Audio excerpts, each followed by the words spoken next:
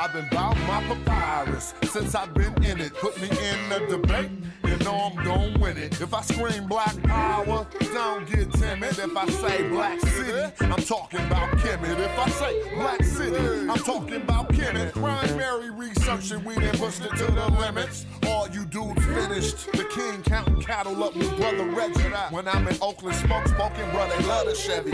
Back in the day, it was the spokes on the chariot. Long procession when the king got carried out to every spot. Woman looking nice as ISIS. I read ancient texts, so my advice is priceless. Nubian gold, your ice don't entice us. Beating me harder than counting grains in your spices. Your heart was beating, but your brain dead. You're lifeless. Yo, they ain't nothing like us, yo. Don't try to make me mad. Make me smile and say you love me, man. That's real right there. Yeah, come on. You should listen to your main man's advice. Do a YouTube, apologize like Dice. Or the back fade coming like the Antichrist. Egyptologists see me reading and said that I'm nice. I got a speller with your name on it. I'm like Sargon. You the type of dude wake up in your car gone. Told, cause of the money you owe. Before you stream, you should clean up that humble abode. Like Cognates city for my woman in gold. I keep the pseudos running, people coming in droves. You catch me on a live stream with Pan-African James. When we building, call us by our African names. I'm for the children. And ain't nothing happen to change. We on that black hype, so we still packing them things for protection. Got connections, My complexion, pure black, that's the S. Make me smile. You love me? Show me some love. All right.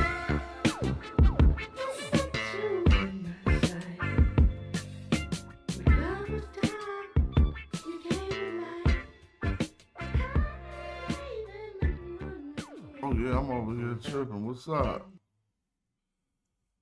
How is y'all doing this morning? I felt like studying and streaming. So that's what I'm about to do. I'm on the camera too early. Hold on, man. It's still the beginning, bro. Still the beginning, bruh. What's up? What's up? Ra in the building. Young Scholar. Yurik in the building. Pharaoh, what's up? Big T. Big Payback was first. What's up with y'all? So have me play some of that hood shit that made him say that's why he casual. Cats don't be really knowing because I just talk mad on that. Go fuck with me on the hip hop tip. Big respect. I'm gonna go on and play something different. It's funny. I just was playing with flows on this song. It's called Not a Problem. And then we're gonna get into it. Yeah. Oh no. That's the other Not a Problem. See? It's been so long. That's gonna make me go back to the Conscious album. Because that's too gangster for y'all. You feel me? See, my albums is like movies. You're not really about to go look into an album and be like, oh, you see my life, unless that's the album I do. But just, all right, we're going to listen to this and get it popping.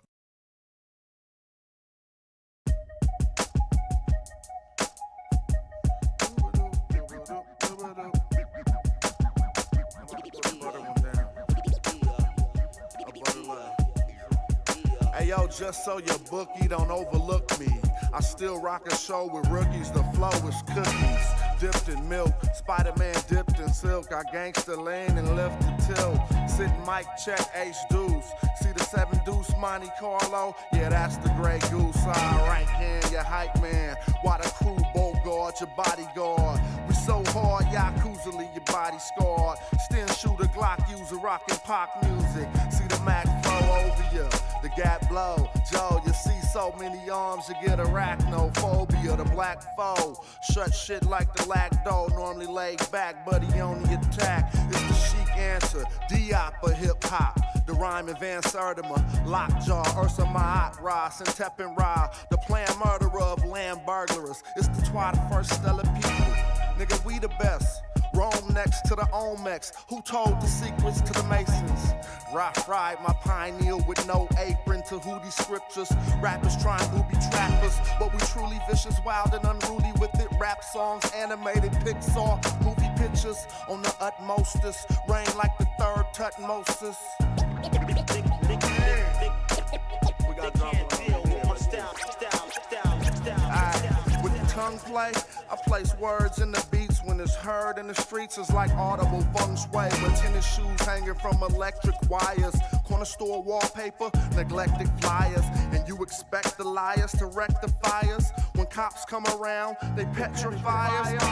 Emptiers won't deny us, pious. We only understand the heights of the highest. Who the most treacherous? Son, the flow effortless. Wonderful, wet tundra flow. The essence is excellence. Drop bombs under your bungalow. Heavy flow, bro. Don't get caught in the undertow. You got fans that'll be irresponsible. Most rappers know, so they fear the monster. Boy, wet, saturated, hydrated. I vibrated up out of my physical. A wizard to you pseudo-lyrical misfits. This is more than a band. These are signs and symbols of primordial man. Smash, rock, and tone break. Twice your lifespan. Can't deal with my style. With my style. They can't deal with my style.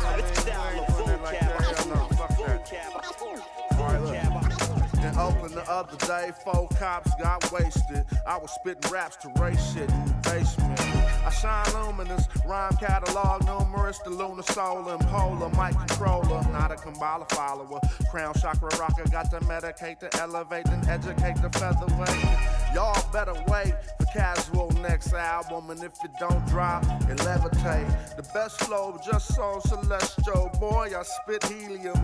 If you don't know God, well, I'm the medium for meeting them. Full of game, still a pull a thing, gorilla killer aim. My raps float over tracks like the bullet train. I have to squeeze big lyrics and microphones. I need a macro phone. Your tour is like an Apple phone. 16 gigs for 3 G's. You should have stayed back at home. All right, what up? How y'all doing today? Another early morning good show. We in Sunday school. Right? So we're going to try to make sure we learn something. Disseminate some information. Primarily dealing with reading ancient African languages. How about that? Really the ancient African language that they call the ancient Egyptian language, Medu Neter, right? So y'all don't remember when Dr. Wesley Muhammad was on his grind? And he was like, if you don't got the ability to scrutinize the text in its primary language, you're doing ghetto scholarship.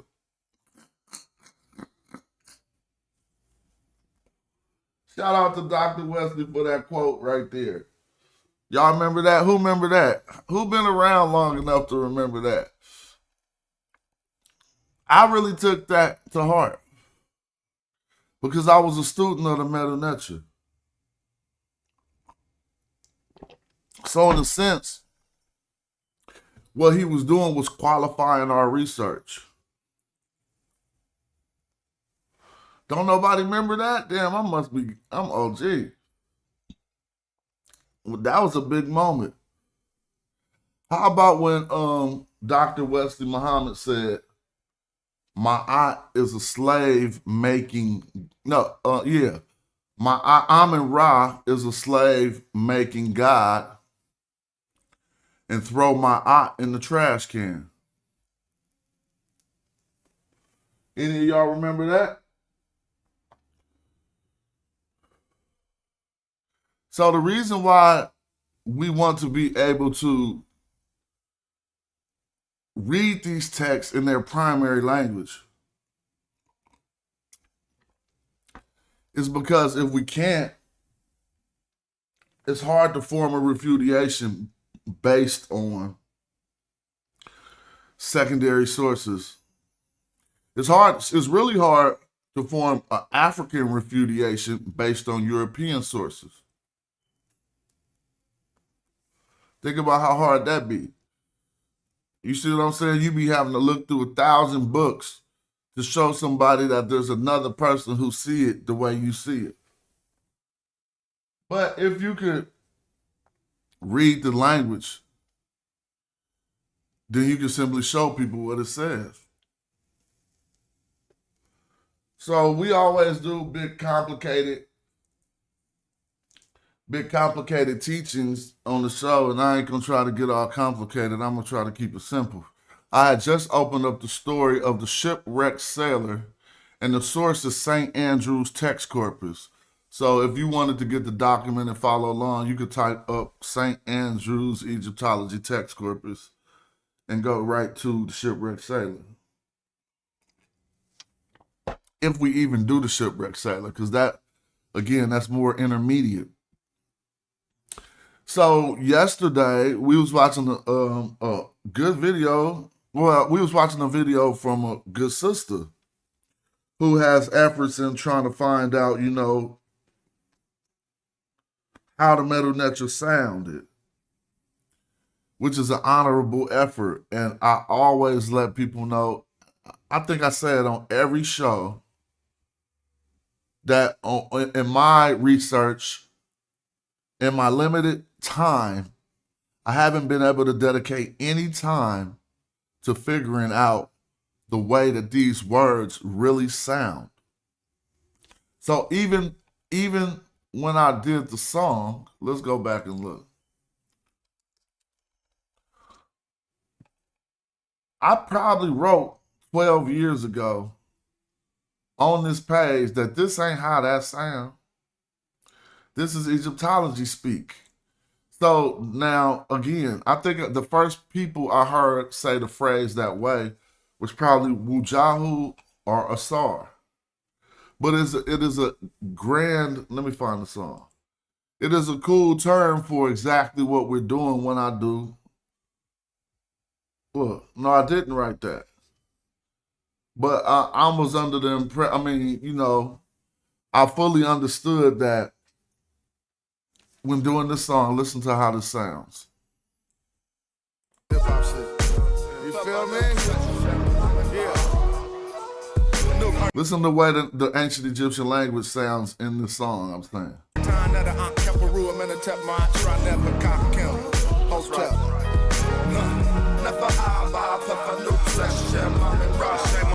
All that is Egyptology speak. So what is the purpose of that? Well, let's talk about it in two ways, the way that I see it now. If the language will ever be brought back to use, we have to know the vowels. You can't just do what Egyptologists did and say, okay, since we don't know the vowels, in order to pronounce these terms, let's just inject the E. That's not scientific, but that does render a system, right? It renders a system that allows us to communicate through our mouths what these terms are without saying NFR, SN, SN.I. That's not useful in scholarship. So they just formed a system to pronounce those words that ain't trying to be accurate.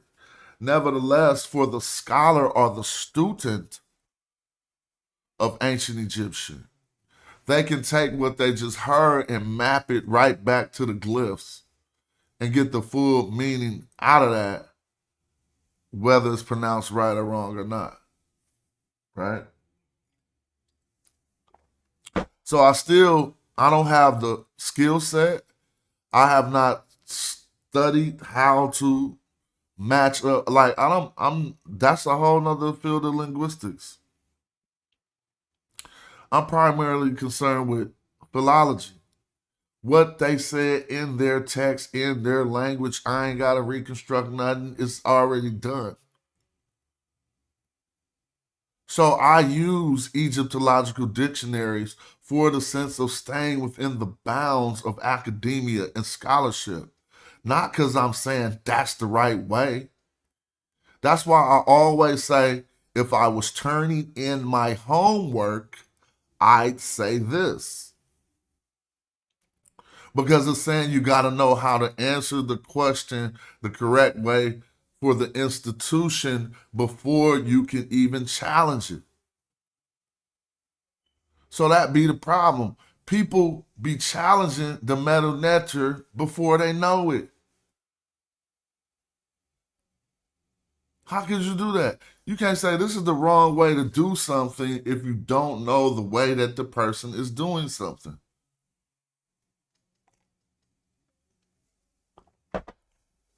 And so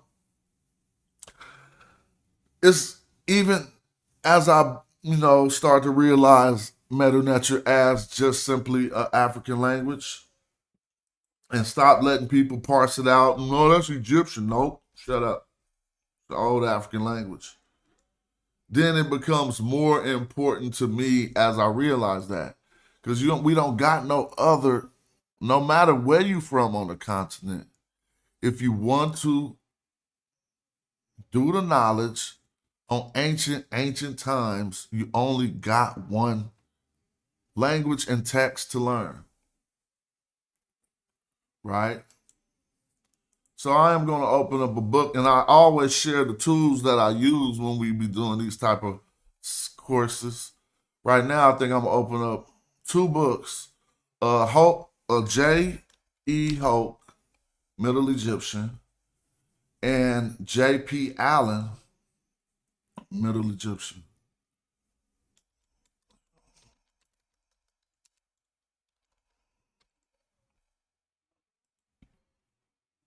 And just deal with some of the easy elementary stuff that we could already know. Okay, here we go, J.P. Allen. And now the Internet Archive is back up. You could just be doing what I'm doing right along with me and keeping up with it. All right, so let me just get in Hoke real quick. And it's really something simple I'm going to talk about today. I mean, I ain't planned on talking about this or nothing, but right now I was thinking about something very simple for us to start to understand are the suffixed pronouns. And so, let me see. I forgot what that channel was called. I don't see it on here no more, though. Let me see. Why? I forget it. Maybe I could go. I probably watched 100 videos since then. So I'm not tripping off that. But I wanted to kind of show something that we was looking at. Who remember that page? If y'all could put that page up, if y'all remember the name of that page with the sister we was looking at yesterday, that would be cool. And I'll just pull up a simple chart of suffixed pronouns. We all know from English, a suffix is amended at the end of the root. Right? So like this. This is, and please, if somebody can remember the name of that video, share it with me. All right, so we could go in on that. So I'm just going to show us something here. What we're looking at is a chart of a basic word order in ancient Egyptian. But I want to go to a different chart because this don't got the suffix pronoun I wanted to look at. I'll still explain this one. As you see it right on the screen. Damn, I don't want to throw this off. So it's a basic order, subject, object, indirect object. Then it says when all nouns, right? But this ain't all nouns. So you see the verb, subject, direct object, and object, indirect object, and object. This will, let me go down here.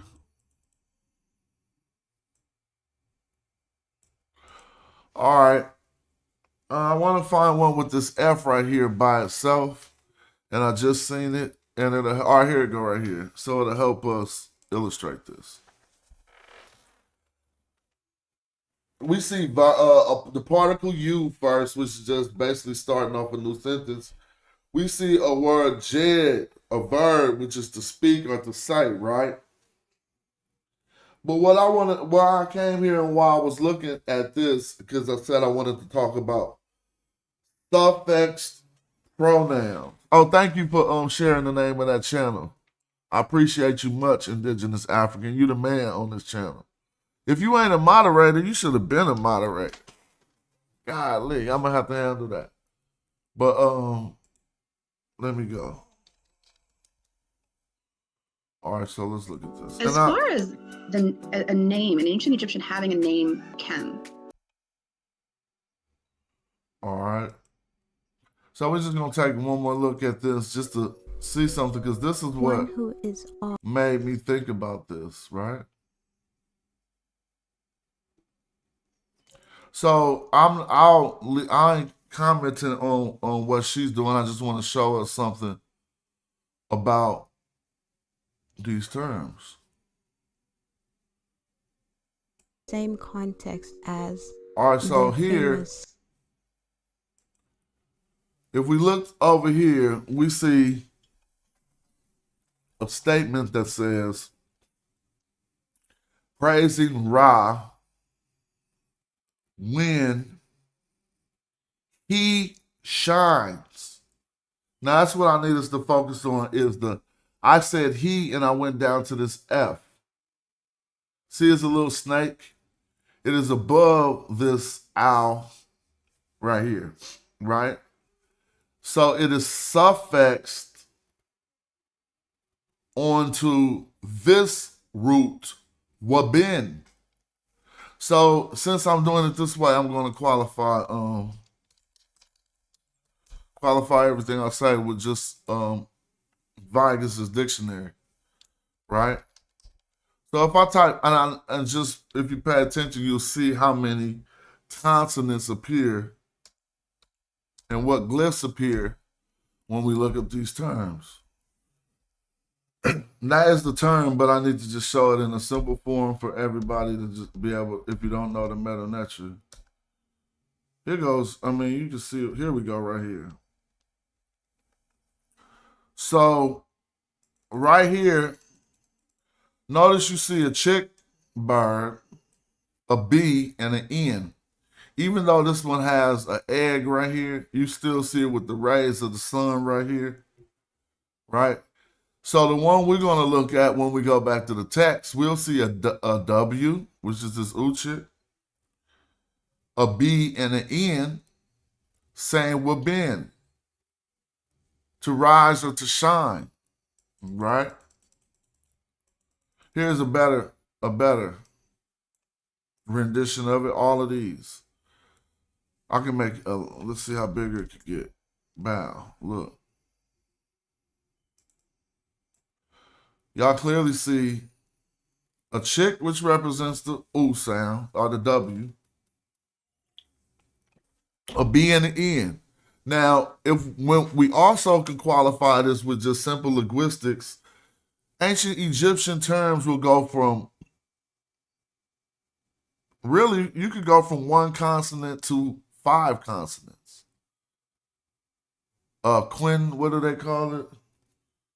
A quinlateral or something like that. You know, I don't know, but you could go up to 5 consonant roots. But the most common root you will see might possibly be made up of 3 consonants. That's easy. And that's a good, just you see how he just put Hotep in the chat? The majority of words we'll put up in Medu Neter, not all of them. You see Kemet right there? Hotep, all of these words, you notice how they got 3 consonants. So when we look at the video, this word would be WBN, right? Would then be, I ain't trying to even talk about what she's doing, so let's just keep going just to understand why we would need to know the grammar to do stuff. Then, without talking about this over here, We know what ben is over here, right? And it means to shine. Now we see a F suffixed on wabin. You clearly see the sun with the dot in the middle with the rays coming from it. So we know that this is the word indicating talking about sun rays. See, this is the determinative. They just had to fit it in where they could fit it in. So if this is the triconsonantal root with ben, then this would be a suffixed pronoun that would make one in Egyptology speak render wabenef. Wabenef, since we listen to the sound that's at the end of the term for pronouns and stuff, would be he shines. All right. So if we go look at, and I did have another text up the other day that illustrated this, but we could see it corroborated in the book because this means to say. And this is the type of system I'm saying we'd have to demonstrate if we wanted to show some consistency when matching it up with other languages. So if this system was correct and you just amend the same F snake that we have right here, see, this is after this root to shine. And right here, we see it after this root, which means to speak. So if here it means he shines, for consistency, it would have to mean he speaks here. And we can clearly see in the book it says, he says. So that matches up with he speaks. He says is better than he speaks. Right? Now, if this was still consistent, there's another F. Right? But it is basically following a preposition, which is rendering it the indirect object, because this is just a dative, what we call a dative in ancient Egyptian grammar, which just means you giving somebody something, basically. It's to a person. So you see how it's still a F where I rendered he, but you can render he or him because this doesn't necessarily mean he, it means the third person masculine.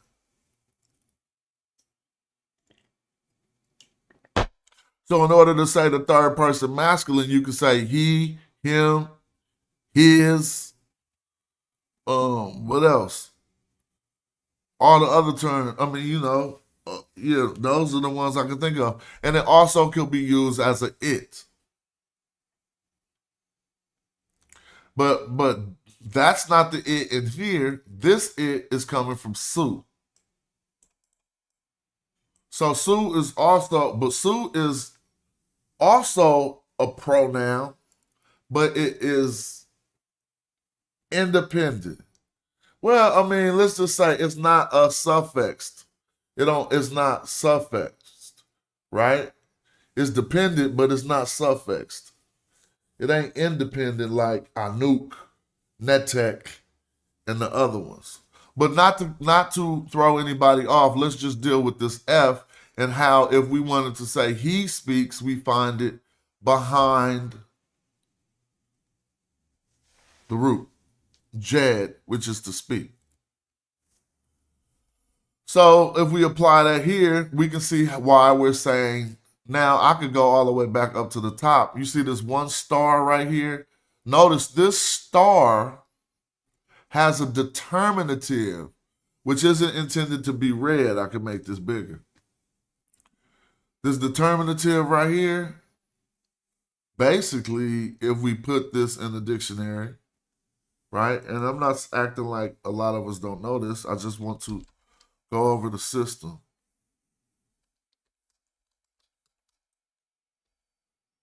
Let me see. I already got the dictionary open.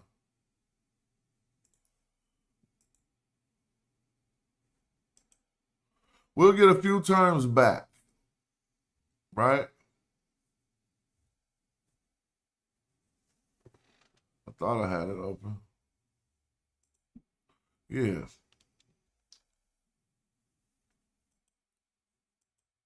Let me see something.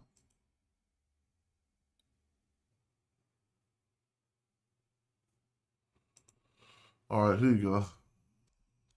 I just put an S, a B, and an A. Notice we dealing with still, they would call this a triliteral. Let's not be confused. That's why this is not really represented as an A. But I don't want to confuse it, so let me just limit those, the extra talking. So let's look at this one instance. And we can illustrate a lot of confusion about this term all the way back to Billy Carson.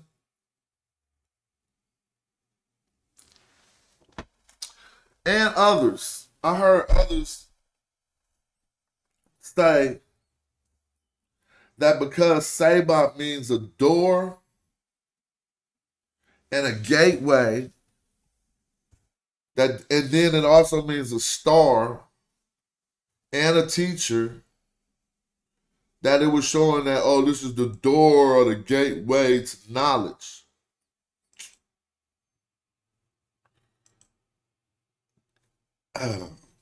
You can form an idea and a conclusion like that if you don't read the text. And even if you do read some text, you can. I'm not saying that that's not the case, but from the way I've encountered these terms used, it's not like you can switch out the meaning when they're talking about a door to teacher.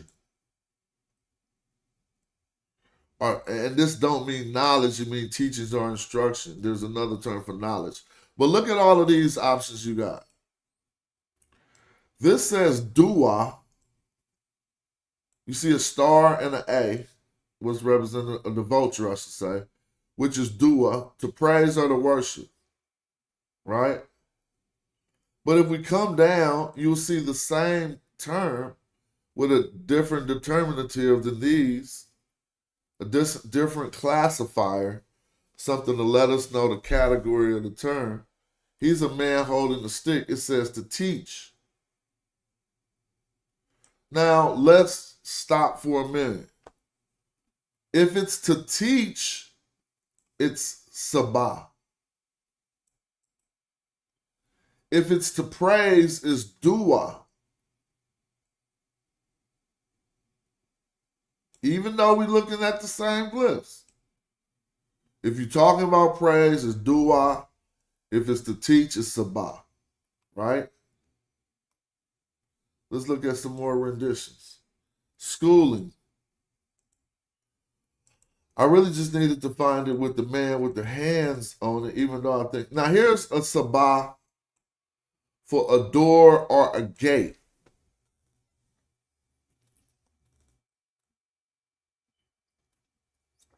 I swear to God, the misreading of this caused people like Billy Carson to say star gate.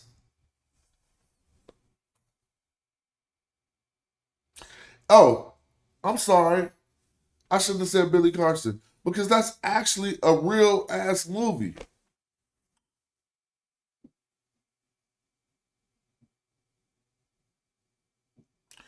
All that is really developed off this not being understood. But I just seen a modern video. The reason why I said Billy Carson, because I just seen a really recent video where he was explaining this as a stargate. So if y'all paying attention, all we really see is a star with a different symbol behind it to let us know what they're talking about in that instance. Y'all tripped off that? As I go up in the dictionary, there's always the last symbol is the one that lets you know what they're talking about in that instance. It's called the determinative or the classifier, right? So what we think they talking about in this? See, you gotta read something different here. They got additional terms. This is like an hour watcher, but they call it a priest right here. Right? Right here, this is simply talking about the Uranus snake. So definitely what we see behind the star cannot be ignored, nor in this instance should it be read. It's going to let us know which term we dealing with. Now look it. Behind this one, we got a person, I got to make this bigger, with two hands up, if I can make it bigger. Right? Just because this person is sitting down, be not confused. This is the same glyph as this man with his hands out, standing up. Next to the star. So right now we see two things.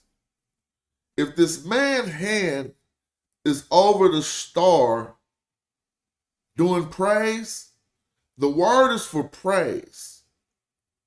Because we got the classifier or the determinative.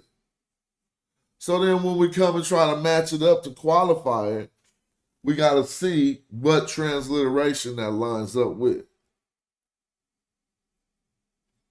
And when we go here, we clearly see if we got this determinative, we can leave this off. I can go up to another rendition. It's going to be the term dua. Right? You see a bunch of them. There you go. There go another one. They all got dua when you see the man with these hands. Y'all see it? Dua. Right? It's going to worship and to praise, to praise. So therefore, we know, just from knowing the system of determinatives, when we come across this one where the man is standing there, we say dua. I'm not referring to what's over here. I'm just showing us how we get this. So that says praise. Now that we know the word order, it's going to be a verb in this type. If it's, put it this way, if we see an infinitive like praise in the beginning, that is just any verb that needs to be used, it can't be used without you saying to before it, is an infinitive. It's a verb in its generic form. You know, and it's just, I'm the only one who call it generic, but that's the way I understand it. Just the standard state of the verb, like to run. You know what I'm saying? And so, since we see this in the first position, let's go back to the book. Notice how the book lays this out for us. Verb, subject, indirect object, direct object. Right? Now, this is not complicated, but this is not where Hope would start you. He starts you at verb, subject, object, adverb. There's a whole bunch that you'll learn that's in between all of them.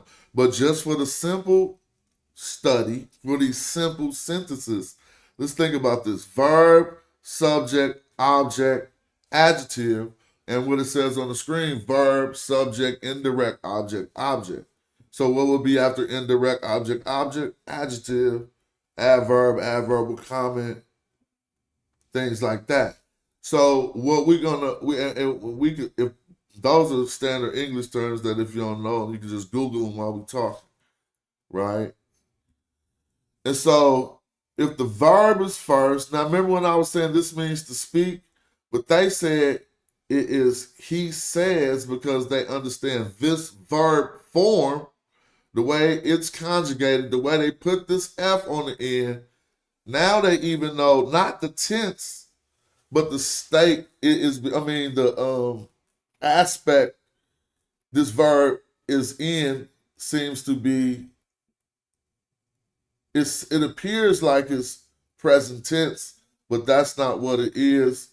It is what? An ongoing action, correct? And so then we got he says. You feel me? Exactly. Oh, if we go with the word orders, we could get up to a lot more than 5 even. Because you can say there's like 5 verbal word orders or even more. But think about the nominal sentences that don't have a verb in them. and all of that stuff. But just for the simple understanding to start out in the beginning, I'm trying to keep it real simple. I'm going with the first one that they normally teach us is VSOA. So let's apply that to this. If we come back to what we're seeing here, we probably wouldn't say, so you see we got a verb, and what we got, ra after that. So VSOP is ra the subject. See? So now we can even see knowing the grammar is helping us figure this out and parse it correct. If the generic term for dua is praise, and then the only way you're going to use this is to say to praise, it's not going to work. In the beginning, we're going to say praising. Praising Ra, the subject. Now, this is crazy because if you look at this word, and I'm not talking nothing about her translations, which could be right? I'm just talking about what we know in Egyptology and in academic books, right? And so now praising Ra, what's going to be right here? Don't tell me what the words say. Don't transliterate it. Tell me the grammar part. That's why we all messed up on this right here. But this is such a simple sentence. Let me go back here. Because what is not here is where prepositions would fall. They're not putting that in the word order, but we should know prepositions is going to connect nouns or noun phrases, right? So then if we came back to here, no, I'm going to show you in the dictionary, then we can come back to there. Now, what do you see here?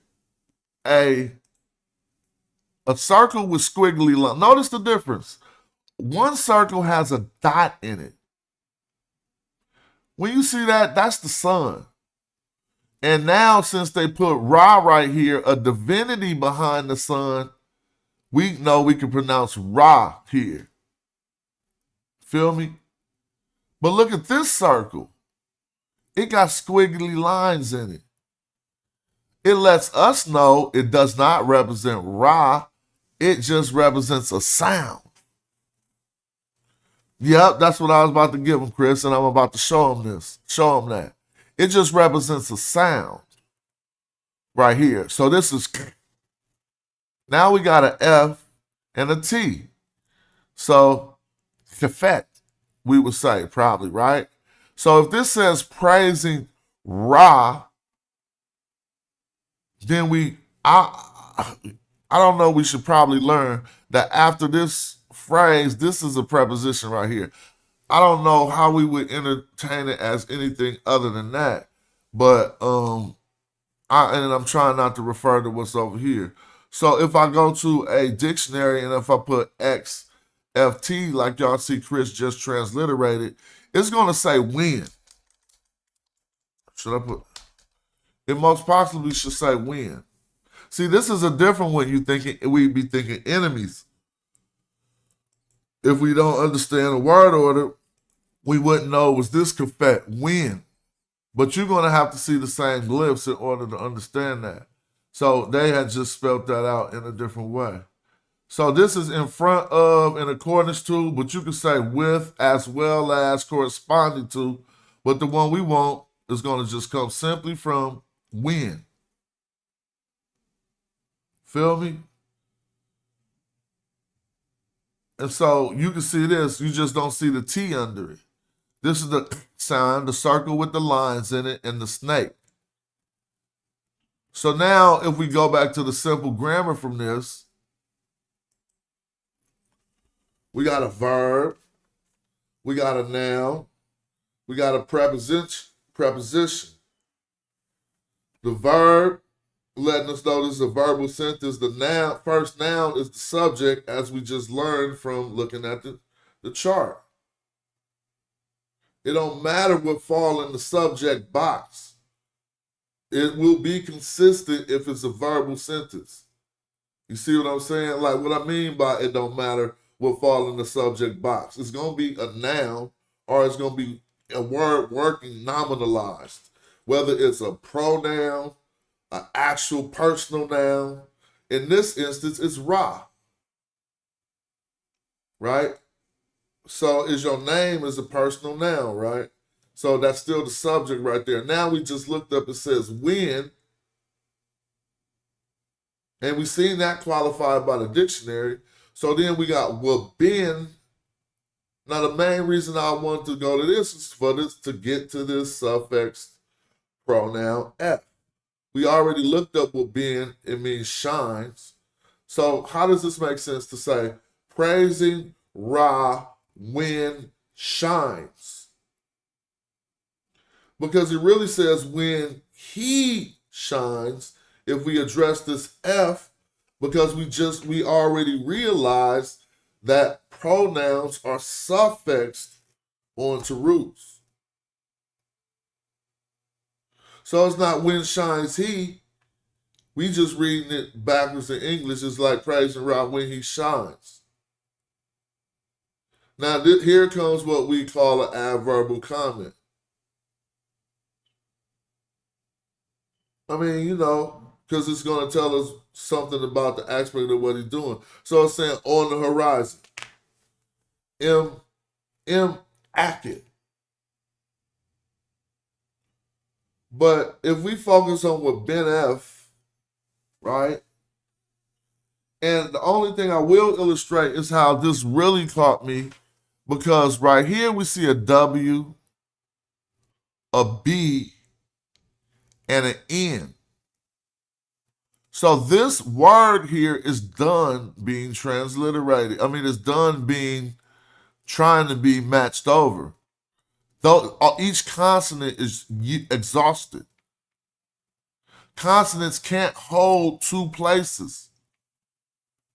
You can't transliterate one, unless it's a triliteral.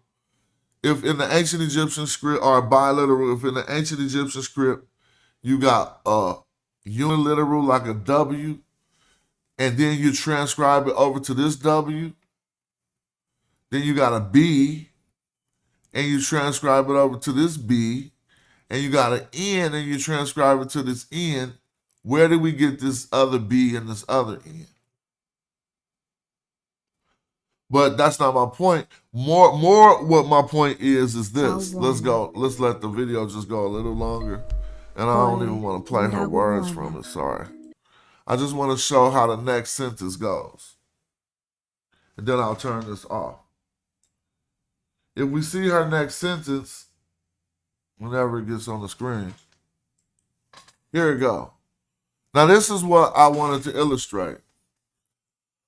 Her next sentence starts with a F. Because let's leave out the vowels. It starts with the F. But we just learned that this F is actually suffixed on this word with been. We showed that in a couple sources, and I hope everybody watching seen that. Let me know if we've seen that when we showed it in Gardner's book.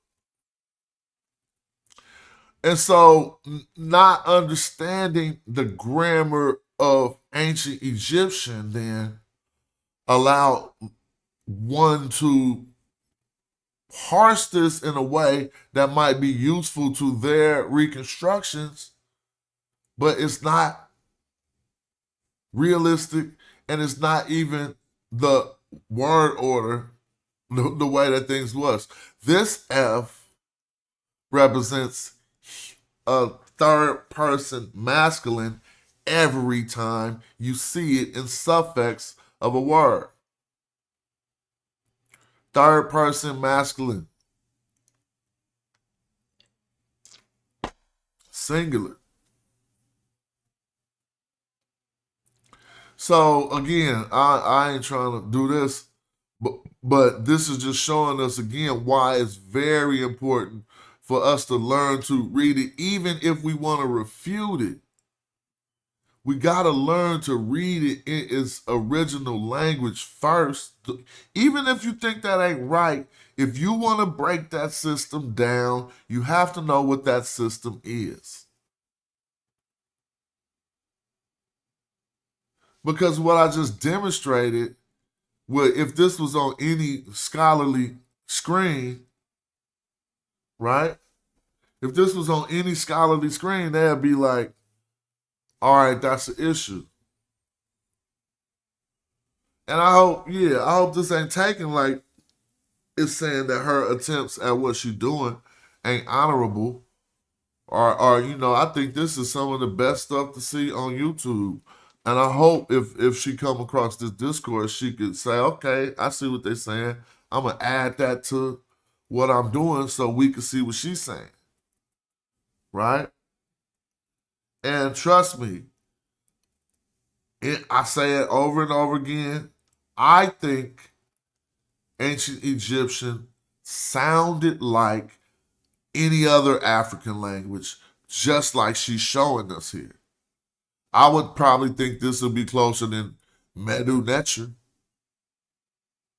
We just put E's in between it and think, nah. And so this ain't to disqualify nothing. This is more to contribute to it. And just to show that if we learn the grammar points first and really how to parse these terms, we would be able to match things up a little bit better.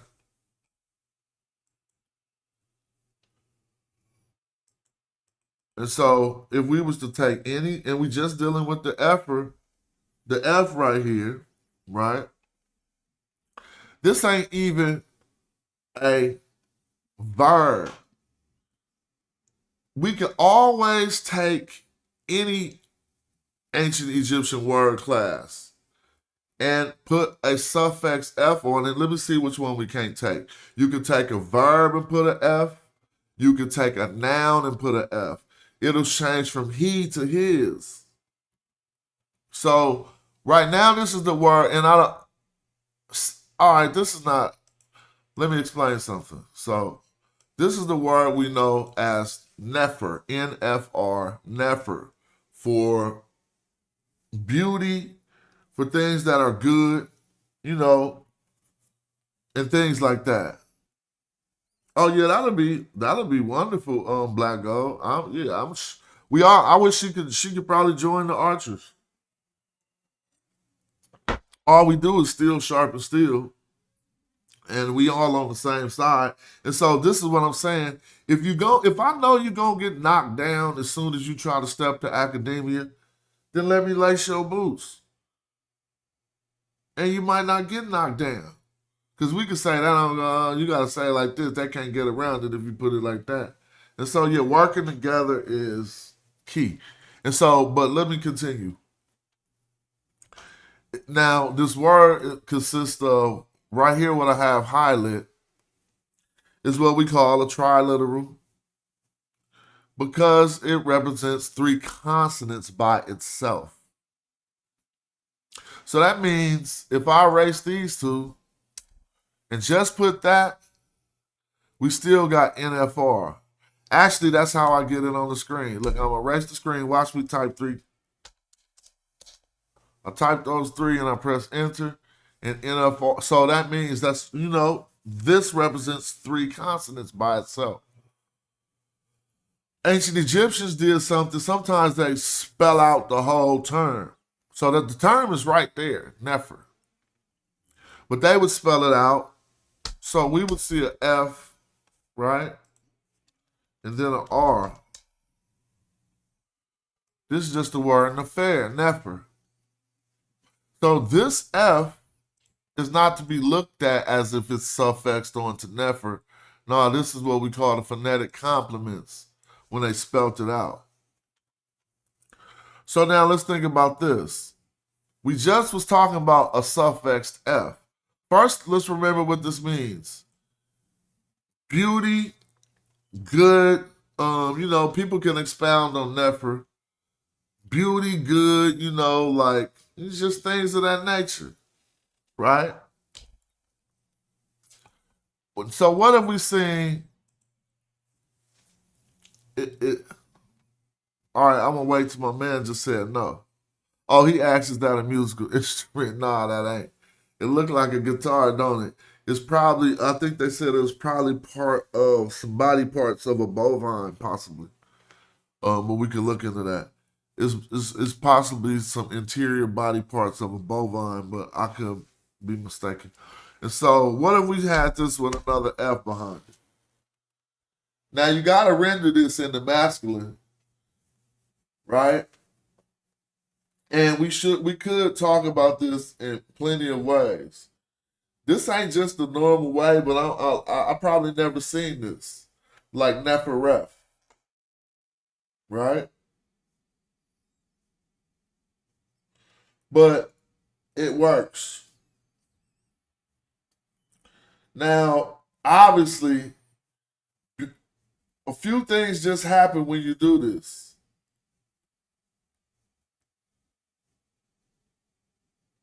I mean, why? I don't want to fight, but since I started on Nefer, I'm just sticking with Nefer.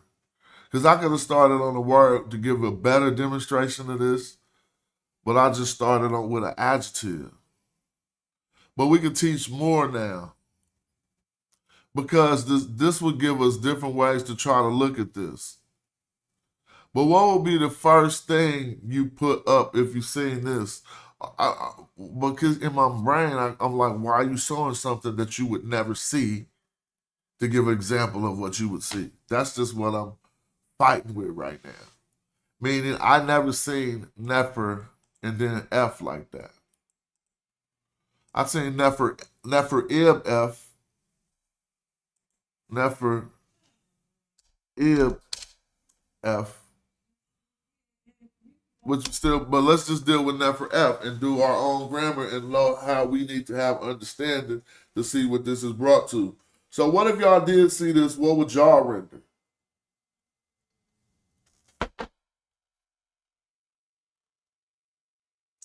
Well, me, first, I wouldn't even think that it was even talking about him when it went, because the F, the suffix F is still going to give us what? He, his, or whatever, right? So I would have think that the Nefer got nominalized some way, and they're talking about a thing or something that is beautiful to him. But so since I use Nefer and I want to use a better one so that everybody can see it, I'll just use the same one we was using, right? Like this.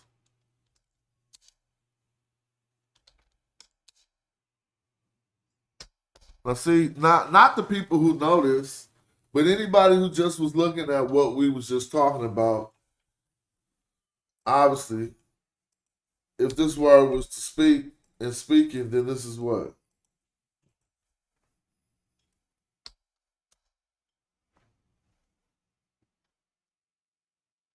That's he speaks. If you wanted to say his speech, it probably wouldn't be in the beginning of the sentence, but he says, right? So what if she said it? Notice here, all we doing is changing the what? The suffix pronoun. We're trying to keep it simple as we can keep it. That represents an S. This would be a lot easier or better if people knew the glyphs. If you don't know the glyphs, you can open up Wiki and type ancient Egyptian transliteration or alphabet chart or whatever you want to call it, right? And you can correspond, you can match things up.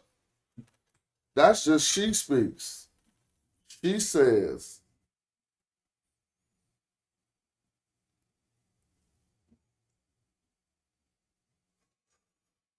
What if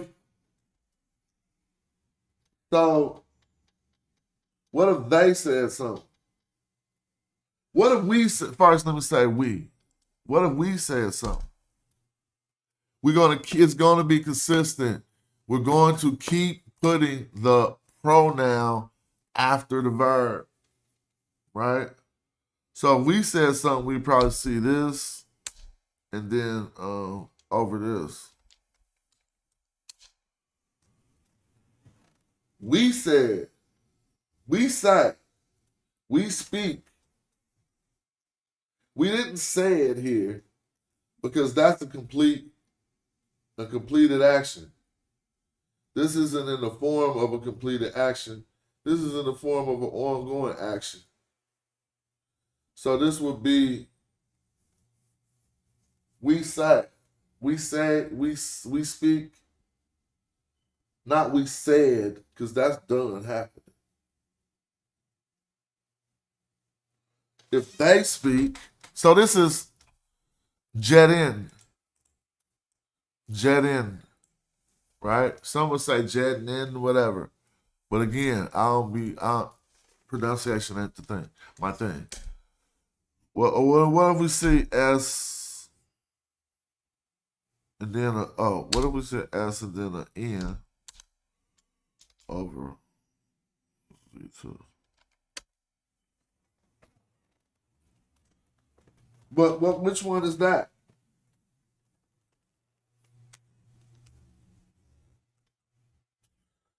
In my head, that's they speak. All right, but now, correct me if I'm wrong. I'm just chilling. They speak, right? How would you say y'all speak? This is they speak, as in the third person, plural. But how would we say the second person? Like y'all speak. That's the one that's evading me right now. But the system will remain consistent. The system will remain consistent.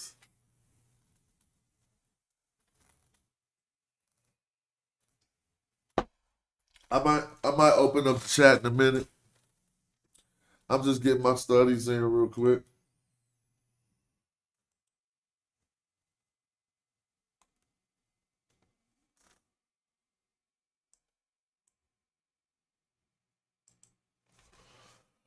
So that's fairly simple. That's just one little lesson for meta nature, that when they are talking about, when we're dealing with these pronouns, that they are suffixed on the end. 10, thank you. So let me go back. For y'all, it would be like this. Did I erase it?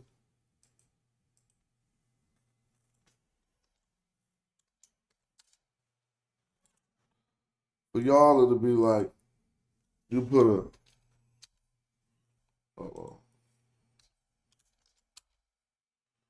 over the same thing. Over Z2, right? Or they might even put the N. Do they put the N? Yeah, they put the N, though. They put the N. Hold on.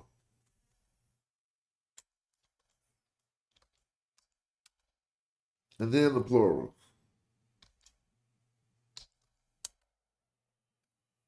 Y'all said. Robin Kamaru said, I said something profound. My brother, shout out to you. Please, I don't know, please remember what that is, because I'm gonna try to keep doing this lesson and then open up the chat in a minute. So now, if we go back to the book that we're learning from, we'll notice something. We still are following the rule. I'm just going to put an IU in front of this. All right?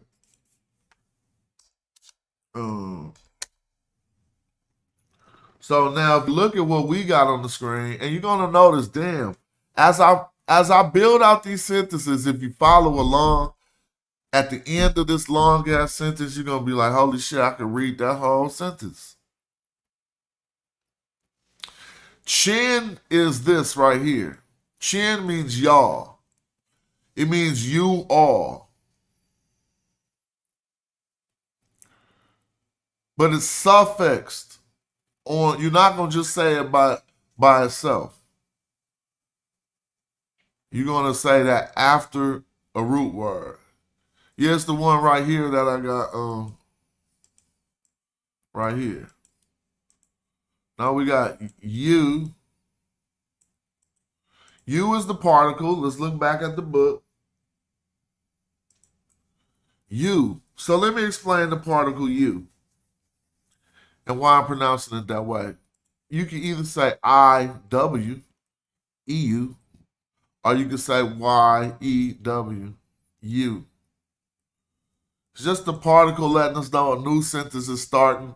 Sometimes it means that the sentence is a statement of fact most often, and sometimes it could be translated as noun. But in this instance, remember this means to speak. And let's follow the word order. Notice this. I put y'all here, which is still a suffixed pronoun. And that's still the subject too. See, the subject right here is the suffix pronoun F. So this is he says. Now, I don't know how to say y'all says. That don't make no sense. But it has to be, it's not completed like he said. It is speak. So that's why I keep saying speaks. Or y'all say. You feel me? But if I say y'all say, I'm talking about when you guys are talking. I'm not relaying the fact that you are talking at the moment that I'm saying it. But if you say he speaks or he says is like, okay, it's a little bit different. But anyway, we see in box 3, there goes the subject. We see in box 1, we got the you. Box 2, we got the verb. Box 3, we got the subject. We can see that here without the boxes. Oh man, what's going on? I got 2 J sessions open. I knew something was up. Don't say. We can see it here without the boxes. So this is our letting us know a new sentence is starting, our statement of fact. Here go our verb. Speak, say, however you want to do that. And then it's not however you want to do it. It's whatever the verb form mandates. You'll see what I mean. And so right here it says, y'all speak. So now if we go back to this chart,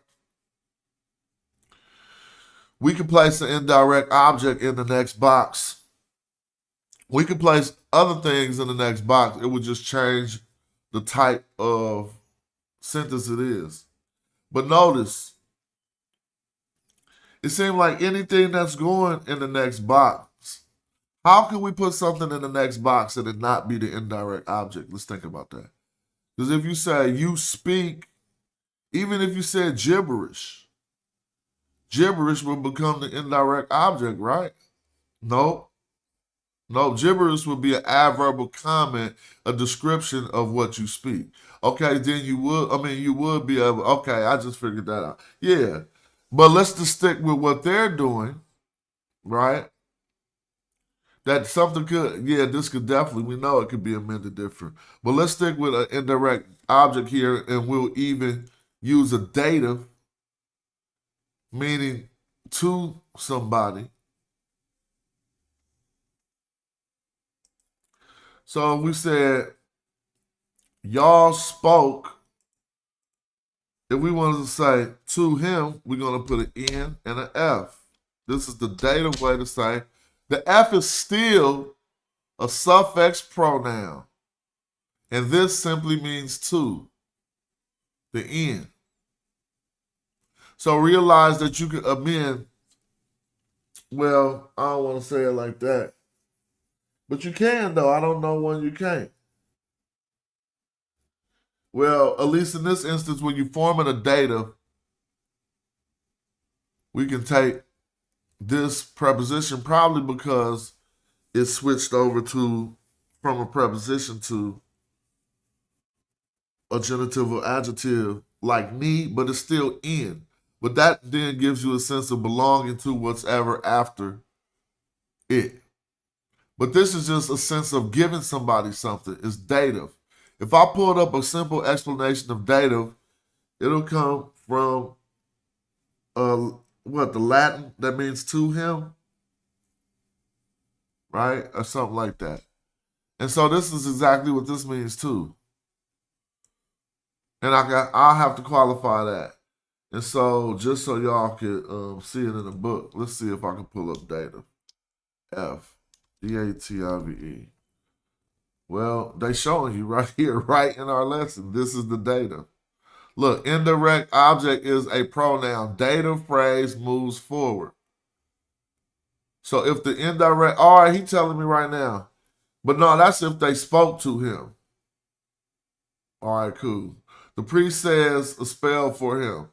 Indirect object is a pronoun. Dative phrase moves forward. So this is the dative phrase that he's talking about moving forward when the indirect object is a pronoun. All right, right? You see right here, let's see if I can show other terms where he's explaining the dative for y'all. See that NF, including the datives. And so, but I want to see him, I want him to read that out. So it's probably not going to happen. I don't know why it only appeared that many times in this book. Interesting. I don't know what I just did. I need to erase that. Look like I messed up the book. There we go. So again, if you hear dative, just think about giving something to somebody. And the way that it's formed with an N, here we go. It's formed with an N and a, here we go right here. All right, look. Particular care must be taken to the masculine singular ni, since it is indistinguishable from the appearance of the preposition in. So there you go. Don't say ni, say in, because that is for the dative. To or for, right? In reading the phrase noun X in noun Y, one must ask the question, is it X to or for the Y? Or is it X of the Y?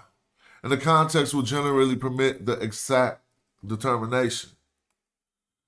And so, when we come back here, anybody reading this will be like, they said, or they say to him, they speak to him. Now, what if you just wanted to say about next? How can we see, because we can connect, we could use a preposition now, because we got this last F is a pronoun representing a person. That means this dative is our indirect object. Think about it. He speaks to what? To him. So to him is the object, but it's in the form of a dative. Now, what if it was about something? If it was about, it's two ways you could do it. Some people can do a hair, but I wouldn't do a hair. And they probably do the hair with the single stroke. Oops. Right?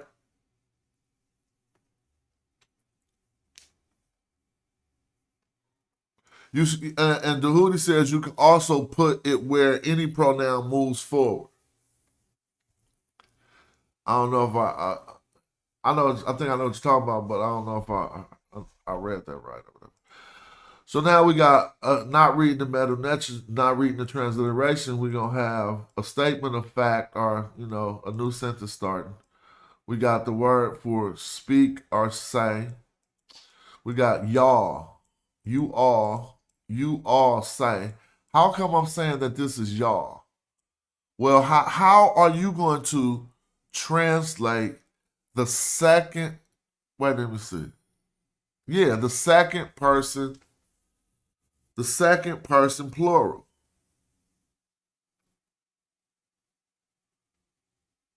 If it was third person plural, we'd be saying them. Because that means it's two of us talking, and we talking about the third person or the third group of people. So we say they or them. But if it's me talking and I'm talking to the second person, I'm gonna say you. If the second person is a contingency or a group, I'm gonna say y'all. But even though there's more than two people, it's still y'all if I'm talking to them as a group in the second person. So y'all say to him, y'all now when you translate it, you wouldn't say y'all say to him. Y'all would say you all speak to him. I wouldn't probably use this. You would use this? You would use this here? I wouldn't use this. So we got options here. This could be about or whatever. Let me show you in the dictionary. I mean, the people who don't know the options. Maybe you could say about for here. Right? But that ain't its most common usage. It'd be upon or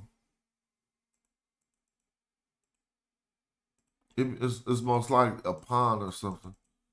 Oh, there we go. Let's go back. So the front, the face, that ain't what we talking about here. We got Harry Tep, who is upon, but that's Harry Tep. We just want to show the face, which is representing the HR, right? And we looking for the preposition state of it. See, upon, and so I probably wouldn't even use Harry. Yeah, he said about it for hair S, but I would say it in a different way. But that's perfect. Hair S will work. But then I would say hair Sue, probably. In order not to put that S onto that preposition.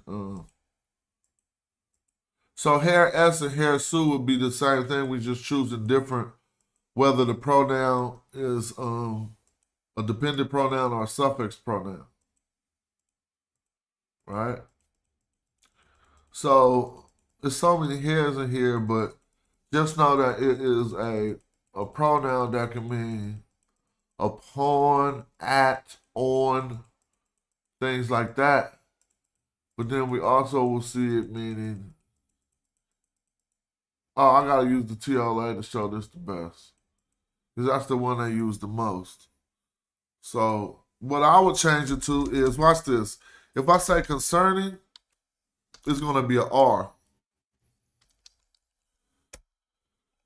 So it should be an R right here. Oh, there you go. So now, first, let me show you two of them. So this is why we got about from this hair, right? Because when I put concerning, you can use a hair. But reason why I would put an R for concerning, this is the one I wanted to use, because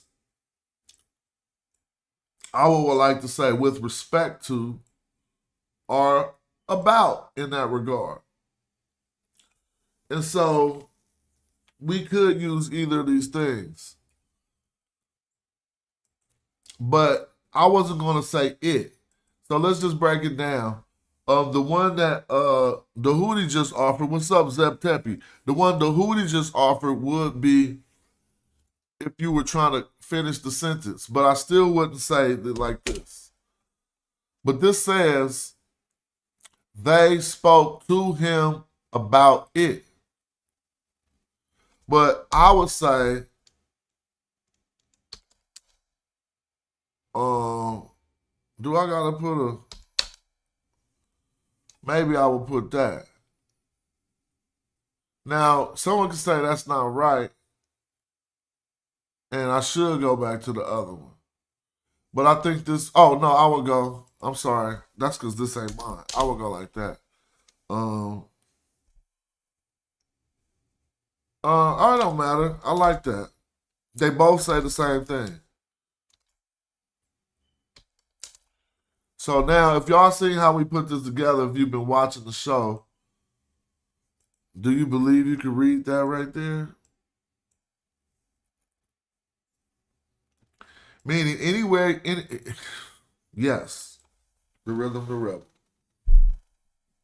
It ain't fitting all on the screen, so I'm gonna have to minimize it.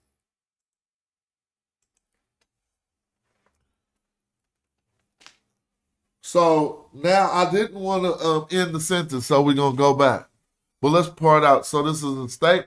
This is a statement of fact, or a new sentence with a particle, starting with a particle. This is a verbal sentence. Remember, because it got a verb after the particle starting the sentence, so it's a verbal sentence. We got the subject after the verb, right?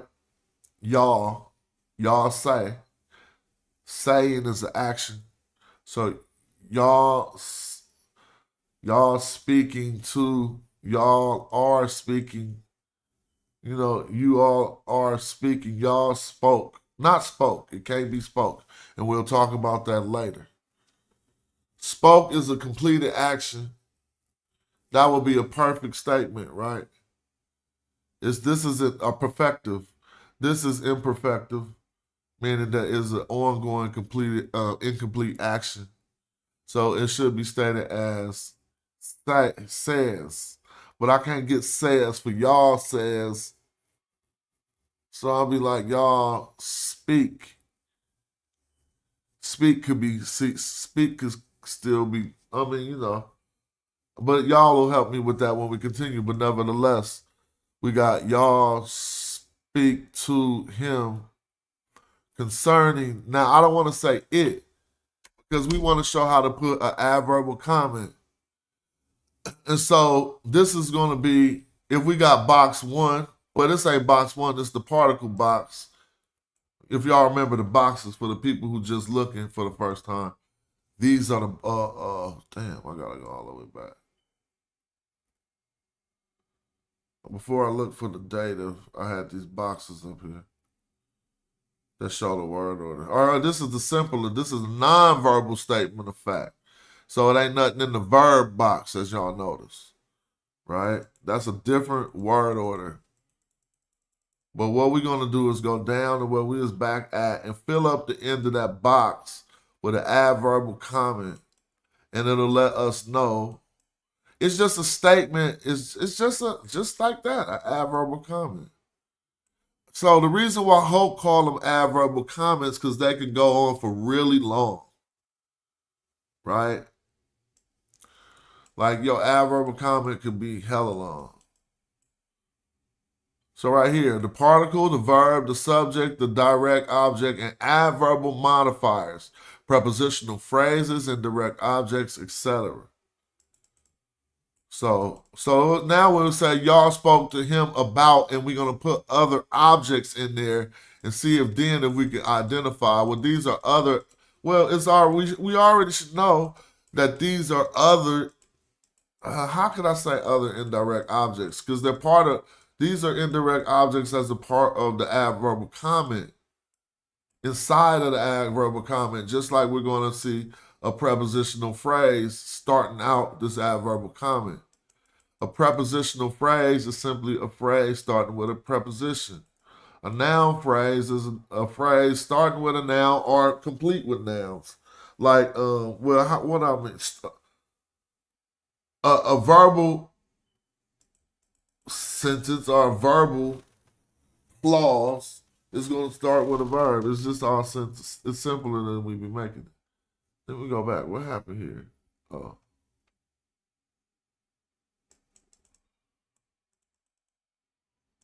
All right. I'm sorry it was taking me so long to get back to where I was at. Damn.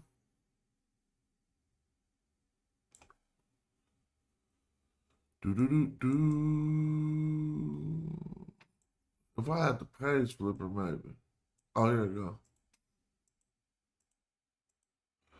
Yeah, well, I'm just going back to the box, but I think we all got it memorized.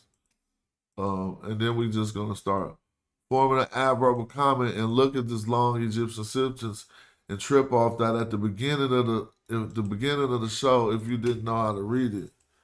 At least there's one sentence you can read now. All right, there we go. Thank you. I was just about to give up. So I remember that it's in lesson 5.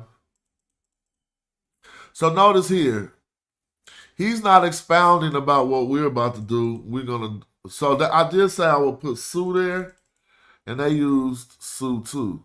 He said it for him. So let's talk about this though. Same thing that we were doing, but we see it go verb, indirect object, subject, direct object.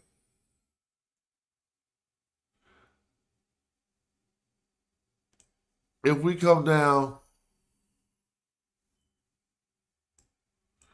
here, we see it switch up, but we want to get down to these adverbial comments.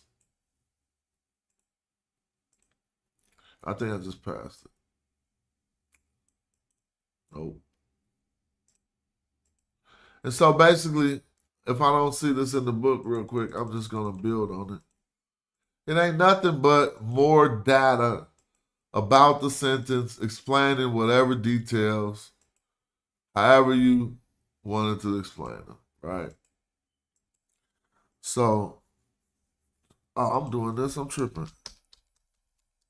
Adverbial.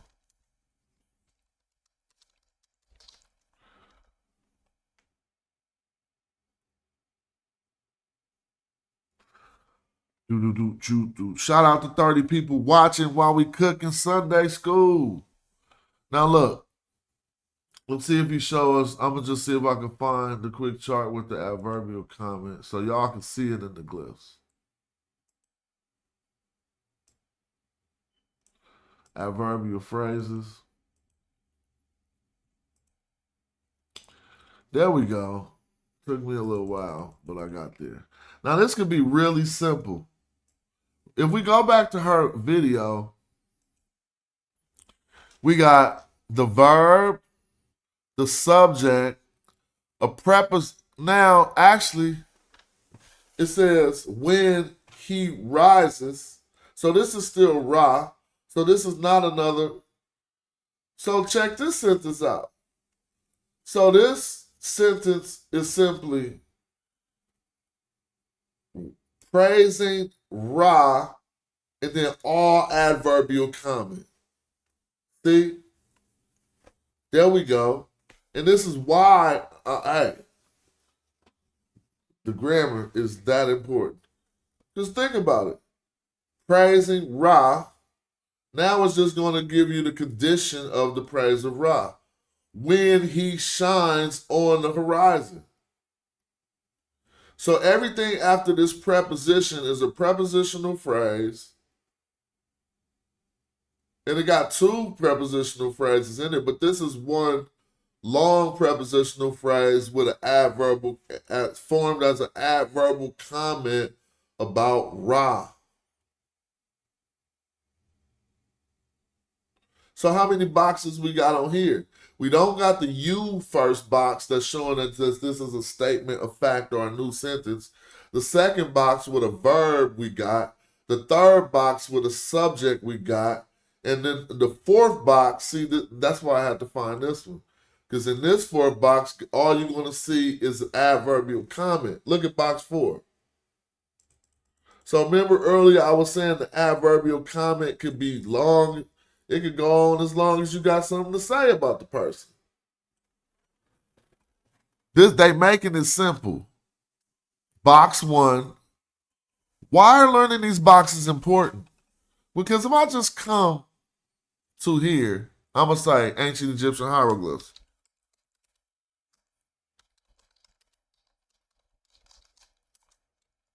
And I'm just going to pull up an image of any old glyphs.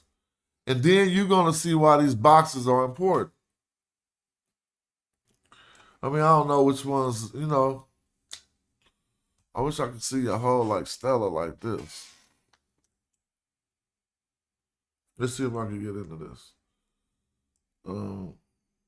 Because I want to show a real application. We learn it in J session stuff, but if in a real class, we would be learning a lot from the walls. All right, how about that? So let me show you some real material. Shout out to J Mill. J Mill getting together all the materials that we're going to be using for these classes eventually under his permission. Let me see. because I'm about to go into my email and pull up this Ramses he sent me.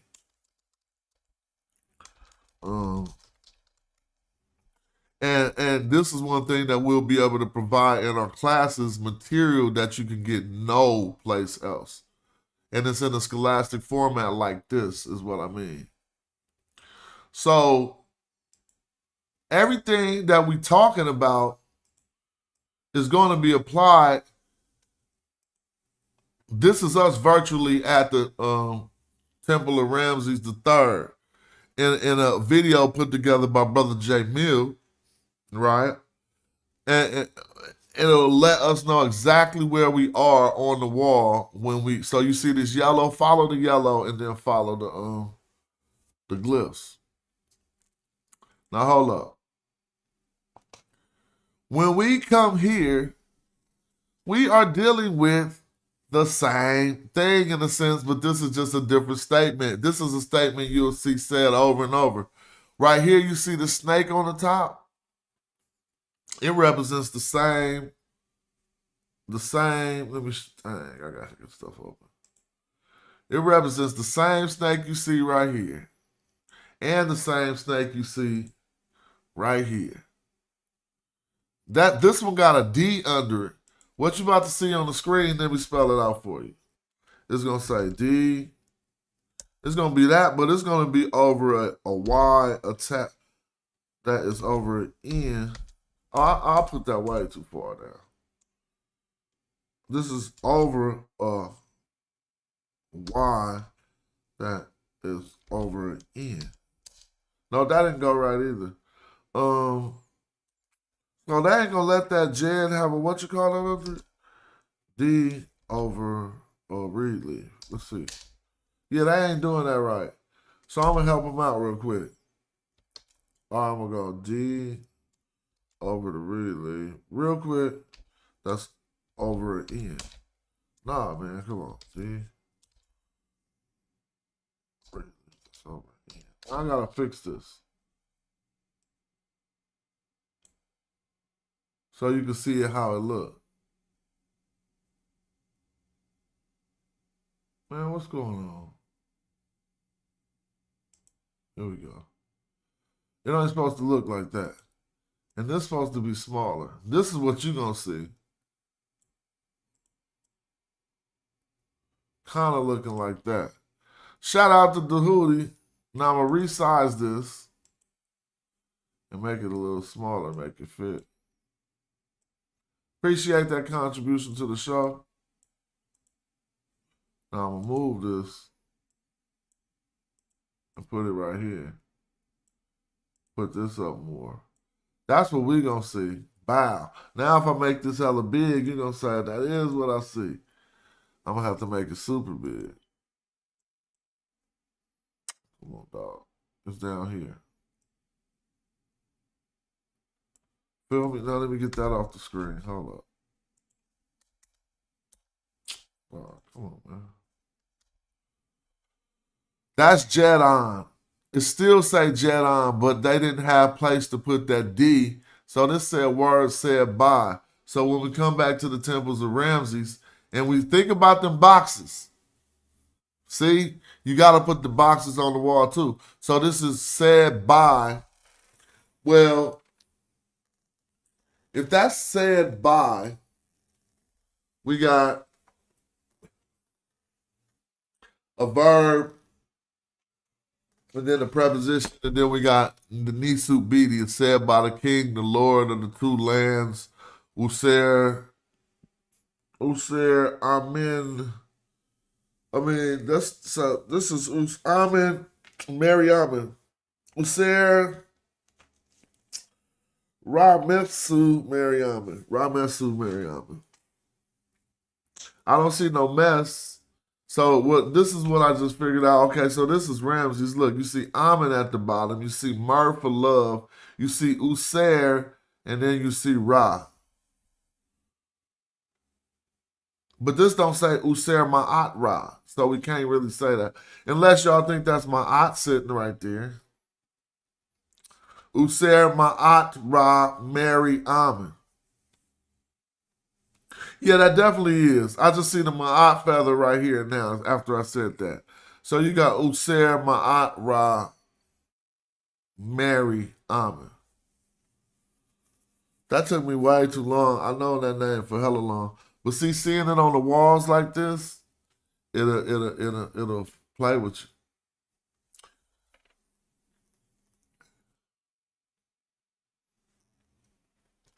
But since that's like not that type of sentence isn't like the type of sentence we're looking for, I want to see if I can identify one, and I think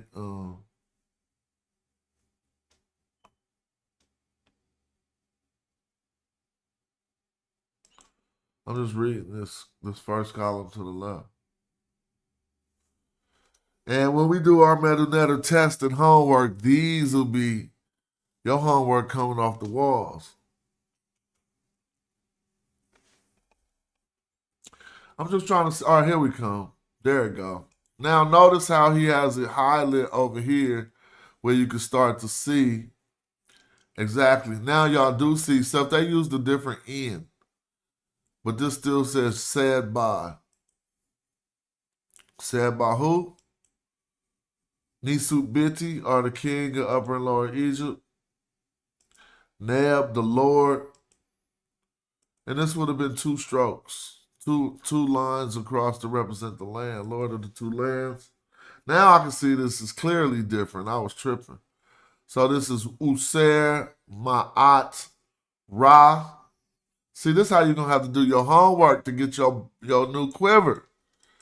User, Ma'at, Ra, Amen, Mary, Amen. This says Mer, but it's Mary, one who is beloved. This Ramses the third. At, at F. Now this is actually at F. So this is to his fathers. But what is this doing over here? Oh, this is for the at, yeah. So this is to his fathers. To his father. Who is his father? Anybody want to say who his father is? Amen, Ra. Amen, Ra. See, Ra.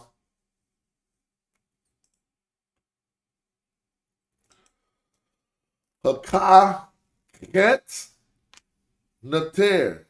Oh, no. Hakapaut. Thank you, Chris. Hakapaut Nater. Feel me? Hakapaut Nater. He is the ruler of the Paut gods. What's the Paut? The consistency or the makers? I just know this is Paut and Ter because every time I say Hakaket, I fall off. So that's the Paut. Somebody say, what's the Paut? In the chat. And then he is the earth. Earth. So the great, means great. I just passed it up. But now we got this lion's head with the T and the Y. That's Petty. Petty is power. And we got two Neb bows. He the Lord of Lords. Yep. So let's check this out, how they freak this. This is Lord of Lords in your face for the first time. But trip off how they freaked it. They took the third dash from these three strokes under this Neb bow, it appears, and started to do this next glyph. Again, shout out to Dahudi for the contribution. It's y'all who say, man, I need to contribute that make this page pop. I appreciate you. Right? So that is, I would have to say that it is plural. Then they did these two over here, so what that's going with?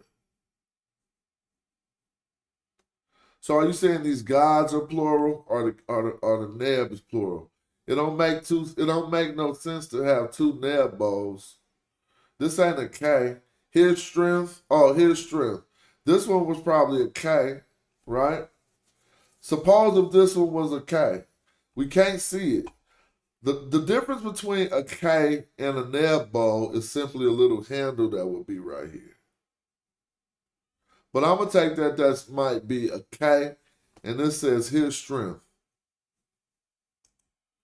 And then we got Lord of the nether. I don't know why these two dashes is empty. There's one letter right here, and then we just got the two without the thing. Right? And so now let's stop here, because this is gonna allow us on the walls to apply what we just used, some of the stuff we was just learning.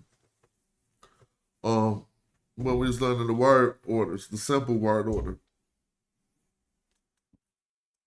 Let me go back a bit, because I didn't see anything to indicate that it was a new sentence starting, so I have to see what I see. It appears Lord, well, if I just read what I could clarify, this is Lord of the netter, right? But I know this ain't just Lord of one netter. It's just weird anomaly. So this is the real stuff you see on the walls, and that's why I like to thank Jay Mill for the effort he put together to present this stuff so that we could research it like this. Right? But when we come to here, we see per, but we got the feet on it. So we know per is not a house. Per is a word that represents some action that is done by these legs. That's why one says coming forth. Right? Now, we see a preposition M after it. So coming forth is a verb. This is followed by a preposition M. It looks like. Let me see. Hold on. It might not be. Oh, okay. That coming forth from his mouth. That's coming. It says coming forth from mouth his. Per or peret m or peri m, maybe, even though we don't see the word peri m ek. Coming forth from his mouth.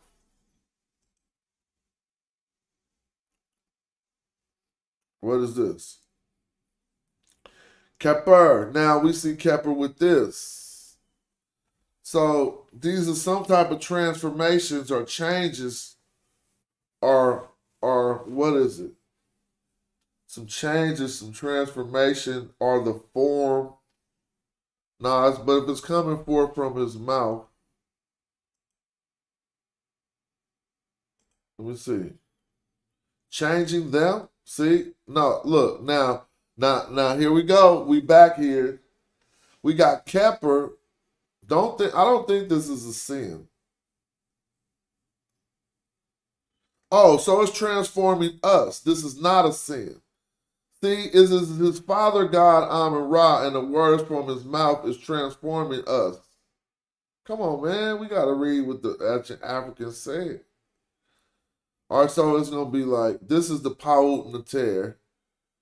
And so that's the great Paut Nater, right? Now it's going to say, his strength or his power, his might, Lord of the Netru, I'm going to take that as that, coming forth by his mouth. So, coming forth by his mouth means about to say something. But, all right, let me fix coming forth by his mouth.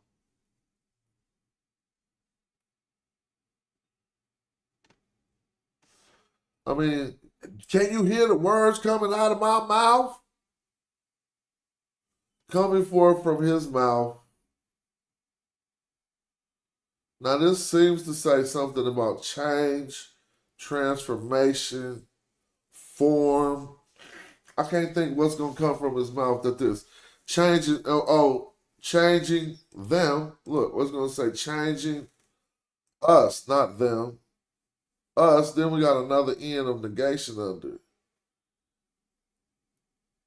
And then something's being negated after this.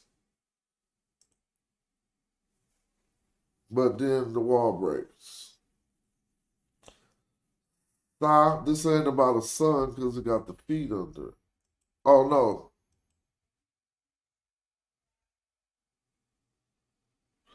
All right, so this is the whole, this ain't a determinative right here.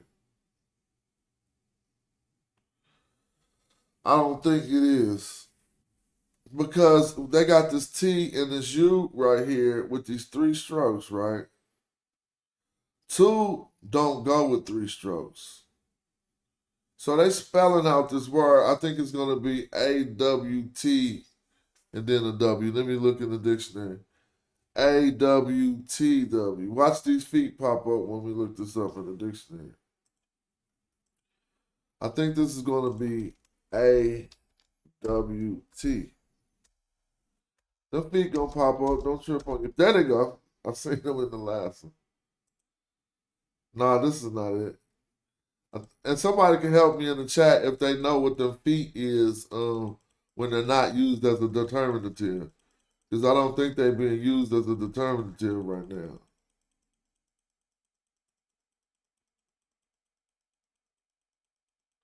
All right, maybe I'm wrong. Is it an I? I-W-T? Oh, yep. See, IWT. Come on, man. I know what I'll be talking about, family. So let's go back. IWT is giving us those feet. Where did they go?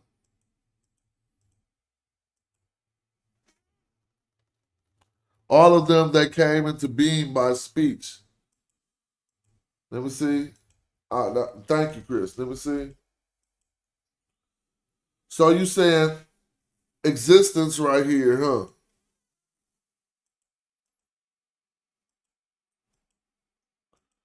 But I wanted to see that IWT with the feet to see if that's what was happening. So yeah, this is it, huh? I thought that was the word IWT. Yeah, it is to come, right? So let's go back.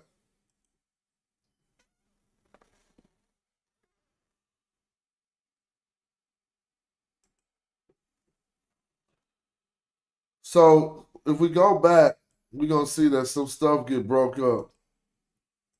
Oh, so you saying, let me go. I want to go all the way back.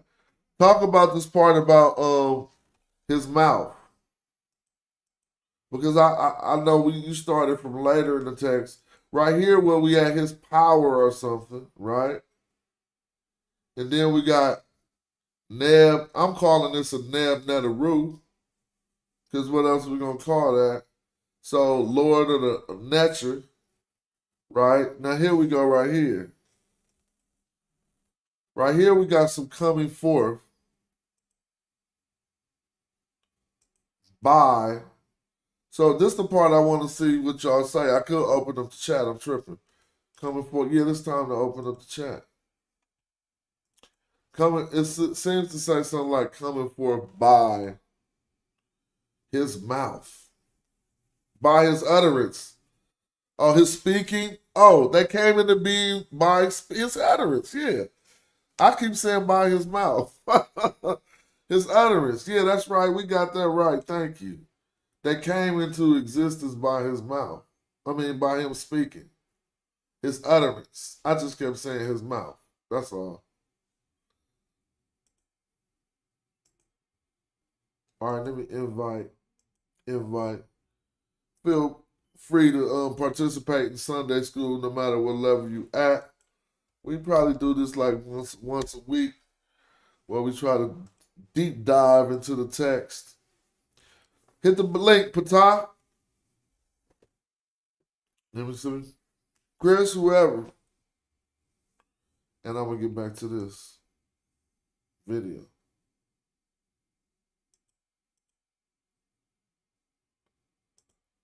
Right? The hoodie. Shout out to you. Yeah, so that was the part about his mouth, and now we looking for the peace. How you doing, dude? Never. I heard What's that.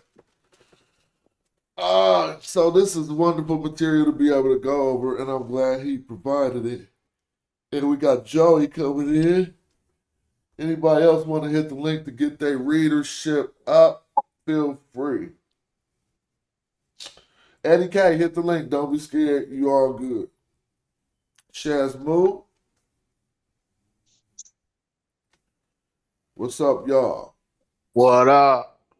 What's So up, Fly? what Chris helped me out with that last one. I kept saying that came forth by his mouth, but it's really his utterance. Now I want to talk to y'all about this anomaly right here. Can y'all see the screen?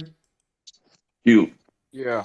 What's up with this? It looked like they took the 3 strokes under that nib and did something else, or they didn't complete. Oh, you know what it looked like when I look harder? The It next damn near looked like they plastered in the little stems of those glyphs. Yep. You see that plaster? Mm-hmm. Man, I see plaster. I know. I'm about to make this bigger. Look, it looked like maybe these was 3 netchers, you think? Yeah, I see what you're saying. Yeah, you. Because I see this plaster on top. Yeah, it should be natural. Yeah. Yeah, so I'm like, that's why when I was looking at this, I'm like, something happened here, man. So somebody came, and it appears that they sent, I don't know why they probably wasn't doing it to be harmful, but it seemed like everybody can see plaster right here. I mean, Come on now. yeah, so, and the glyphs seem to not make no sense right there. And the plaster come all the way down to here. That's why it's something else over here that we can't see what was right there. What if they just plastered up all the glyphs and we can't see them no more? We got records, hopefully. Smash. People took enough pictures. Peace. What's up, Joey? Is this now? I'm just going out on a tangent here with Negro intuition, but correct me if I'm wrong. Could this possibly be a quote from the pyramid text, or am I just tripping? What you mean? Like when you look into like the pyramid text and some of the other texts, they have quotes about Kepara and things Yeah, that might be. they recite verses. I can't say particularly yes that this is happening on this one, but they recycle verses a lot of the times. I never seen nobody take nothing that was said inside of a pyramid and write it on the outside of a pyramid. Like, I mean, you know, like you might see Hotep Dinisud or something. But is this a tomb, a monument? What particularly is this that we're looking at here? This is Karnak, Ramses the temple or whatever. All right. Okay, so this is his temple dedicated. All right, but this is on the outside though. This is not. All right. That makes sense. So what y'all say here? Paris. Paris, and he coming forth or what? I would say coming forth. Coming forth. Also, utterance coming forth from his mouth. You keep saying he. No, it says created by his utterance is what Chris said. That you makes keep sense. saying his. Is that his or your? Well, yeah, that's true. Thank you. Thank you. And so let's look at this. So it's this Netaru who must have come forth by. I keep saying his. You're right. By your utterance. Right? Now, what's this happening? Keperu. No, just Keperu.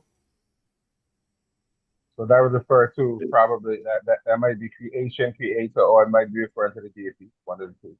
One of those. Yeah, I know Keperu, but what about English? What it mean? It don't have the 3 strokes on it.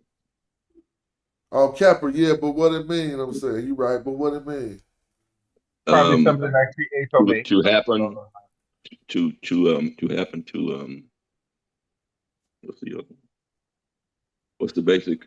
We know about transformation, form, and all that stuff. Change. Change and all of this stuff. Is that sin? So No, that No, ain't that's sin though. I think that's the papyrus roll.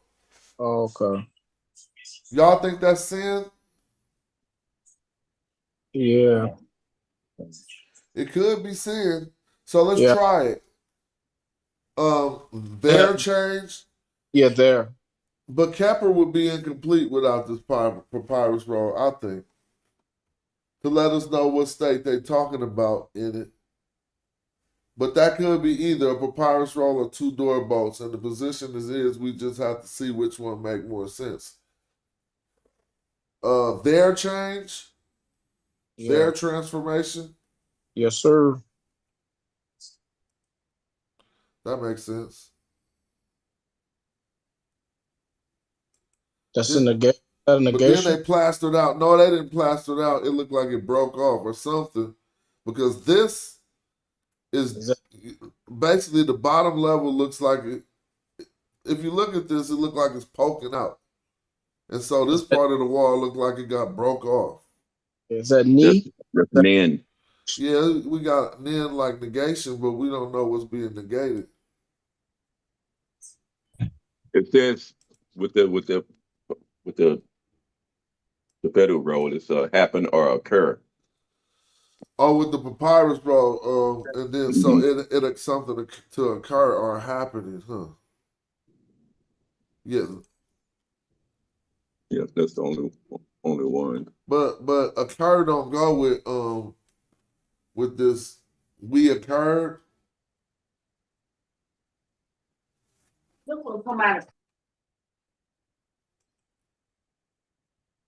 That's probably our transformation. I would probably read that as our transformation.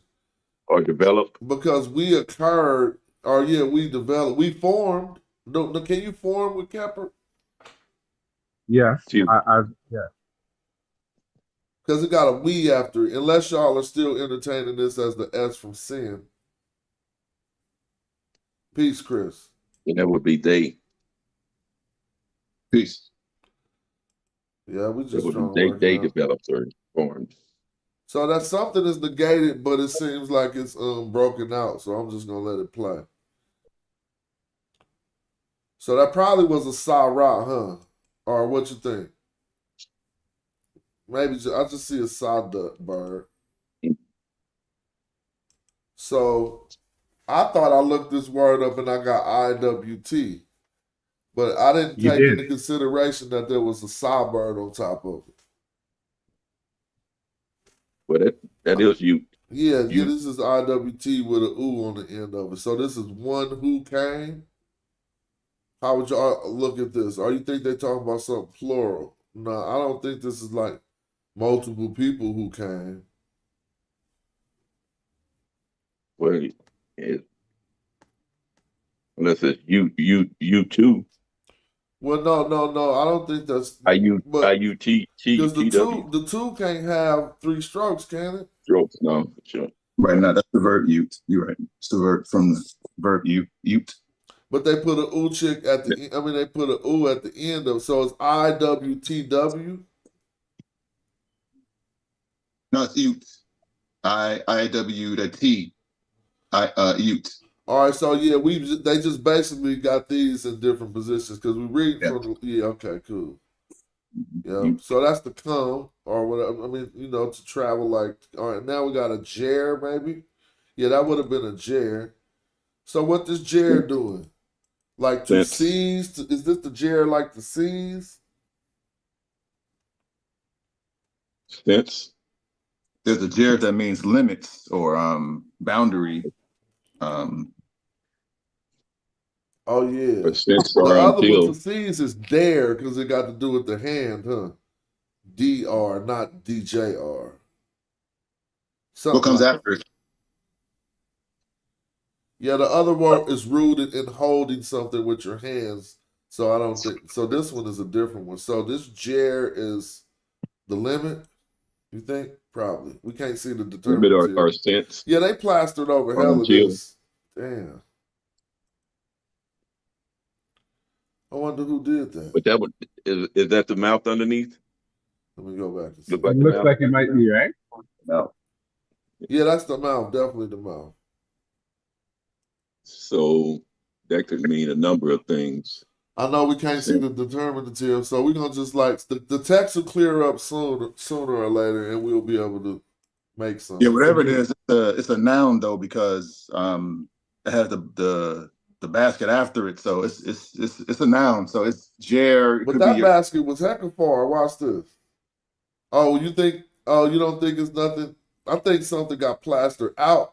Oh no, for sure. Yeah, some more glyphs got plastered out, but whatever it is has to be a noun. Oh, I feel you. Yeah. Oh. So they intentionally plastering out some of these glyphs then so we can't read it in the Well, I text? don't know if they did it so we can't read it. They might have been. It seemed. I mean, honestly, it got to They be. might have been fixing it too. It must have happened during the time when the Arabs was in control. I'm just speculating because every other culture was trying to like this stuff. The only people who was knocking off noses and doing and covering, not the only people. But I don't One know. of them, I don't right? even want to conject anything. Maybe it was mandatory to keep the structure integrity. You know what I'm saying? Let's just say something that might be the case. Maybe the whole wall would have crumbled if they didn't patch stuff in certain Okay, areas. so we're being optimistic here. I don't like to do conspiracy theory first. When we exhaust all the reasonable things, we can start to go into conspiracy theory. Well. I see a lot of damage on here, and I just wonder if this is from where or if this is intentional damage. That's what I think. Because a lot of them are damaged, and sometimes there's good reasons. Sometimes we just go to conspiracy theory. So one thing we'll notice is there's two different ways that they did glyphs on two different type.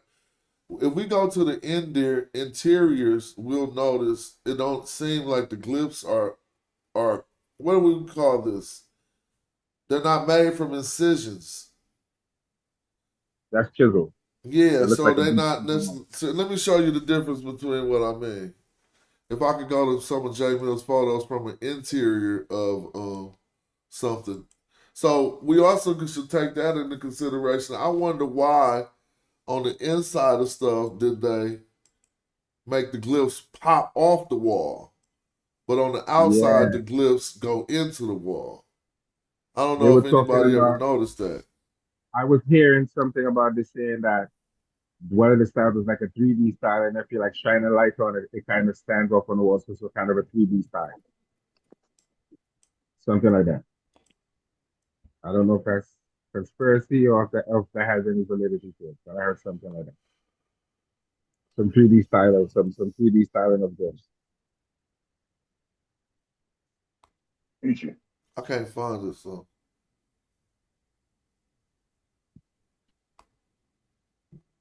Hey, Smash, you got a quick second? Peace, what's up? What's up, boss?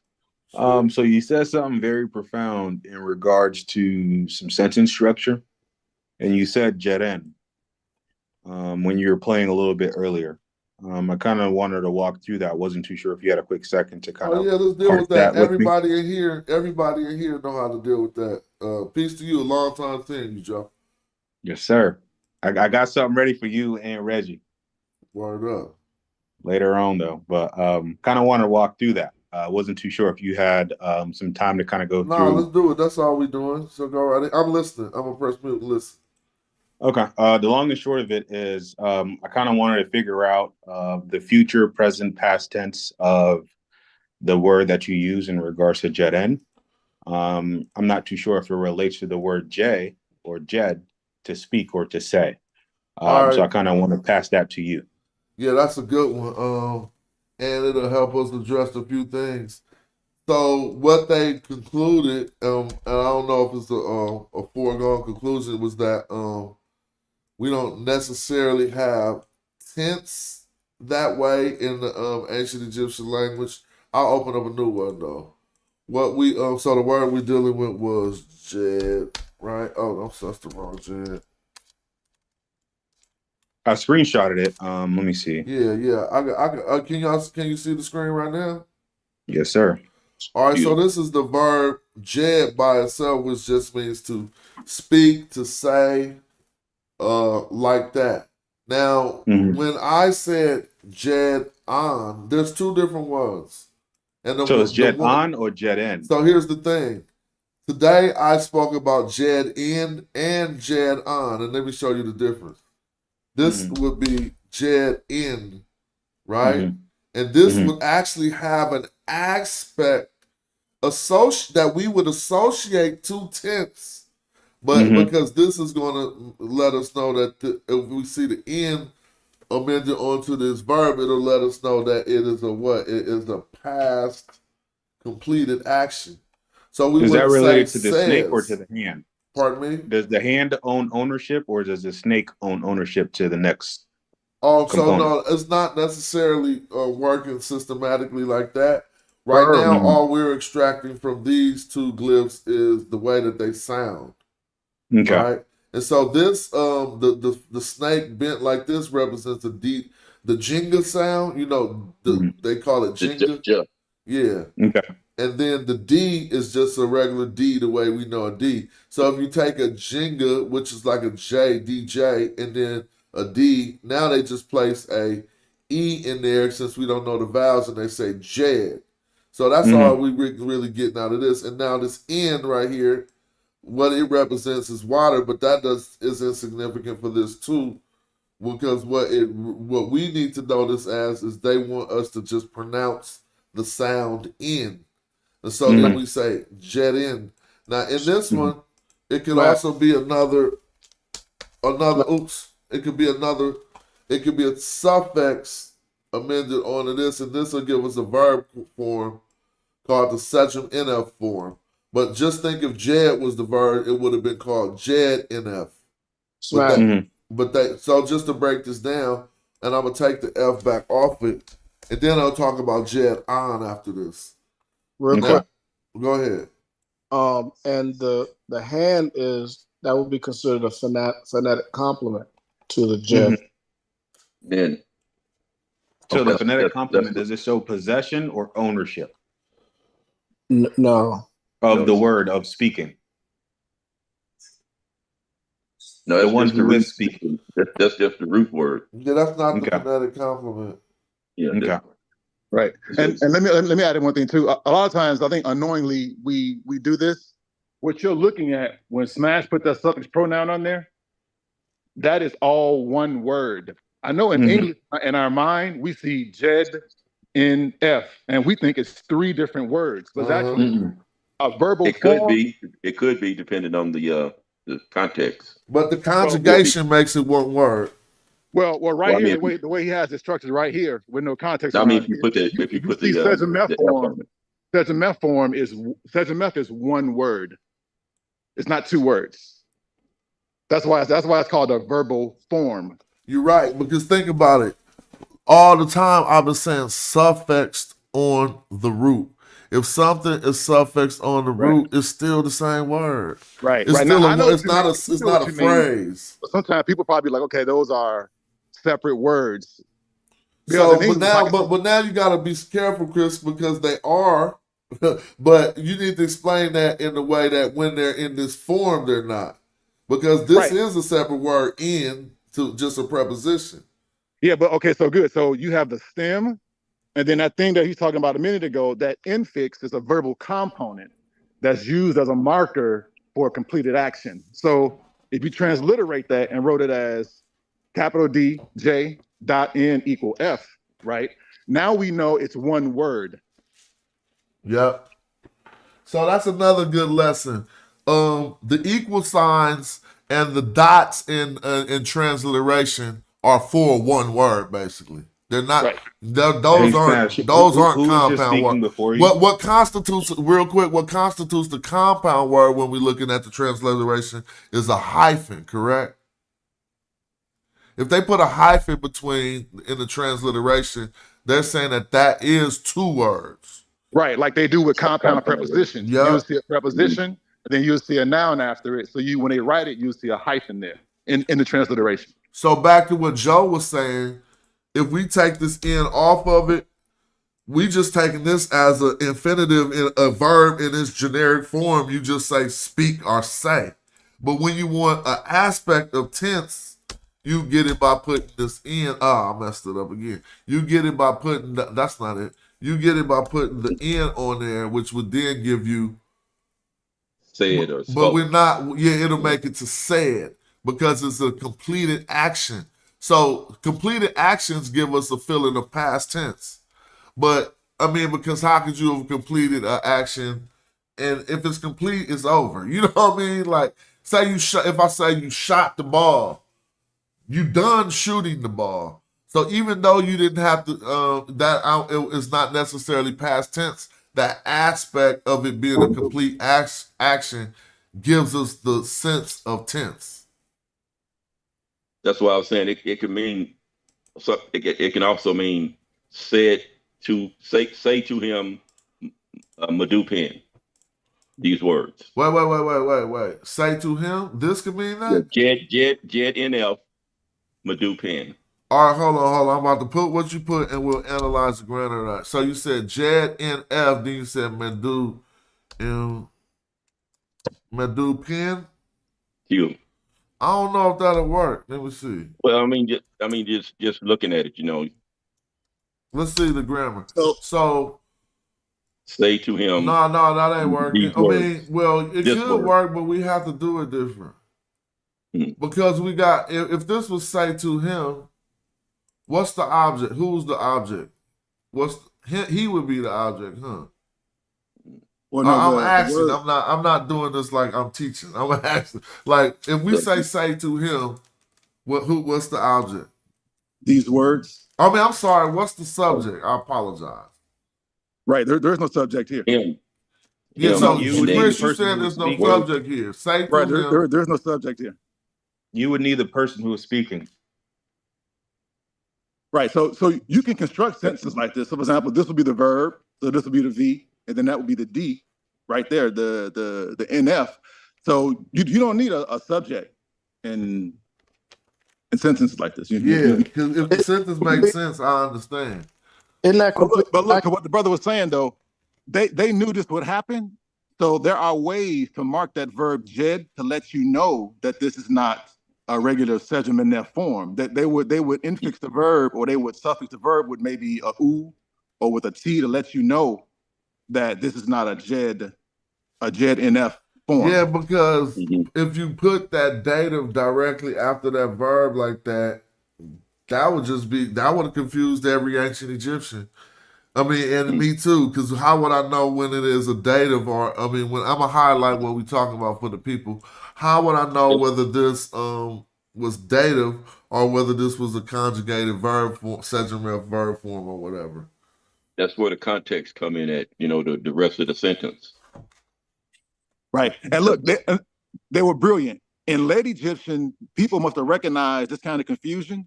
So there's another way to write this so that you don't confuse something like this later on. Yeah, but that it would have to be, because I don't agree, Dehudi, that the context would help us. Let's just read it. If I thought this was sedum NF, I would read it, he has said these words. But you feel me? But if I thought it was the other one, I would have said to him these words. Mm-hmm. So there's nothing in there right now that's letting us know which way it's supposed to be said. Jed, you can't say with just Jed. It has to be amended with something. Oh, what? Say to him? Yeah, Jed has to be amended just to say. If you just said say, when you say Jed, you are saying say. Okay, so that would be still legit. Say, they work. Say, but I'm saying since they both work, the ancient Egyptians would have had to do something to let. That's what Chris was saying. They would change the verb form probably, and the first verb. Because how would they have known which one you were saying if they both work? Right. They would mark it with a certain particle or some kind of vowel diversity. So it will be some marker on there somewhere letting you know that, hey, this is not well, they didn't call it a sedum F form. But for us, though, right, the sedum F form. Can I pose a question, Smash? Hey, bro, you big and you look like you weigh how much you weigh? You look like you weigh more than me. Who, me? Yeah. You weigh like I 230, think, 240. I weigh like 230, yeah, 240. yeah, And something you like about that. 6'2"? I went big boy club. Huh? Is me you talking to? You over Or you talking to 6'2", Chris? huh? Is me you talking to, or Yeah, Chris? you 6'4", huh? No, I'm 6'1". All right, so you about What do you- 246'1", bro. Stop asking people, can you ask a question? Get Because in you there. asking a question when you do that. Okay, I'm okay. just saying, move mean the way you look. Say, check Right. this out. And we gonna shut Okay. up. You know All what I'm right, all saying? right. Because you Okay, wasting class. the question when you say, can I ask the question? I know it's polite and gender, but we all on the same level on some brother shit. Like, you don't got to Okay, give that deferred obeisance. Like, we all on the same level. Just butt in when you want to. Go right ahead. okay. What I wanted to say, do you think that when they wrote this, they were using some foresight to say we want to leave this for our ancestors and other people? So we have to. So do you think they took that into consideration when they were dealing with the language and transforming it, saying that maybe later on in the future, you understand what I'm saying? Or they were just, or everything was just based on their culture, and they didn't necessarily consider how future people might look at it. Man, if anybody heard the whole thing, I heard a little like half of what you said. Somebody might answer better than me because I didn't hear the whole thing.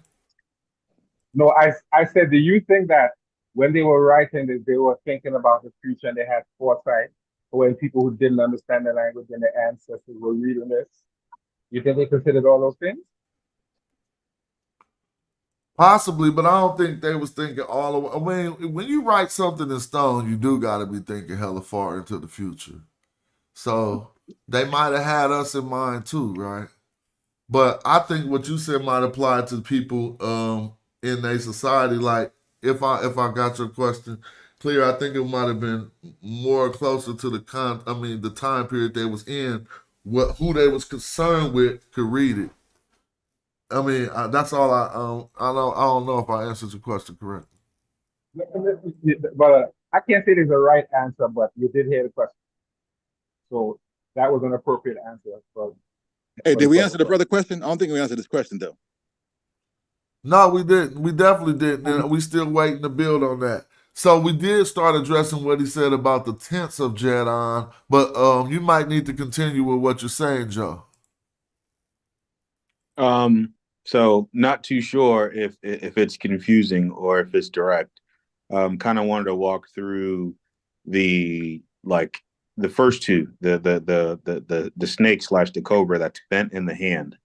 Kind of wanted to walk through how you guys are getting the vowel forms, and then after that, kind of walking through the present or past tense of to speak or to say. Oh, so we don't got Not too sure if it's possible to figure that out of yeah, what let's language. work with it. And you could probably help us. Right now, when we say Jed, we could disqualify that. That's Egyptology speak. So let's just start with the DJ and a D. And you saying, I presume that you got some cognates for that? Yeah, so the root word for us is jet, which means to speak or to say.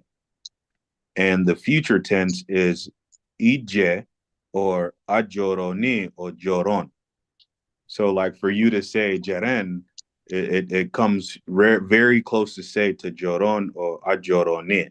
I have said, or I will say, or I am saying present. Now say Ajode. Say that again. Is ajoroni, ajoron? Let me show you.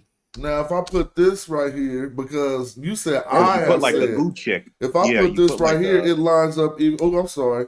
If I put this right here, you can actually go like this, and this will line up more to what you just said, because that gives the E sound in ancient Egyptian, that man. So this will be Jed and E. And if that sounds closer to something, what did you say? Ajoroni. Yep. So Jed in me. And man, remember, mine's is disqualified. My pronunciation, because I'm using Egyptology speak. I'm just saying it so to get the term out. But what we're dealing with is a DJ, a D, a N, and the E sound. So the N and knee, it could have formed a knee. This could be knee, jedni, but it seemed like you said jedni or something else. Words belonging to me. No, I have said presently, like I am saying myself. And that's what I was trying to figure out. If the hand shows possession, like the hand belongs to me, so I am the one who is saying these words. Well, this is definitely I have said, but the Right. So hand that don't hand is got just nothing to do with phonetic complement. the hand don't mean that. It only becomes possessive of him saying it when he puts an icon, either this one behind it, or what else could he put behind it to say I have said? A reed leaf, right? Yeah, Right. reed leaf. Yep. Yep. Jedni. But you So very if rarely see you just it. extract the pronunciation from this, and you got the meaning, do you got the consonants? Oh, so we got DJ, D, So N, and maybe a Y. What consonants you got? Leave out your vowels. What consonants you got in your statement of I have said?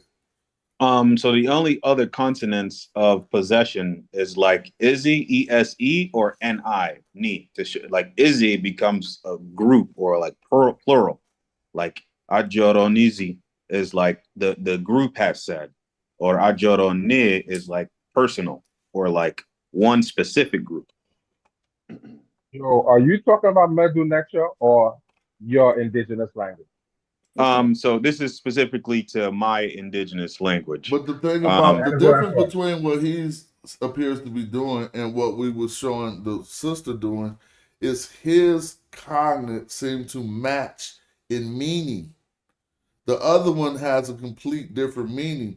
So if you got a word jed and it got the DJ and a D and it means to speak, and then you got a jed in your language, you could argue that that is a cognate. That don't just make it a cognate, but it's standing on more than one leg.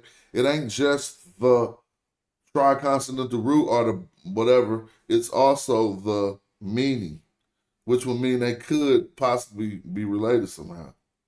Unless we think it's a phenomenon that two people chose these phonemes to make them mean the same thing or whatever. That's when it gets scary and crazy, but I don't want to dive into that. I've been speaking to Reggie about it. We'll keep on going. What other evidence you got? That was cool. That wasn't bad. I just want to stick with this because I like there's a significant point of like the root word of figuring out what je or j or jed technically means. Like I kind of want to figure out whose dictionary we're utilizing, whether it's Budge, whether it's quote unquote Champollion, whether it's we could use all of them, but the way we analyze it and the way you want to do it is to look at it in context and see if it's matching up with what these dictionaries say. And believe it or not, it appears that when we do see Jed, they are always wanting somebody to speak or give a recitation or to use their mouth to make some sounds. You know what I'm saying? Of thought, like you know. And it's about Coptic too. Oh, it's still in Coptic as Jed? It's a variation, but you can see the evolution of it though, going down from Late Egyptian to Demotic. You can see it's not the primary word that's used in Coptic now, but it's still the consonant cluster still survives. Has some vowels around it though. I'm trying to remember what it is. Jodel. Is it Jodel? We had to go to the Coptic dictionary to be sure. I found this paragraph to what I think it's George was asking about the future of the language that the committee was trying to. Let me read it. It says, when expressed in its original language and committee text preserves the pure spirit of the words, for the very quality of the sound and the pronunciation of the committee language carries in itself the power of what is being spoken. Therefore, O ruler, as far as it is in your power, and your power is unlimited, please ensure that these texts are not translated in order that their mysteries do not reach the Greek. For the arrogant, loose, and showy style of the Greek language will sap the majesty and strength of the committee, which preserves the power of the words. The Greeks Hold on. What's this from? from DL. From what? It's from DL Sheldon. Oh, okay. Who is And then it that? says I'm sorry. Who is that? DL Sheldon. He got the committee grammar too. So he's saying well, that that's an ancient text that say that. I think it. Let me see. Let me go back up before this recitation.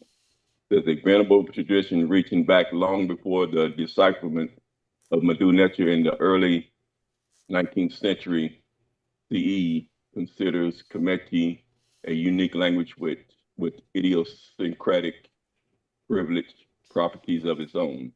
The Greek corpus Hermeticum, for example, which has come down to us from the Roman Empire, represents as you kind of low. Your mic was kind of low. Yeah, he mentioned Hermetica too. So yeah, I got my charger plugged in. That's probably why. Yeah, let me go back. The Greek corpus Hermeticum, for example, which has come down to us from the High Roman Empire, represents Asclepius writing to the king, to the ruler of Ammon. That is the Greek equivalent of the Cometi Neteru of Epetsut Imenre. That's something that was said before. that kind of sounds reminiscent of Gerald Massey, Leadbeater, Church Ward. It kind of sounds like within that realm. Yeah, maybe, but it's in a DL Sheldon, Committee grammar. So I don't know if that might answer part of his question that he was asking earlier. No, what he's asking. But on an easy level, they did leave stuff though to go into perpetuity because they were carved up on walls and asked people to say them once you walk past their tombs. So they knew at some point that writing this in stone, ensures that I carry on further in the afterlife because again, people come by to see the tomb and they ask them to please read for me, read the inscription that's here for me so that I may have my offerings. So they did have a sense of future. They most definitely did. And like you said, they carved it in stone, right? Ramses, deep, you put your hand in it, right? So they were like, yo, this got to be around for the next millennium. But I think the point he may be speaking to also, what I'm getting out of that is that this might have been that it is an esoteric language. So what you see on this paper has a deeper meaning than just the D, the G, and all those other things that maybe we just don't understand. All right. That's why I'm shipping somebody correct. The things that we don't understand are more so cultural than all these deep esoteric things that I think people are talking about. Like, for example, if you read the Underworld text, right? Yeah, it has other meanings to it, but they're cultural meanings. Like, if you're not tied in with the culture, then it's going to be hard for you to understand it. Not something mystical not mystical in the sense of what we think about mystical, right? Again, not Church Ward and Albert Pike kind of mysticism, but just cultural stuff that you're not privy to. Like, for example, when I go to Chicago and I see gang graffiti on the wall, it has deep meaning to it. If you're not from there, if you're not from that hood, it don't mean nothing to you. You know the letters, you know what it say, but it don't mean anything to you. But when I look at it, when I read it, it says a whole thing to me when I see it. So that's the mysticism behind the symbolism and behind the phraseology that we use there. That's privy to us, but it's esoteric because it's privy to us in that neighborhood or maybe to other gang members. But the outsiders though, they got to learn it. Somebody has to try to teach them the culture to understand this, and that's kind of where we are now. We could read a lot of things, but we got to look into the interior of Africa to try to say, okay, well, what are these cultural nuances going on? Maybe it'll shed light on certain practices that we see or that we read about, in the text. Now, I agree with you. Oh, But you my can't. view is that they have their meaning to it, and when they wanted their ancestors to read it, they wanted us to add our meaning and what we see and what it meant to us. And if So I'm wrong, you can correct me. I don't know, but it seems like the system that we got, that they got worked out, seems to kind of debunk that, because it would be crazy. How could you map two meanings on it? I mean, some they got cryptographic text Right. with some hidden meaning. They do have that, and they got text that we can't even translate because we don't know. But for instance, let's just look at what I'm talking about right now, and to go back to Joe's question, I just came to another text. Oh, even though we were forming that other sentence, I just came to a text that uses Jed Inek, and they are translating it as to speak to you, right? This is very close to what we was just working on, but we see that this Jed in is still giving us the Jed. This isn't a Sejm NF. This is Jed with a dative behind it, which Hey, is Smash, yeah.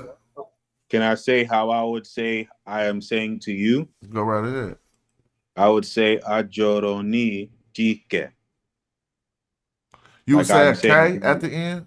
yeah, ajoro no jike. See, It's like that's a so. KX. So some of It's like these K in X. pronouns are, at least some of the consonants and the pronouns seem to be matching up. If you saying something with a K when you say you, and when you say I say, then you say E, Mhm. that seems to be lining up. I mean, I don't know. That's what it's doing. Are they suffixed and it's always suffixed? The suffix, like, so vowels are before, so it's like the I O U or A, like AEIOU, but each one shows possession, shows direction, shows ownership.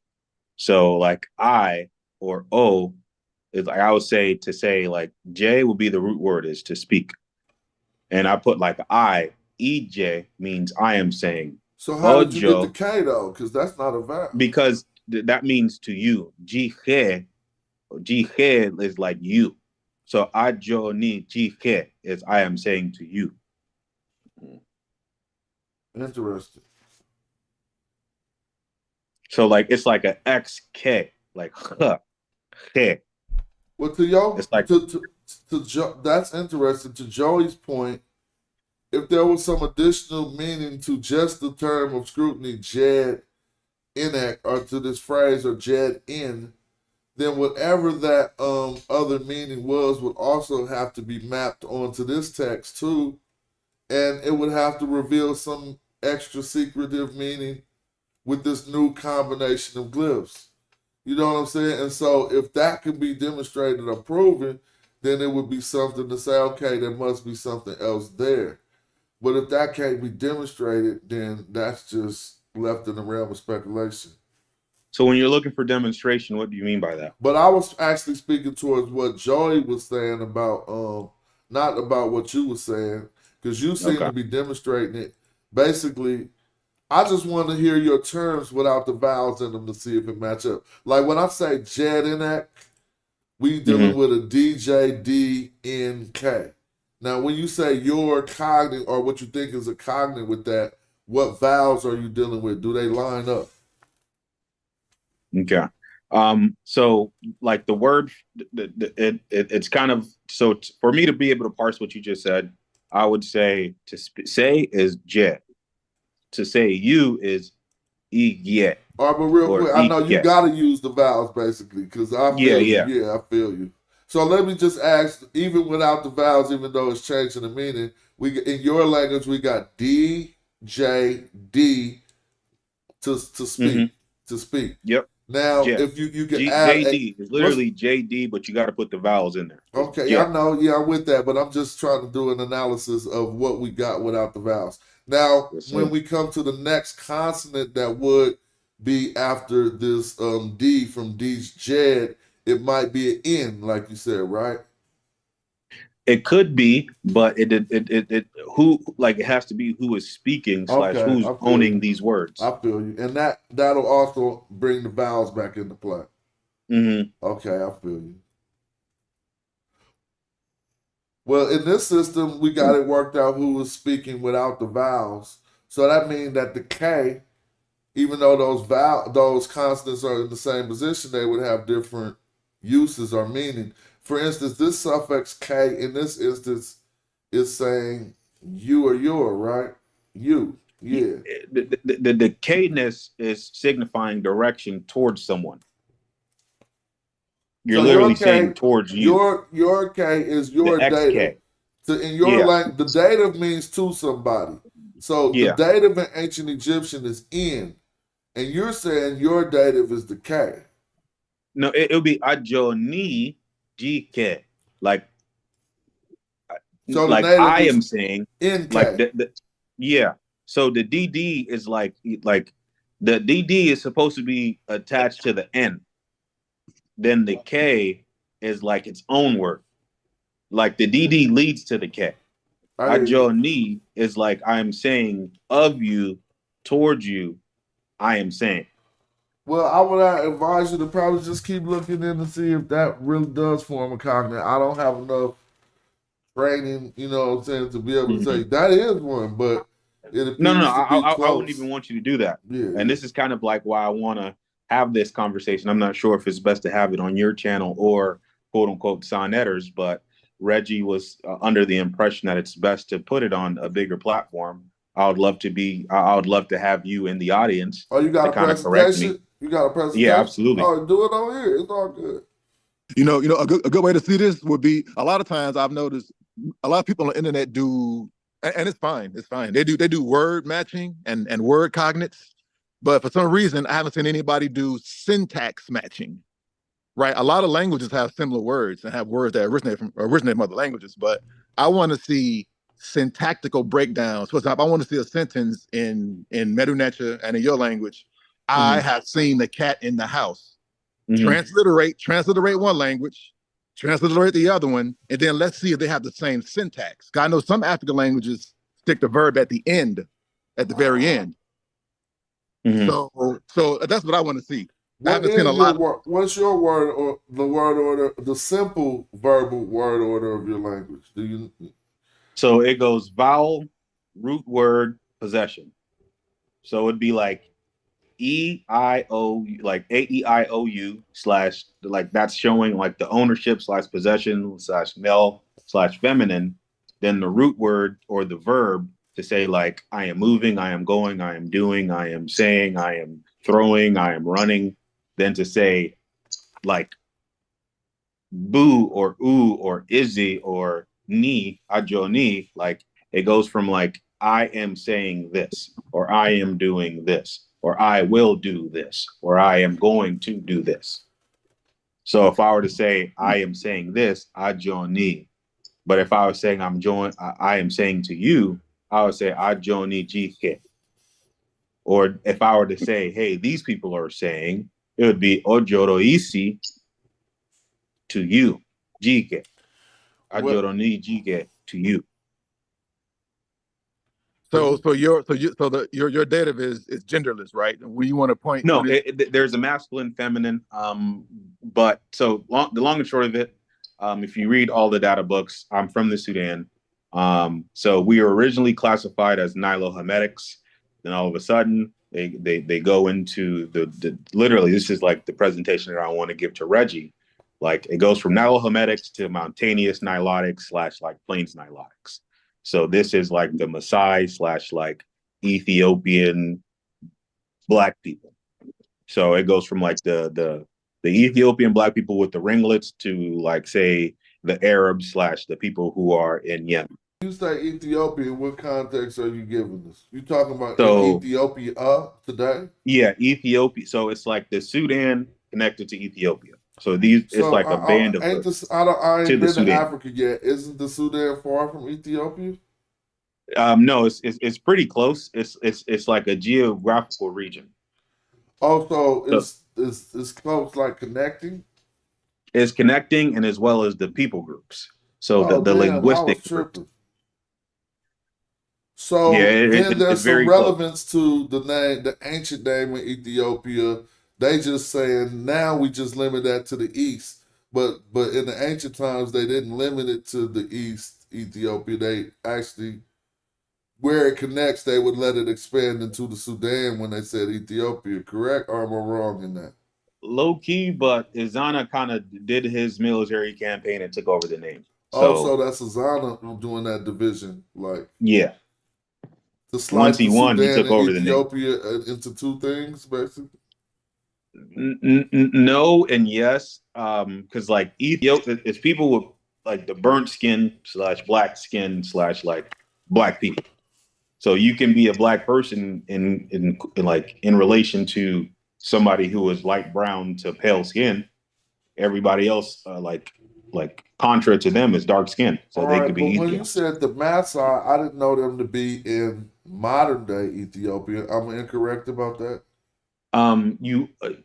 They're not. They're in like Kenya / the Sudan / like Eritrea, then Ethiopia. Like so, like if you were to think about the Hammer tribe, what you guys think like Hammer or like Ahmed or people who put like red ochre on their skin.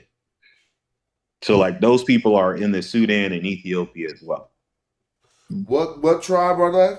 The Amun tribe? They call them Hammer. Oh, Hammer. I'm sure. But it's Ahmed. Like it literally just means the red. Like they put red ochre on their skin. Ahmed. How close is your language to Nobin? Mm-hmm. Yeah, like the Nuba or the note, like they do that as well. How close is your language to theirs? It's close, but these are purely nilotics. But there's a nilotic, then like a quote unquote like, I don't want to say we're married into the Arabs or what have you, but like there's a subsidiary we have a relationship with these people from a linguistic perspective. Let's just do some little simple basic words of a culture. Like how do you say the sun in your language? There's no real song. There's no real sun. It means daytime. And that's the difference. Like you're saying the daytime versus the nighttime. But there's no sun.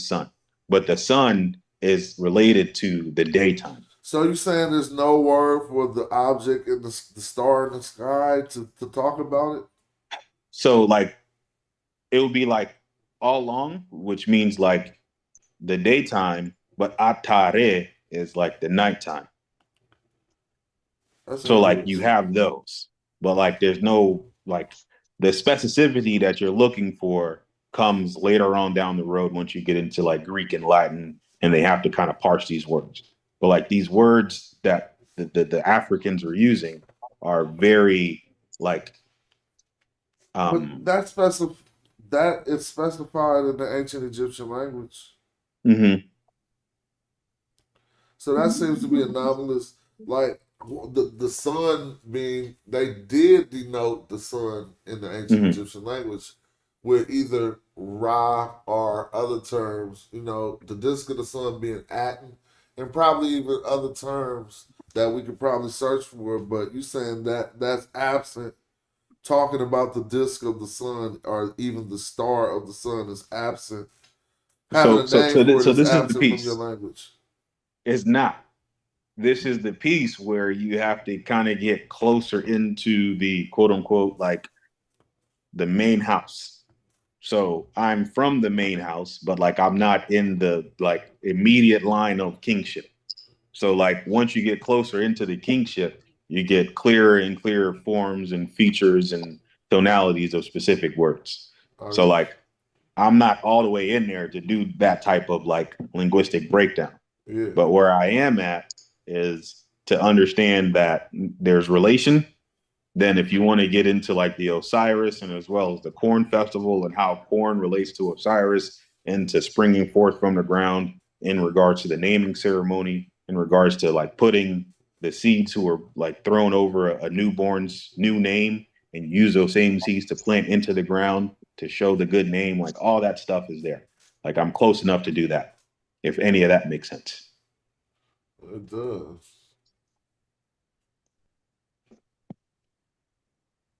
Does any of that make sense, or does that sound like no, I said it does. Okay. I just I'm far from my microphone and kind of nasal, so you probably didn't hear me. It sound like is what it sound like you said. No, I said it does. Yeah. I mean, but I wouldn't know the rules to lay out for you to do that proper analysis. I don't do much cross comparative between two different languages. I'm often just in the meta nature. And so there is some people who can say you got to make sure you do this and make sure it got that, but I don't know those rules.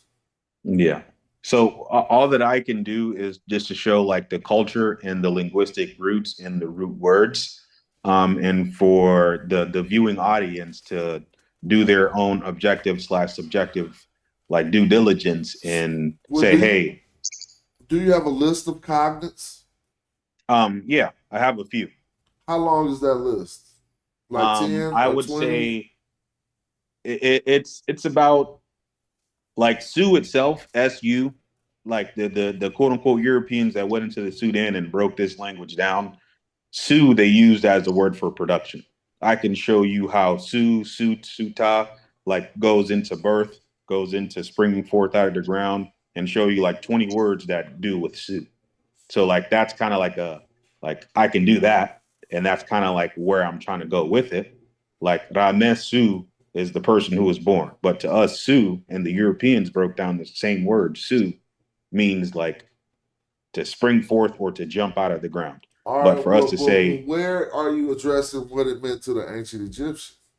To show the relationship between Wusur or Wisser and Usur, and as well as the it goes through like forms of being birthed, of like springing forth out of the ground, of the word for corn, or the word for quote unquote like jumping from the ground, suta. In ancient Egyptian? No, this is our specific languages and the Europeans giving us the classifications of Nilo-Hermetics. Okay, let me say something. So my understanding of forming a cognate is just those simple two things, is that triconsonantal root. Just for a simple baseline, it could get more complex. But and the meaning, right? So if you're saying your term is cognate with the ancient Egyptian term, how is what the European term mean coming into play? Because they use so our language is very related to Coptic. Like our quote unquote the Europeans called the kingship or the leader of the village, which we call Miji or like Meje, like literally that's what we call the village, or like the Europeans broke down Miji to mean dwelling.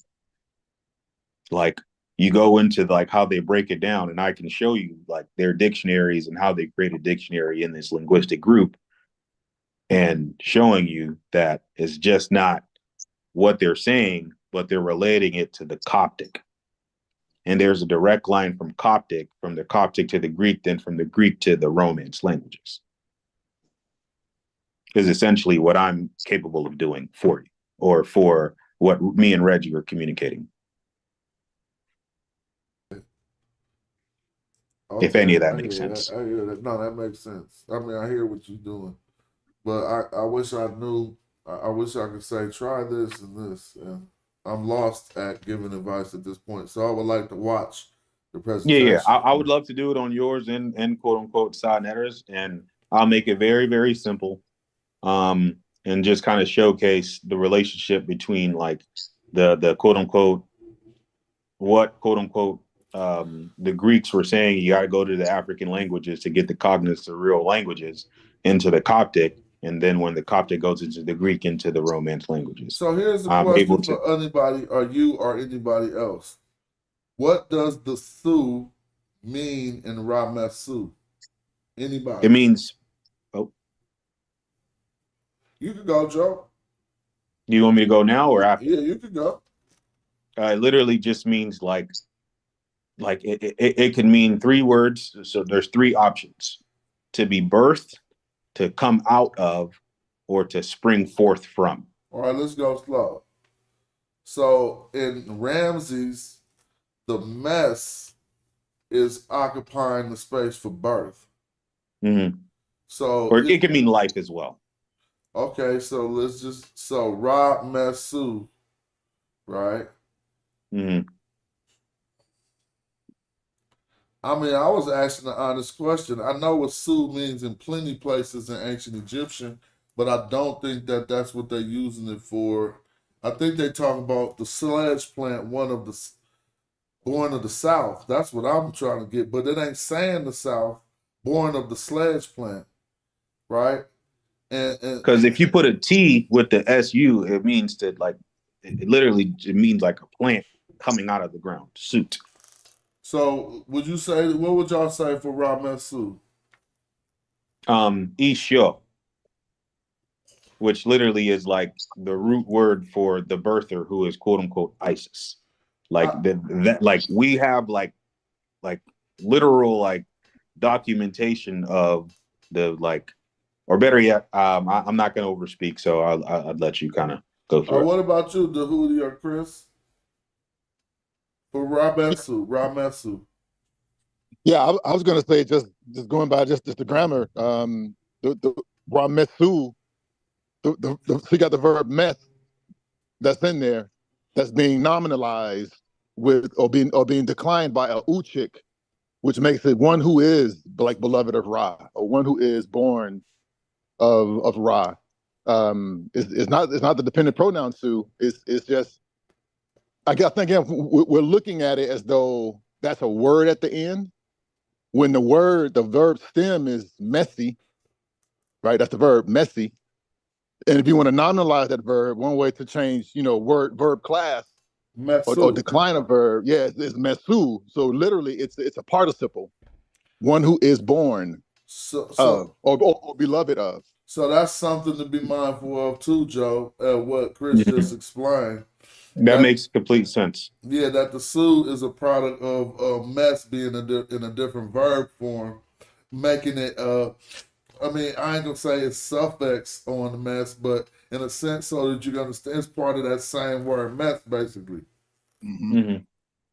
So it's not a. So if I were to give you another example of the same mesu, I can give you the same, like the Europeans went and broke down our word for quote unquote like mosquito / like bee, and they call it suti. Like they break it down to a point where it's like clearly either I'm going crazy and I'm going like there's way too much like cognates. Wait. Let me try to understand what you just said. The Europeans break down your language term su with a T as suti. But that's mosquito how they pronounce or it. Okay, that's how they pronounce it. And what meaning do they attribute to it? So they literally write down Nasuti, nasuti, which literally means mosquito / bee. Oh, you said nasuti. Yeah. Oh, got you. Okay. Oh, like the word nesut or nasut. But we just went from mesu to su. But they literally classify all these words as su. The root word is su, is how they're classifying all of these words. Okay, so in Medu Neter, the word nesut really is a genitive. It's ni, ny, and then sut. So one who belongs to the sut plant. Instead of he. Or he, yeah, or one, yeah. Or he who belongs to the sut plant. So okay, he who belongs to the bee. Well, no, bee is bit. So And su is the plant. Right, so the plant. I'm just trying to parallel to what the brother just said. He said nisut, or nisut means, in your language means bee. Hello, is he gone? I think he here still. Okay. Are you, Joe? Pollinate the flower. I am. Okay. Can you hear me? Yeah, go ahead. Can I share my screen? Yeah, follow. Oh yeah, it's already ready. You can share it now. All right, let me see how the hell we do this. Oh, boom. Reaction, share, screen, start broadcasting. So these are just a couple of the words, right? I'm not sure if you can see it. Okay, so out of this dictionary, in the left column, they're telling us, what's your language again? I'm just presuming that's your language. So it's rukoi. So the root word of ruk is ruk, which means mouth. Ruk. So like they go through and kind of say su means production or produce. These are Europeans going through Do this. you think this is right? You think that's true? No, because you would have to kind of go through and kind of like re-describe, or let me see, edit. Let me see if I can. You would have to kind of like put it and re-describe what they're essentially trying to say, and kind of go through like the abstract words that you're trying to give you. But like there's a lot of words here. But if I were to crop and kind of go back into what I was trying to show you in regards to the words, is just these words here.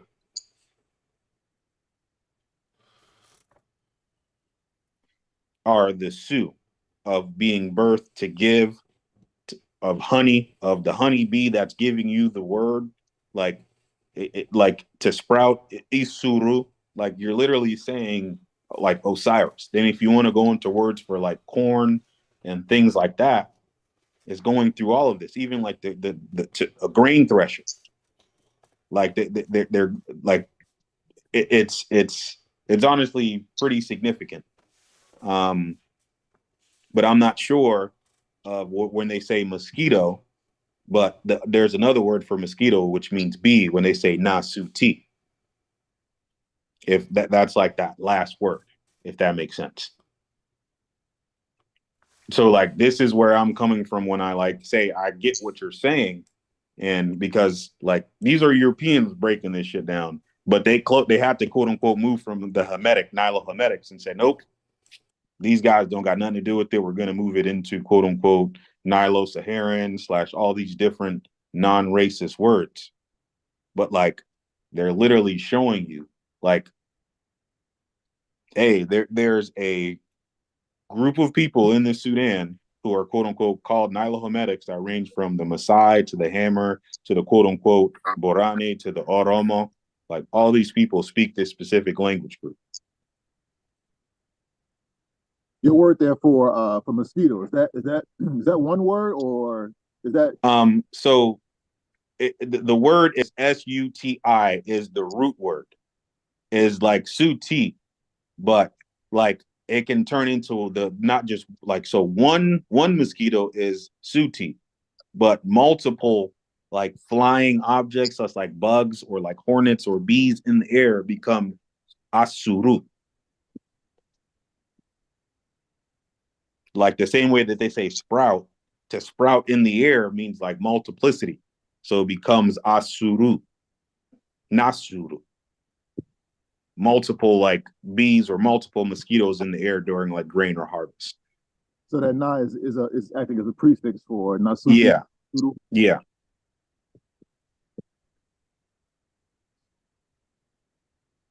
But if I'm moving you guys away from your guys' conversation, I apologize. I can take it from the screen.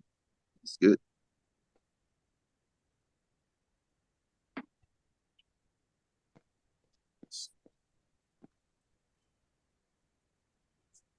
Is anyone there?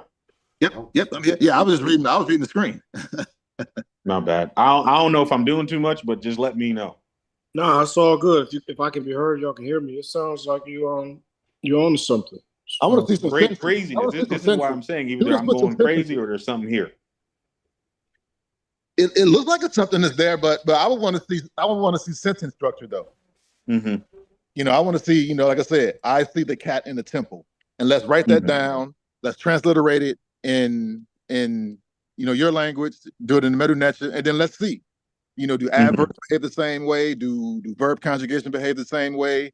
Like, do y'all form participles the same way? That's what I want to see. Like, for example, the verb to eat. What's the verb to eat in your language? It comes from the mouth. So like you can either say like it's like the word unk, anka. So it means like open of the mouth or in the open object. So it's engio, like ankio. So how would you say one who eats or an eater? one who is eating becomes engyo ini. No. One who eats, not one who is eating, and one who eats. Engyo, like it just means like I'm eating. Like the one who is eating, I am eating, or you are eating, or she is eating, is like you have to put the ni at the end of it to show possession. Like ankani. Mm-hmm. Which is like one who gives life, or one who has life. Which I see. So yeah, it definitely sounds like your language is related to. But this is the Hermetic component of when Gaston Sparrow and all these other quote unquote like researchers who are in the Sudan, like they identify these people as very, very significant. But I'm not sure why. And I would love to have conversations with people who truly, truly know, so I can give my I've done like I'm on like panels of research columns and showing like linguistic groups and relatability to like say the Semitic to the Hermetic to the quote unquote indigenous groups, and I'm doing all of this visualization tools for them using my own language. And that's what like the whole conversation with Reggie and like the stuff that we speak about, I would love to show that and show like a flow diagram of these linguistic dispersal groups and to say, hey, this is where I cluster at. So the problem I often have because we go through hella languages over the years and we know things match up or what have we, right? But the demonstration, ain't nothing been demonstrated. And I'm not saying Coptic is its only relationship, but let's leave out the cognate terms and simply deal with the way that suffix pronouns, independent pronouns, the syntax, the verb form is almost pretty close to what we would call identical, right? And so I'm not saying that discredits anything else, but the question is, how does a language even so far stretch from the meta-netter like Coptic retain all of the grammatical and I don't want to say all and be absolute, but the majority of the grammatical and syntactical, you know what I'm saying, points of the language, when then we have others that may retain some cognate terms, but then we see that the grammar or the syntax has developed far, which could happen, which had developed far into something completely different. To now where we don't put, we do different things and put things in front of the word, or I'm trying to understand. No, I get exactly what you're saying. And the best way that I can kind of answer that is that there's all of these forms and zoot types come from a specific region.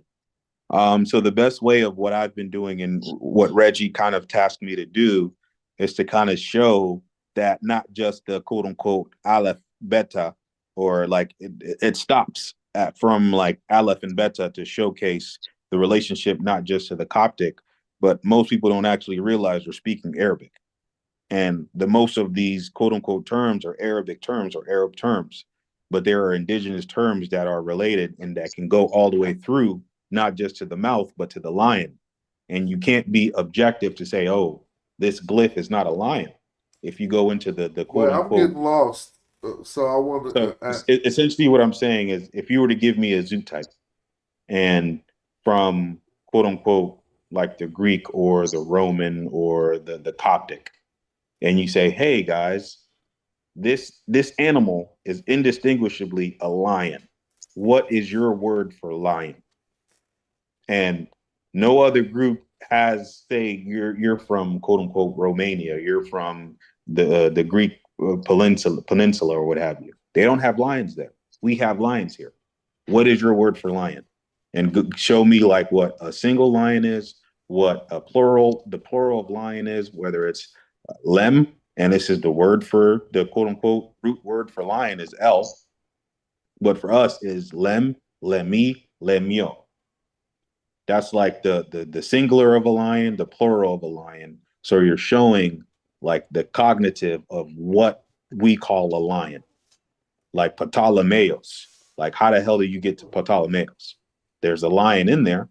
Is the lion, quote unquote, lemio?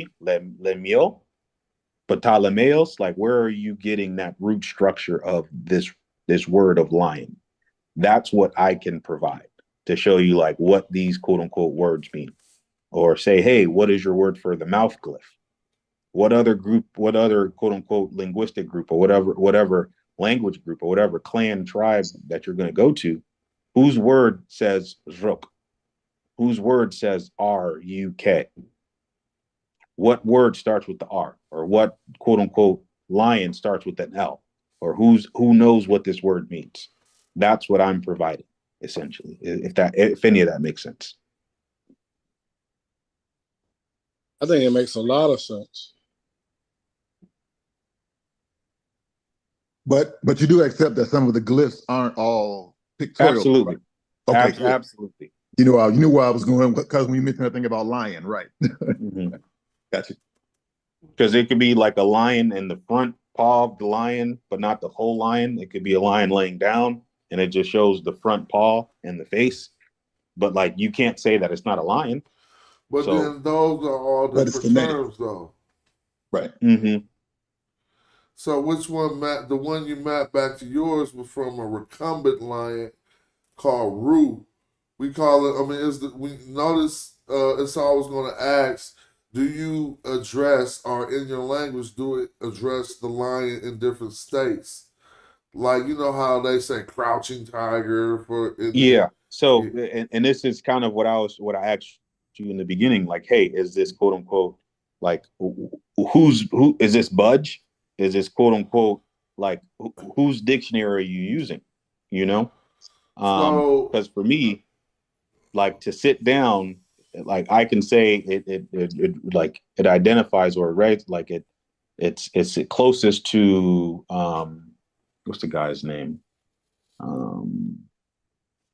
Not Budge. Gardner.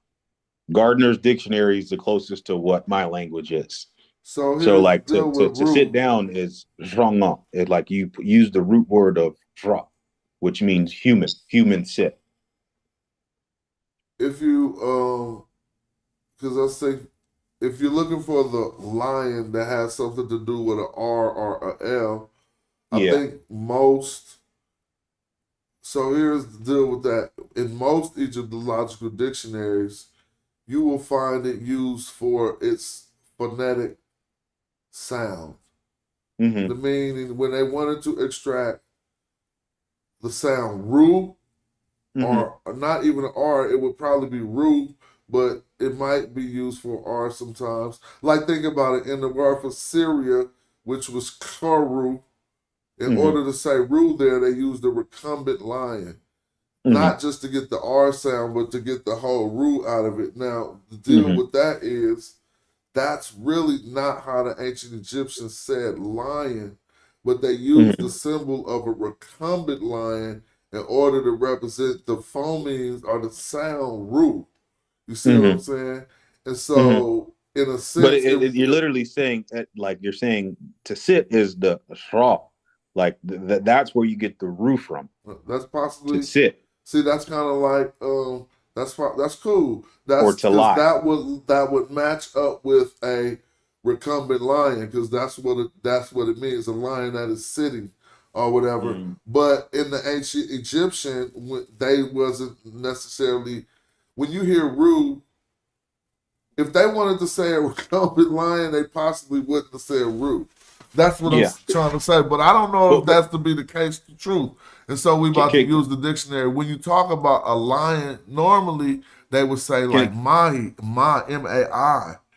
Can I give you something else that would kind of give you the ball? So go into Gardner D1 of the head. Oh, I'm gonna type it. Gardner what? D1. D1. And Jonathan, you remember when I was telling you about, I think that the roar of a lion, the open mouth, that R came from a lion. The roar.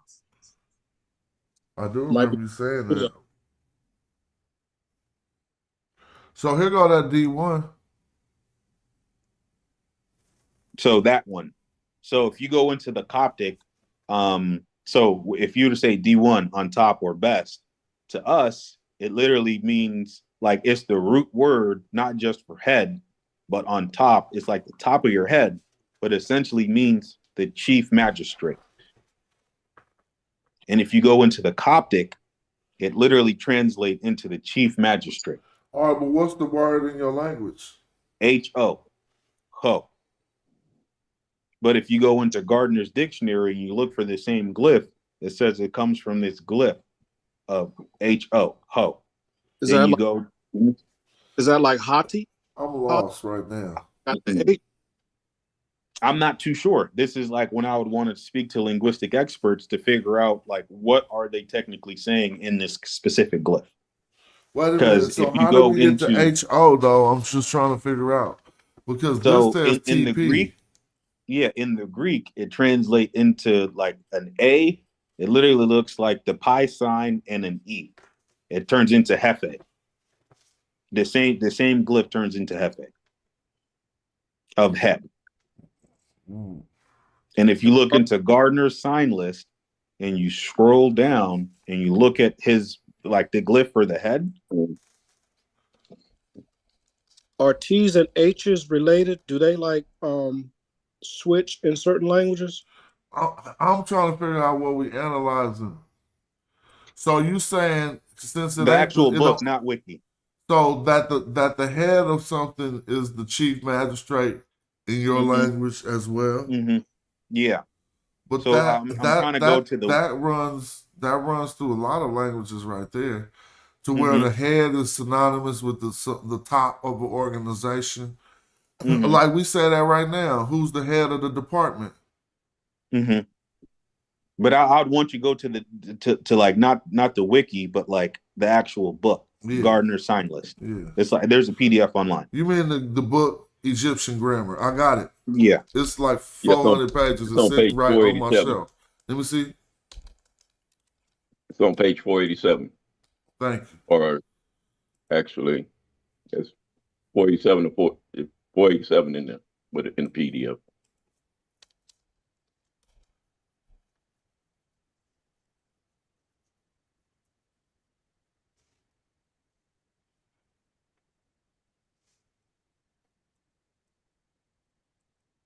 For what? 87.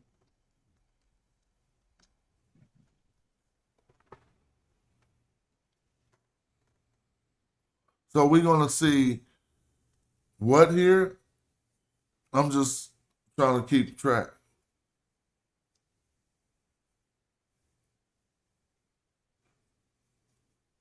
Are you talking to me? Are you there, Joe? Yeah, yes, sir. So we're on the D page. We're looking for D what and D1. Yeah. And we're gonna see him say, I forgot what he's going to say. So the ho, you see, go right there. You see, like where it says the head D1 and D2, where you can zoom in to say like HO from the Coptic. It says DJO. It says DJ, Jenga. That's Jenga. And DJE. Scroll. That's Jenga in Coptic. DJ represents Jenga. Scroll down, please. Mm-hmm. On this? Just a little down. Okay, just a second. Can you highlight the reading from Coptic ho face? What does that mean? Oh, I'm sorry. So that's on this one. But the root word, like the root word for face and head is ho for us. But in Coptic it means ho. So what we're looking at is, so you told me to look at Gardner D1. Yeah. But that is on Gardner D2. Mm-hmm. So notice here, this face turned to the side is the one that we say tap when we see it. In ancient, in what they taught us for the ancient Egyptian. And when we see that right here, we say HR. And so when he's talking about reading from the Coptic whole face, then he's referencing to D2. So if you were to give me some like reading to do more, because I'm not saying I'm an expert, I would say I would love to get more explanation. What do you feel like that reference guide is giving you? What do you mean right here? What Gardner is The showing? Coptic ho face. Because Oh, I know so that, like, for so me, to like that go makes total along with sense. what you explained about when I said the head of a department, Mm-hmm. and so they got this one looking at us to actually represent the face and not necessarily the top of the head. It is upper. It is related to things upper, and we'll see Mm-hmm. these both used sometimes to say the chief, right? Mm-hmm. But this one, when you talk about the top of the head, mm-hmm. tep, there goes of the two words for head Mm-hmm. alone has survived in the Coptic as Jo or J. Mm-hmm. And so it's not far off, and I'm not trying to nitpick it, but when it comes down to the phonemes or the way that it sounds, Mm-hmm. the one that he No. was talking about, the Coptic ho, was Mm-hmm. this hair Yeah, that because turned into ho in Coptic, basically. so what I'm trying to say, so ho is the root word not just for face, it becomes the root word for head, and it becomes the root word for hair coming out of the head. Okay. Like And it was all of also it. like you, excuse me, explaining when you was showing Coptic the H the R falling out, Mm-hmm. a certain unilever was falling out. Yeah. So that's But probably what it. and the reason why, like what I'm going to show on Reggie's quote unquote or yours, if you're open to it, is to showcase what the chief magistrate's responsibility is. The chief magistrate's responsibility is Wusur or Usur or Osiris, to jump out of the ground. And like if you look at Osiris and his quote unquote headdress and what we wear as a headdress and the quote unquote ostrich feathers that the chief magistrate wears, it literally looks like Osiris. So like I'm trying to show that relatability through culture itself and the linguistics of like the Coptic to this quote unquote language. But I'm not sure if any of that makes sense to you guys. Yeah, sounds like there's a relation. The only thing from what I've been hearing is there seems like there's just a itty bitty bit of European language that creeped into your like, that somehow got poured into your language. But it's the directionality of timeline and history. Right. So it's like, it's okay. So did the European, so which word is more important if you look at it from like the global south or the global north? If you look at the root word and you take it all the way down to the Romance languages, and the Romance languages get it from the Greeks or the Phoenicians, what is that definition from the Greeks and the Phoenicians, and who has the best word? That's Is gonna it the be Romance languages or that method is gonna get rejected, bro. Humbly stated. Because you can't say, okay, in order to match it up with the ancient Egyptian language, I gotta go into the European language, take their definition, then come back and line that up. You just need to go straight across from your language to the ancient Egyptian. So to give more clarification, I think this is what the quote unquote interview, or the better yet, my presentation will show. Like, so I speak the indigenous languages through and through. And I was taught by a Monsignor to read the classics in Greek and Latin.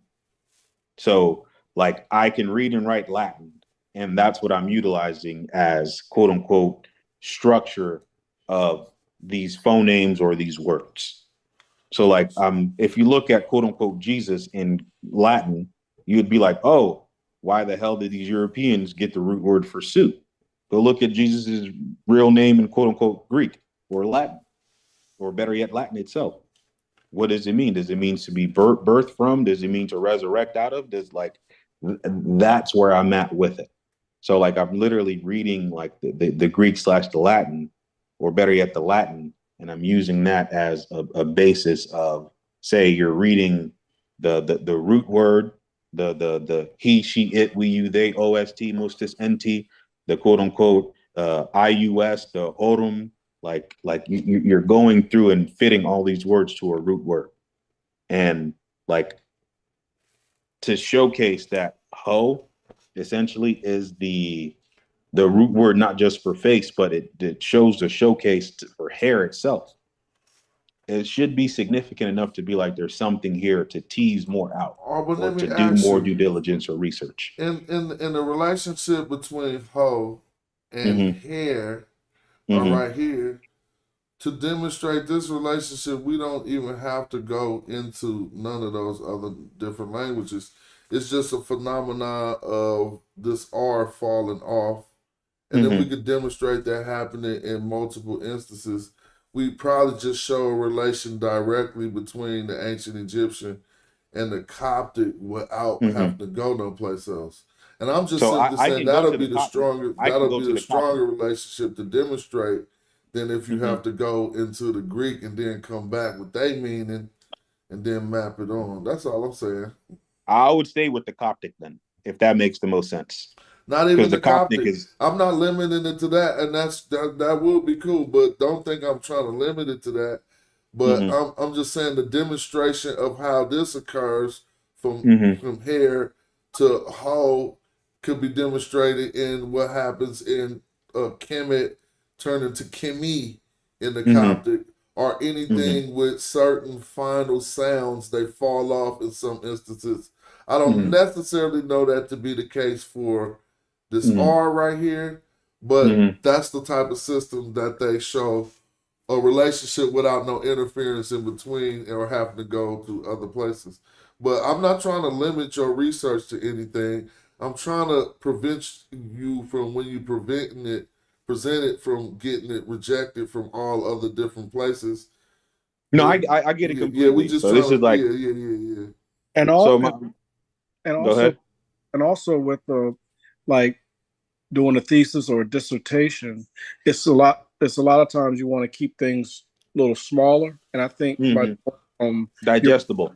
Optic, no, not just digestible, but just pinpointing it down. And then once that gets accepted, then you can expand it out and go and see how that work. See how that fares the other languages and back. But yeah, I think Smash is on to something as far as just keeping it. Now, the other thing I was going to say is Theophilo Vanga still alive, right? Or I believe his son kind of followed in his footsteps. Is there any way you could reach out to him or his son? I would love to. I'm not too sure how to do that, go about doing that, but I would definitely love to, because like even the quote unquote, like if you were to say, hey, how do you get sour and bitter to mean one word? How are they even related? Or to prepare? Sour, bitter, prepare. I don't get it. In what language? So my specific language, you can get to be prepared, to be sour, and to be bitter to mean the same word. It comes from the same root. Well, that's another phenomenon where it's like, right? To prepare to be bitter? No, I thought you said to be sour to be bitter. I'm sorry. Yeah, no, sour and bitter, but there's another word to prepare. All of these three words together, it's very hard for one language to have those cognates to be related. But I can show you that in the same language. What language does have that? The same language that has the myth of death, where a woman prays to the god to resurrect a child, and a child is killed. Like it's almost it's crazy, bro. Like I'm really trying to tell you, like, well, I'm feeling you, and I'm hearing what you're saying, but I be getting lost.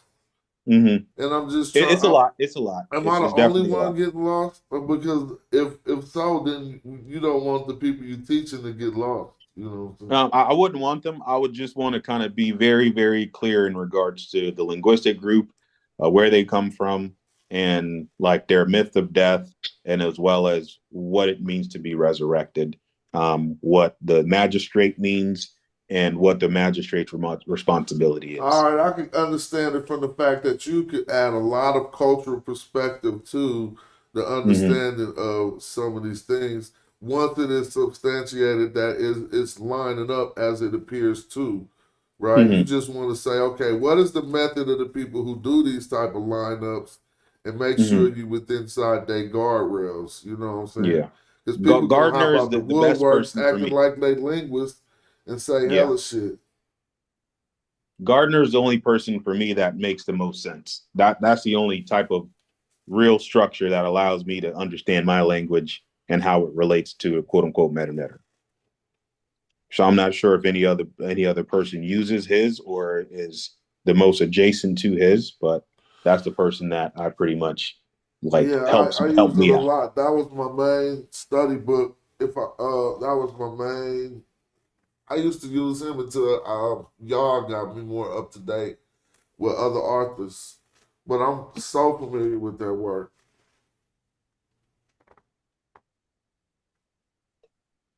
Yeah, Gardner, that's what I started out on. Yep. Gardner and Collier.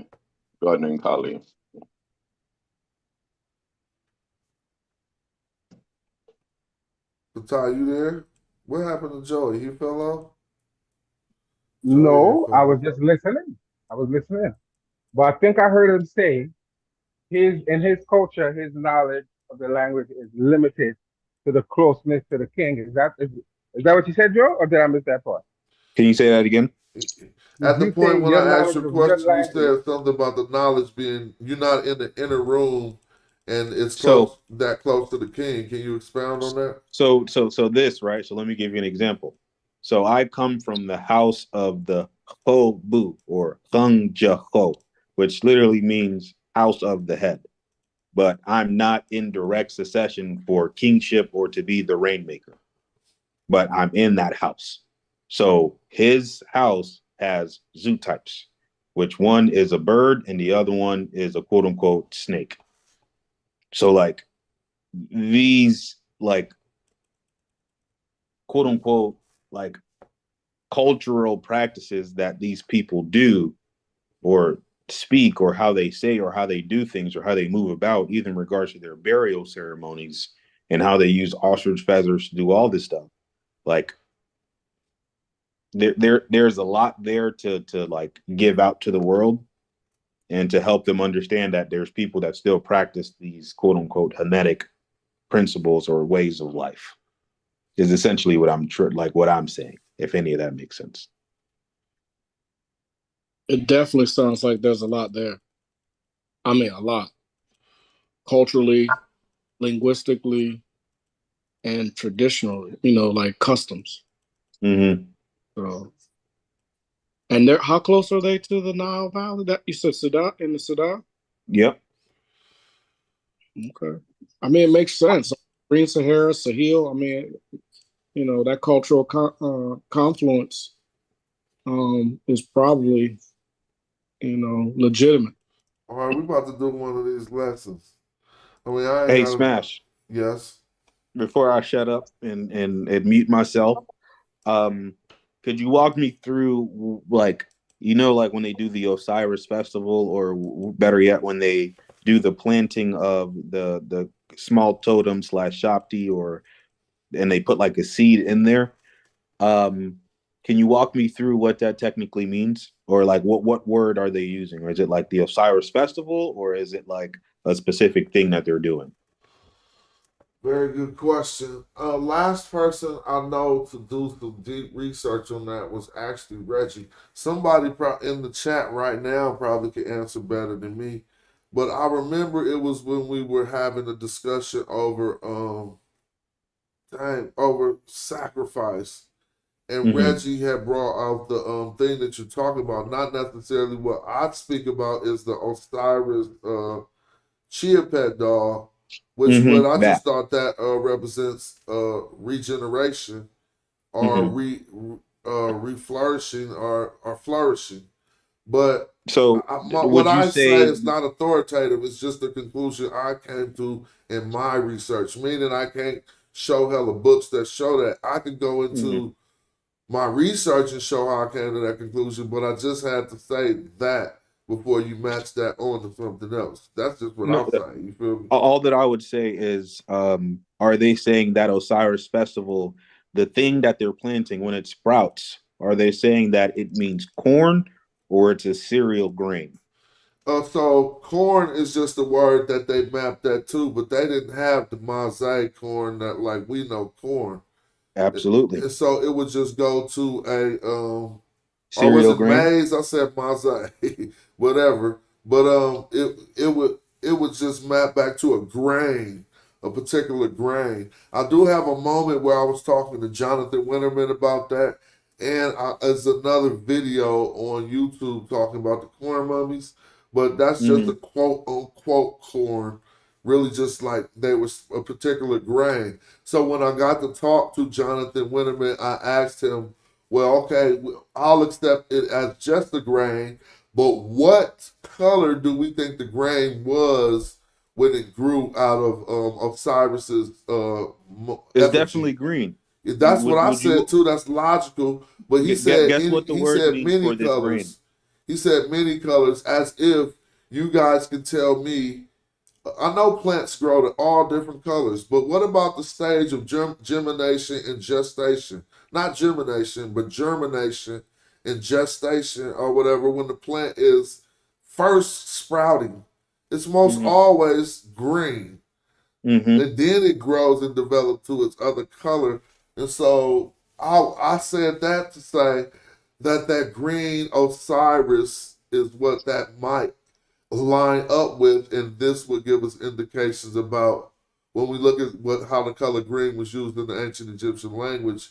It's about being fresh, renewed, flourishing, replenished, stuff like that. But never Guess what we would says call it that never grain? says whatever that reborn. Green ain't reborn at all. It is regenerated, revived, and refreshed. Right. This is so this is the specificity that I'm trying to say. Before you say, Joe, before you say what color, I did a quick chat GPT and asking about the corn mummies and the festival. It said corn mummies like these were created in connection with annual festivals such as Khoiak, Koyak, which linked to the god Osiris, who died and was resurrected to the fertility of the earth. I don't know if that word Koyak might have been something familiar. So the word that we use for this specific grain that grows out that is related not just to the cereal, but to the corn itself is oseri. That's literally the word. Koyak is a month in Coptic. Oh, okay. That's the month of that festival. Oh, okay.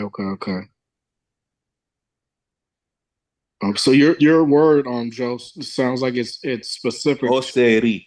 Yeah. Then you put a Greek or a Latin determinative on there, it becomes Osiris. Yeah. Oseri literally means corn or cereal grain. Well, see, yeah, that's a far connection. Okay, I'll leave it at that.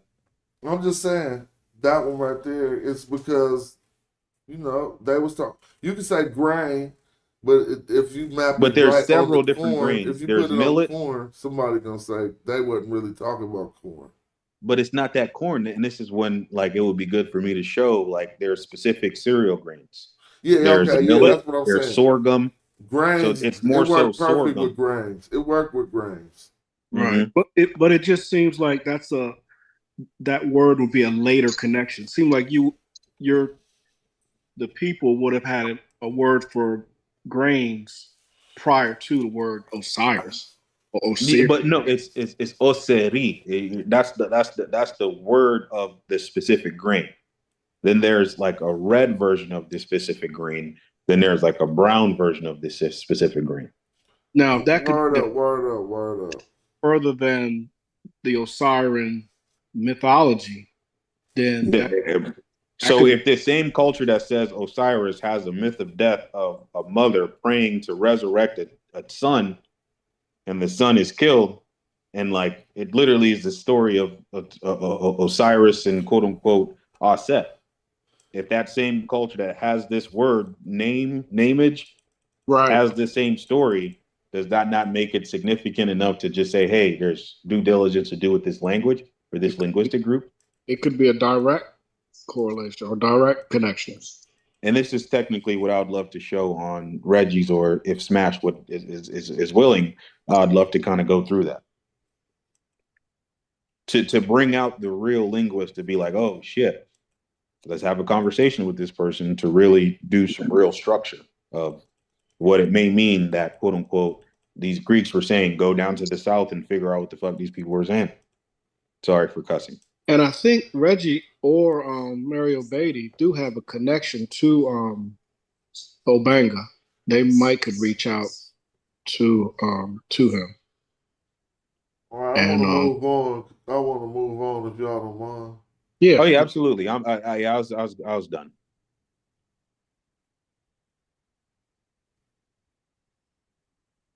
Yeah, I appreciate y'all. You guys have a great day. Oh, okay. Yeah, well. All right, bro. What's up? You're welcome to stay, but you know it's all good. Thanks for tapping in. Yeah. I mean, you know, since I can't say much about this, the way you're supposed to do that. This the way you're supposed to do that. I don't necessarily want to contribute to. It was very interesting, though. It was. I mean, you know, to have somebody from the continent that speaks the languages, it's always a good connect to have. So everything be too simple when we look at books like this now. For you, not for everybody. Maybe you and Chris. we almost there. We're not quite. My man. What's your name again? Tahuti. Yeah, Tahuti. What's up? Yeah, and you might be easy for y'all three, but we almost there. Some of us almost there. It's starting to get a lot easier though. The more and more. Just do sentence number 8. That gotta be hella easy. If you want to, we are right here. You,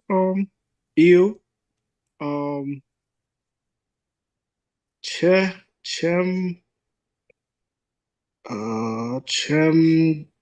Gek. I don't know. Gek. Let me see. Yeah, Gek.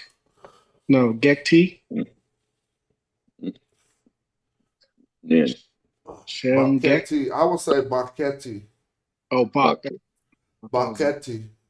Baketi. Yeah. Where you get the tea? Where you get the tea from? The T at the bottom. Red loaf underneath. Oh, you saying Bakti or Baket? Baket T. And I'm putting the T in the I because there's a man behind the determinative. That's his worker. That's his female worker.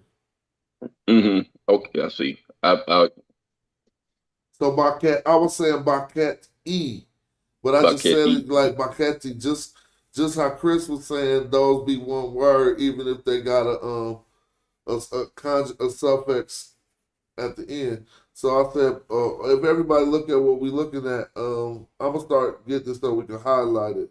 Now, the reason why I said Baket E, because this is E, just showing the people. I know you know, but yeah, and so that was what made it. Because if not, this image represented the determinative for the worker.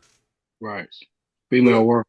So that's his worker, and she a female. I don't want to call her a servant, but they would say servant in a dictionary. But now we didn't read the sentence because now we got chim or chim? You chim? Chim. What's chim? I don't know what that is. Chim is you. That right there? Chim is you. You. What that is? Chim. Help the people out with this one right here. Chim. UHM. So you said no, you not HM? H. You no Kim. It's actually the M goes with the TCH. All right, so help me out. Let's do that one first. If you had a capital T and an M or TCHM, what do you translate with that? You. YOU? YOU, yes. No, well, from where? I don't get it. It's a dependent pronoun. It's a dependent pronoun. So what is it dependent on? Mhm. What is it dependent on? You are It can my do that. you are my worker. I'm asking. I thought it would have to be dependent on not a particle in front of it. I know you can put a suffix pronoun on a particle in front of it, but you can also put this to Then mean Well, you. okay. He said etch, right? Yep. Etch is you also. Yep. It's also a dependent pronoun. So I'm just trying to learn. Chimp. Help me learn this real quick. TCHM, Mhm. a dependent pronoun for you. And it can also be to think up, to invent, to imagine, to lower. I don't think this is right in this instance. Yeah, but in this case, Yeah, that's not go ahead. that in this instance. Right. Well, okay, then how we Well, then look at that translate the then? whole sentence. Think about it, because it just say You are my. Are my you saying worker. you are? You making it you are? You, because you got the you there can also be used as a copula. So how do you translate this, Chris? Yeah, so real quick, so this is a circumstantial sentence, and after the particle, you have a pronoun, and then you have a prepositional phrase. You have the M of predication, as my worker, M bhakti. So y'all both translated the same thing, it seemed, but in different ways. That pronoun you said is still you, right, Chris? Right. So yeah, basically now you are as or in the capacity of my worker. So what we need to work out is this: how do you think the pronoun is Tim, brother Dehudi? Well, it comes up as you as a dependent pronoun. So if I pull up the Plus dictionary those and put other translations I gave. yeah, I'm about to just show people what you're saying. So that means if I come here and go capital T. TM. I never seen Chim. I don't know this one for that, but I'm always learning every day. Too bad my dictionary is showing too many TMs. Because I don't want to read. It should be only mine's only showing 4. Yeah, because my thing, it don't let me do case sensitive anymore. Because I'm using it in the browser right now. Okay, Maybe it's on page 2204. Okay, thank you.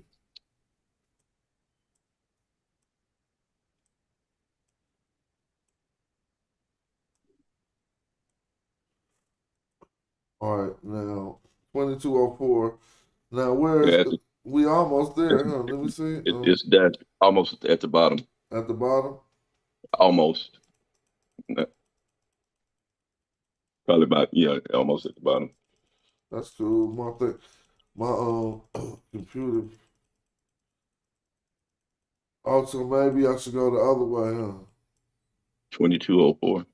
Well, now I'm on 2205. Oh, you said 2204. My bad. You. I went to 22. All right, so here goes 2204. Let me make it a bit smaller. This is 2204. Tim, okay. So look at this. So now the question I asked, a dependent pronoun can depend on a particle? Mm-hmm. Everybody see it, right? You. Cool. That's interesting.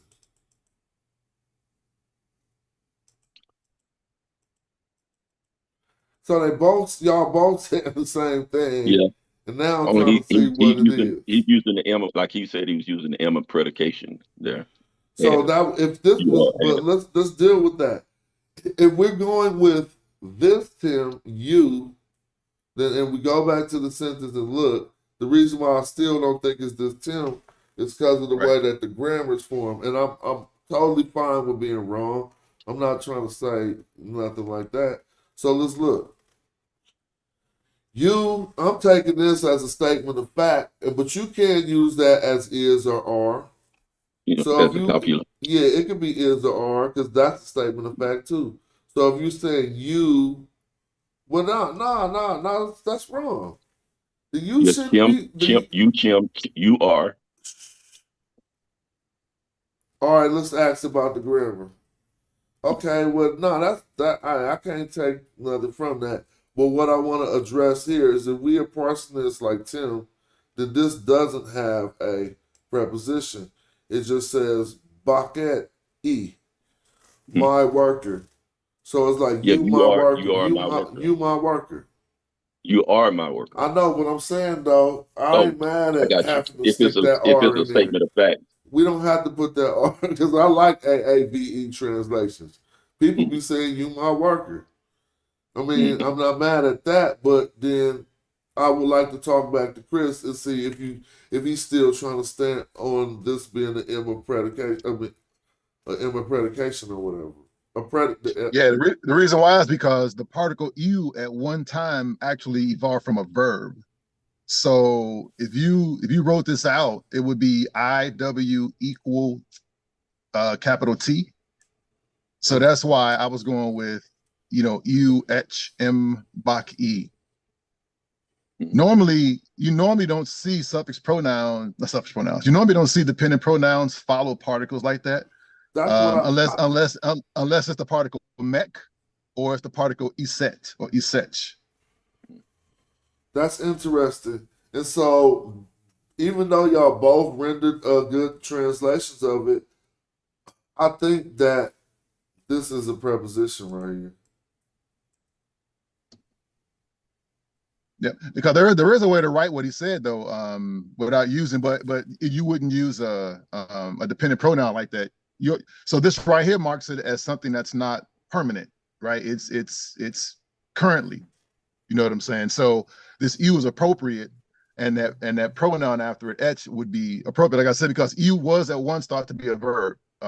They thought it evolved from a verb. So that's why I immediately went with "you" etch. Now we really confusing people. It's not a true copula. It's not a true copula, but it is used as is or. This is what I want to break down to people.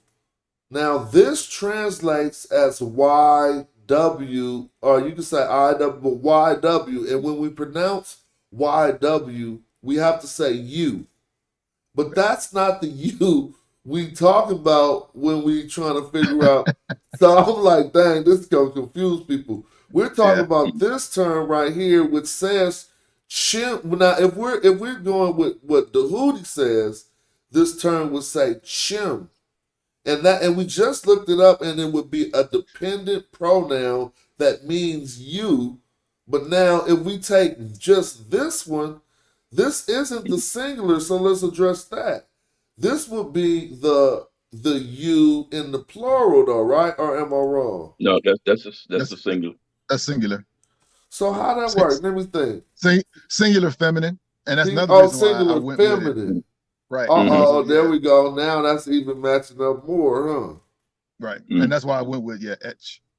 So if this is not the plural, if this is just the singular feminine, and he talking about her, right? That's additional evidence.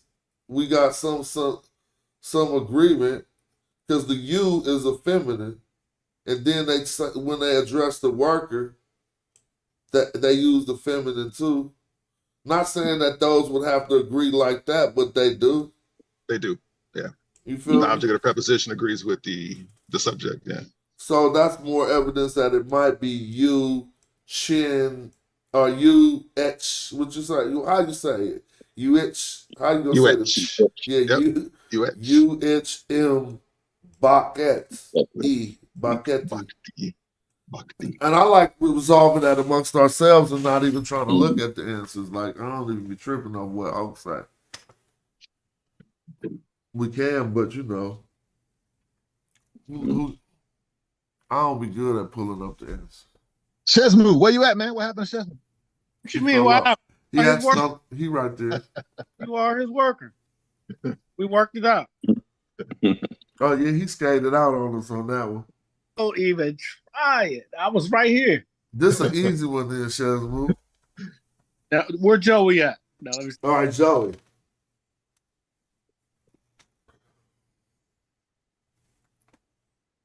So you, Ek, Tawi. No, try that again. You. Oh, you want me to say you, your, let me see, your lands are. So it was just, no, I'm sorry. I It's wanted you missing. to It's try missing the ek something on that again. first Try that word. ek again. Look at that one more time. Is that an ek? My bad, Neb. Yeah. Neb, There you go. Neb Tawi, M, Rasut, Let's think about, I want to stop at result because that's the first word that I want to ask what that means. I see the nose for smell. I mean, I see the nose for the face to let me think about the determinative. But what's result? I forgot. Me Joy. too. Oh, I'm sorry. I need to highlight it for the people. I apologize. It's refute is joy. Oh, Joy. okay. Joy. Why Okay. I won't highlight? I won't highlight. So Click on it again. you know what I'm gonna do? Go to the snips so we can get it in. Okay. I mean, even though this ain't nothing, man. One day we all right. No. After practice, we got to start reading text like we was doing the Murray Patasta. You know, reading text that can actually contribute to what people say. But right now, I'm just snipping this. So you was at what? Neb Tawi. So this is the word we was talking about, people, and I forgot it meant joy. It does mean joy, doesn't it? So go right along, Patah or Joey. What's up? Yeah, so Rasut, hurry, Oh, I'm sorry. I should have put this in there too. What you say? Rasut, hurry, cot. What did you say? Paris? Her, HR. That wouldn't be Hurry though. That'll just be hair, probably. Oh, okay. Yep, So, HR, like you said. I can never figure out when you should say hair and when you should say hairy. All right, let's talk about that. It's got the stroke underneath it. Yep. Not only does it have a stroke under, well, do y'all want to call work? What do y'all call work? The word after it. That's a verb, right? So this is haircut. So work, somebody gonna call work a thing. I think work is the action when they say work. Like verb. Yeah, okay. So now when you got hair plus noun, the infinitive, again, it's most always gonna be hair and not hairy. You know what I'm saying? If you see the R, that's when you might entertain it might be hairy. But if you just see the single stroke, you might guess that it's HR and you might be right. You know what I'm saying? Okay. So in this case, it's not a verb; it's a noun. It's work, like the work. Wait. No, hair plus the infinitive is you got a preposition and a verb. But all hair plus the infinitive mean that you could probably say working if it works. You remember you gerund hair? You could try to see if you gerund hair plus the infinitive, meaning to add an ing to it. Okay. Yeah, I remember that. So then, if it works, because work it says working. What is you can finish reading it. Her cat 10. What is that? So that was the haircut you just said. Then you said 10 for the people. Then you said Yup. And then you what did you say? I'm sorry, I didn't want to say. What was the last word you said? I would say that's right. The whole word. I wouldn't say Y'all think that's one word at the end of the green? It's at. You think it's two words? It's one word. At. Yeah. Okay, cool. So now, what that means is, Joey ain't there no more. All right, what I'm thinking, man. Yeah, I'm here. Oh, what's up? You wanna just get it in for the people? Y'all be inspiring people. Somehow I feel like they have something to do with greatness. With what? Greatness. Well, why don't you read it and tell us?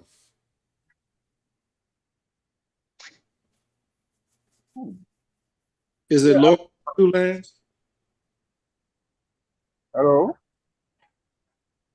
We listening. Yeah, we can hear you. Joey can't hear us, probably. No. I can hear you, but my headset going there. My headset going there, and I'm outside, so I should be home about 5 minutes. I'll tap back in when I reach home, right? Oh, it's all good. Ain't no He running. No. Lord of the Two Lands are what do we say Rasut was? Joy. Joy, yeah. Lord of the Two Lands are joy. no. To the work. Let's see. Wait, let Working. me ask y'all a question. That's M. What is joy? A thing?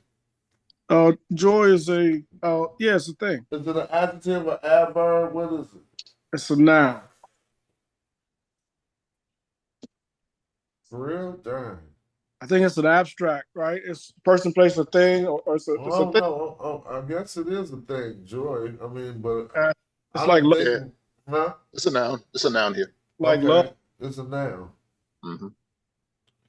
So what is this preposition doing? Is it saying the Lord of the Two Lands of joy? No. No. The Lord of the Two Lands is a joyful one. He is joyful. Is in joy. Right. Okay. But over what? Or what? Working.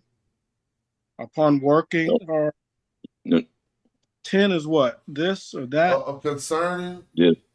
So now With. let me ask. It can be with. Say concerning work, this great work, these great works. About this great worker.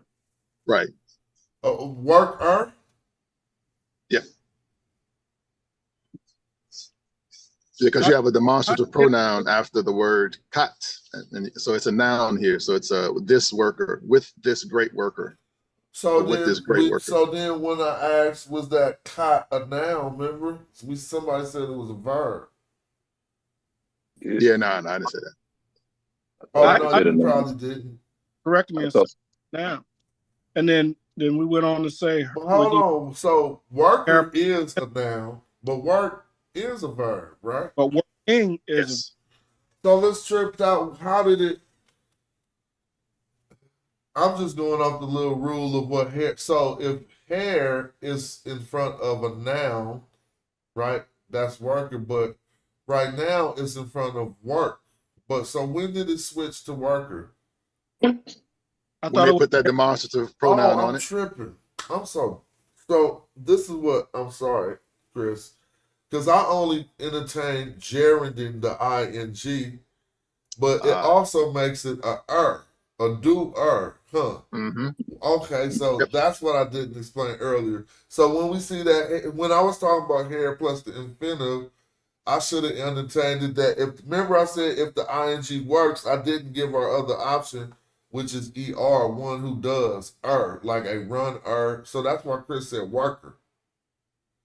And tell me how the demonstrative is how you got the indication that it was nominalized, basically.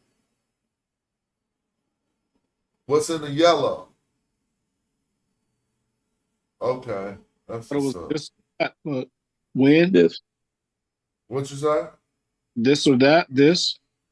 I mean, so, but why is it? Yeah, I mean, but why is it feminine then?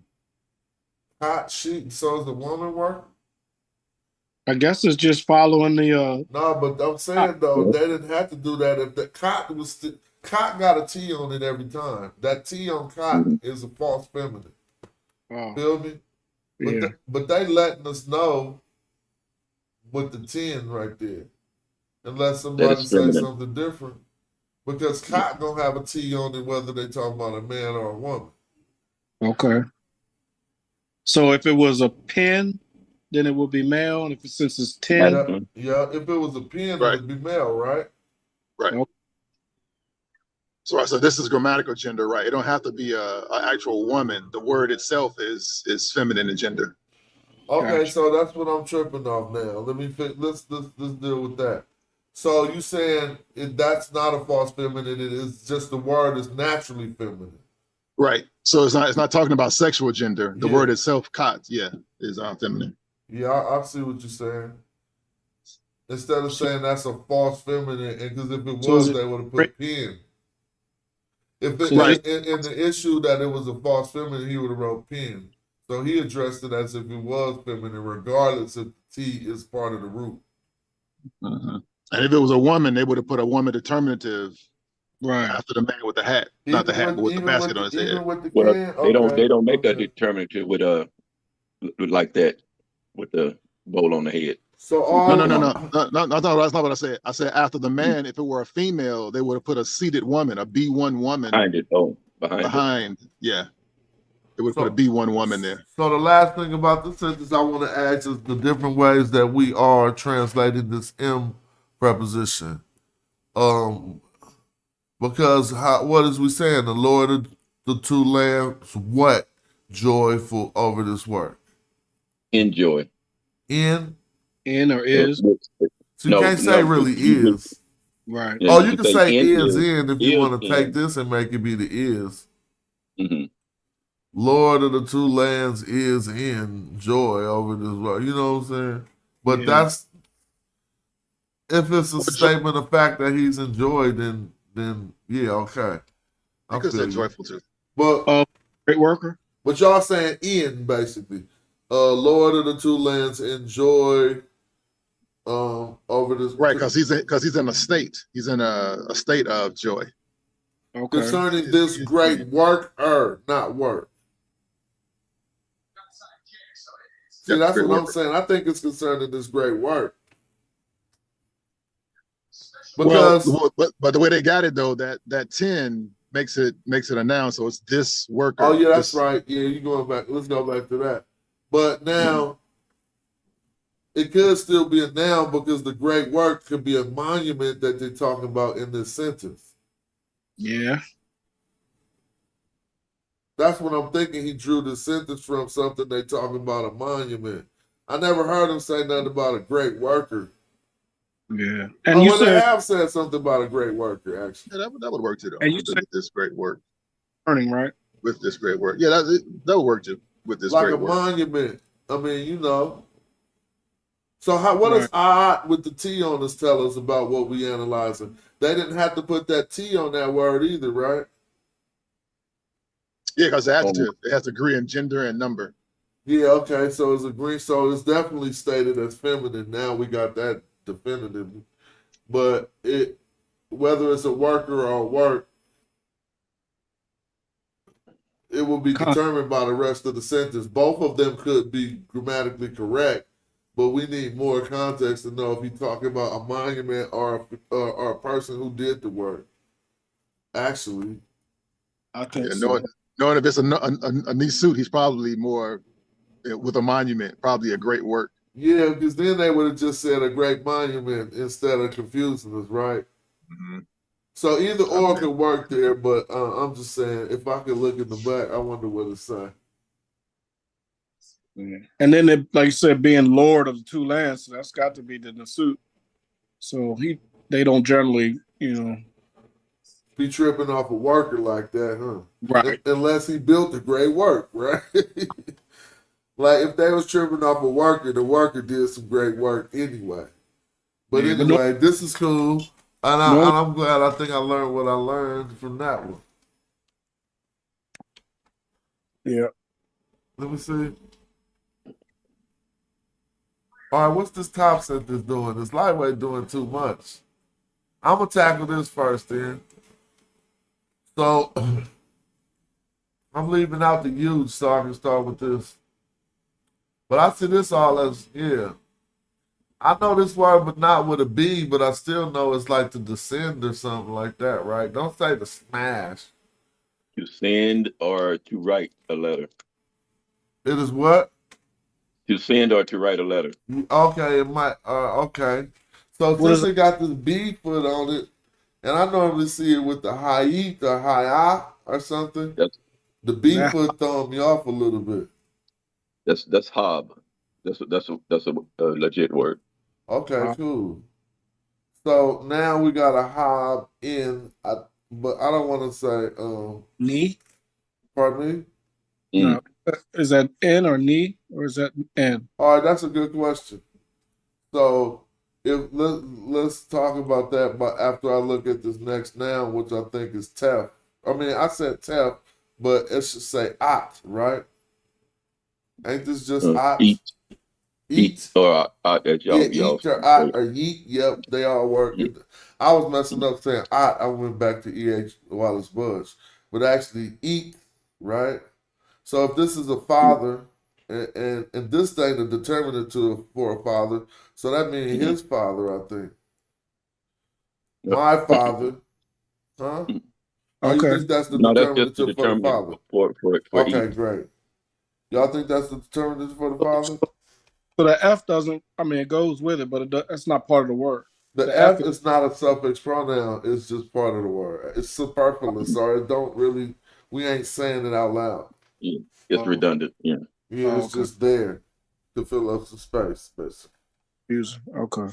So, if we go, oh, then if that's the case, this is definitely an end, and not a knee, Right. because knee is genitival, and a descent.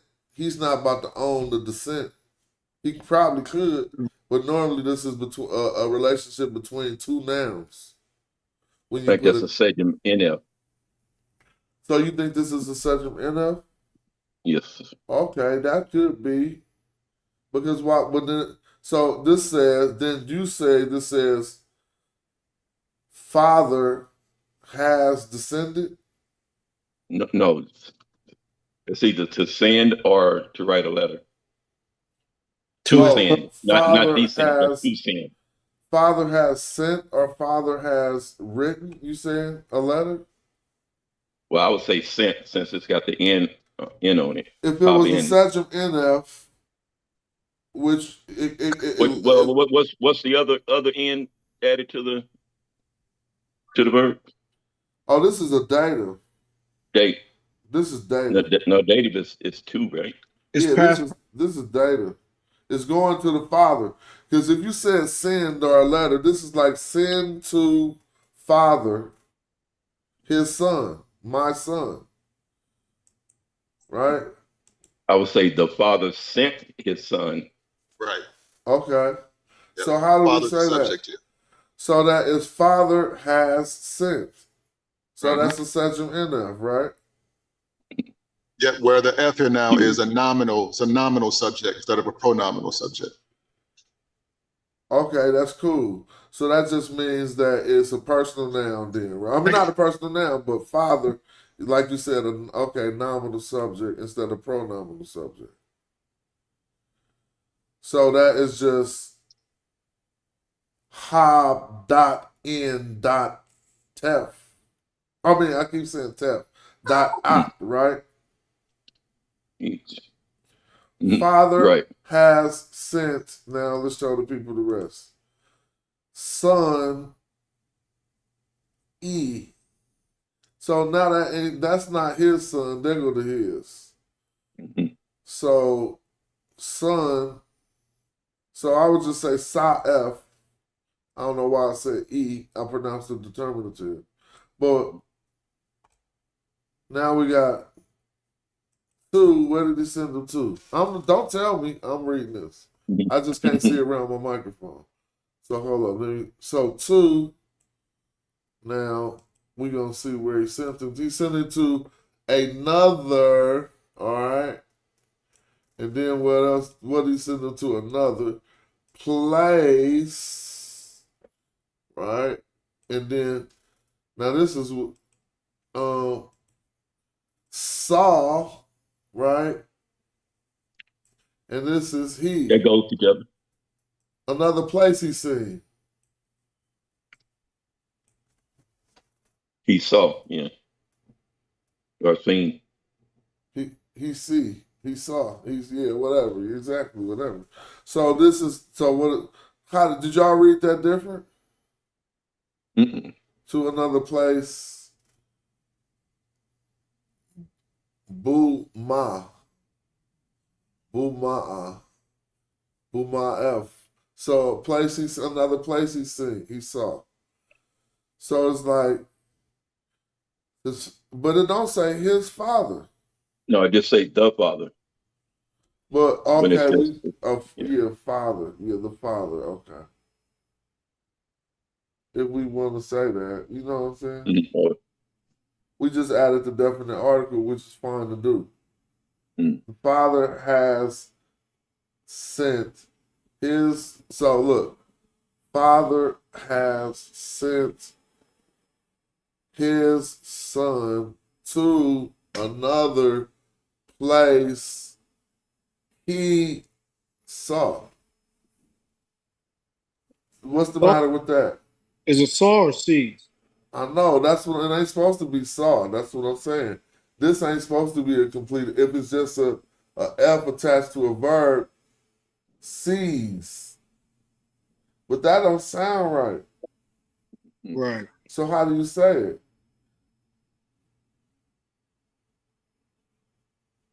Oh, we gotta stop saying Look, saw. See, that's what I'll be stuck. It's other things that got to do with looking at with your eyes.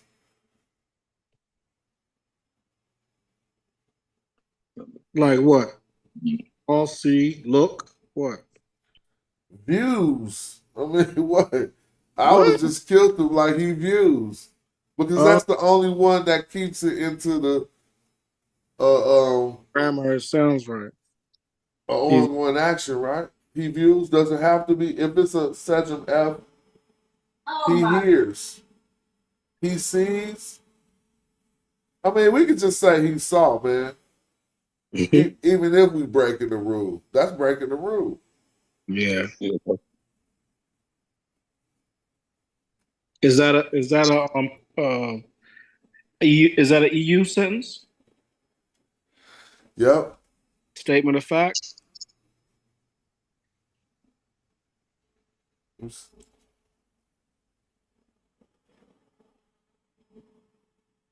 I mean, oh, okay. That means that this got to be. No, it can't be perspective if it got a U on it. Because if you made it perspective, it'll make more sense. His father will send his son to to any place he sees. That's the only way we'd be able to say he sees.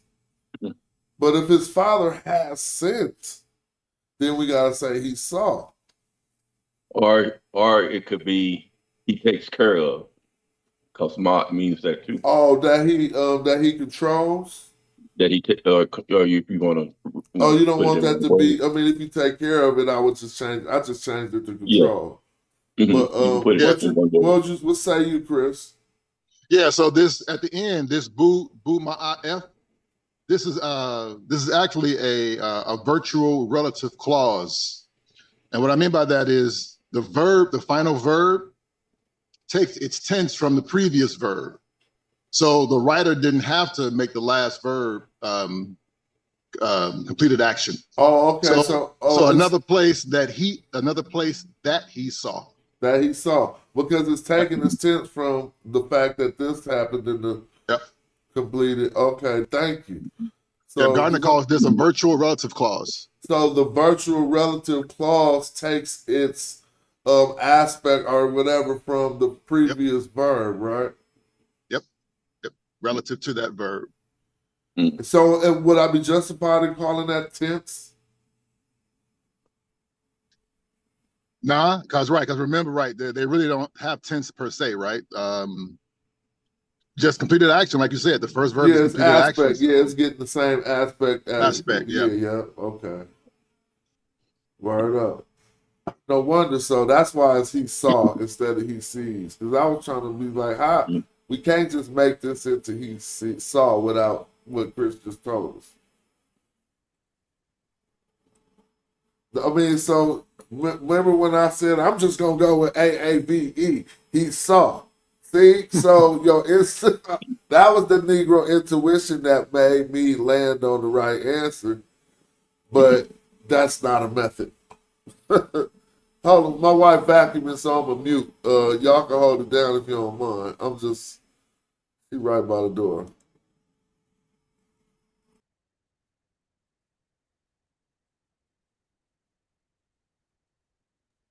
Yeah, but I don't think we could hear it unless she coming in the room.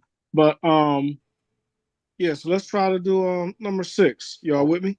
I'm with you. All right, I You. didn't know y'all couldn't hear it. I'm with you. You gonna start it out? Hell no, I was just gonna work with them. You go ahead. All right, I would say you Chati in Reshu. I would have said you Chati in Reshu. My hair never in moot something. Oh yeah, that was some of the same words. Yeah, so we could just skip that or read that. I mean, let's read it since we started it. But I gotta get the complete sentence.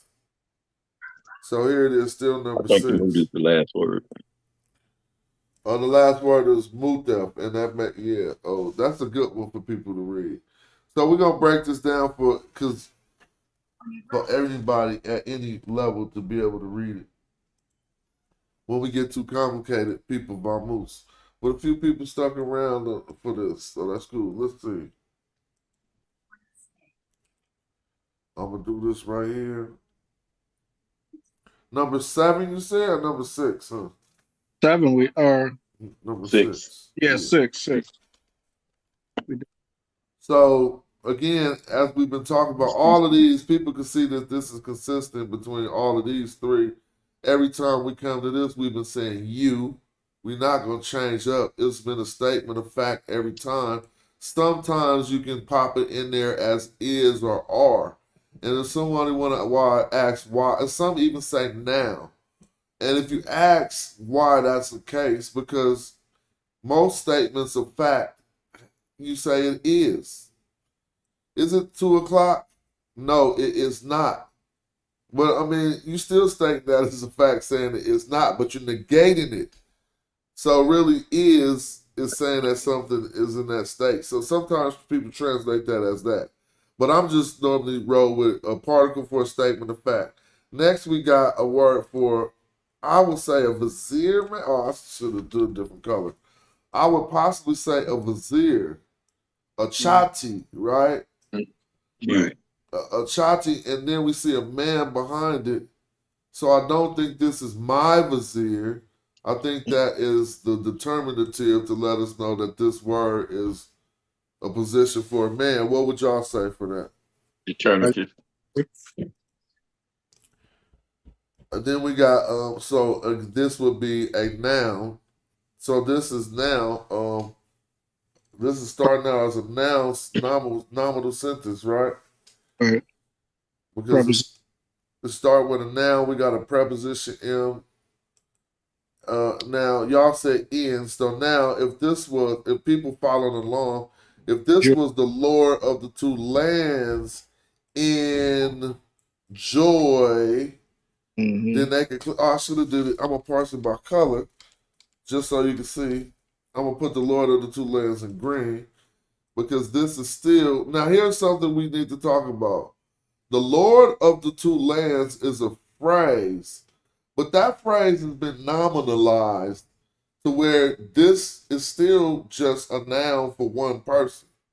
We all understand and agree on that, but is there anything? But we trip off how that happened. So this is just a job position too, and this is kind of like a title, Lord of the 2 lands. Right. So this is holding the position of a person just like this one is. We all peep that. So like then we got a preposition after that. And just now they can see the similarity because that preposition is leading to the word for joy in this instance, which is the word reshu. What happens excuse me for going off track. Anything happening in the sports world tonight while I think about what I'm doing after the stream? Do y'all know anybody follow the sport, any type of sports? All football today. Football today. I don't watch football really. Okay. But I don't maybe college football any? That was yesterday. Oh, that was yesterday. Yeah, I'm tripping. That's Saturday. Yeah. I'm thinking I was trying to hear about a fight or something, but nevertheless, forget it. I wasn't gonna throw us off for too long. So then we got the word for joy here.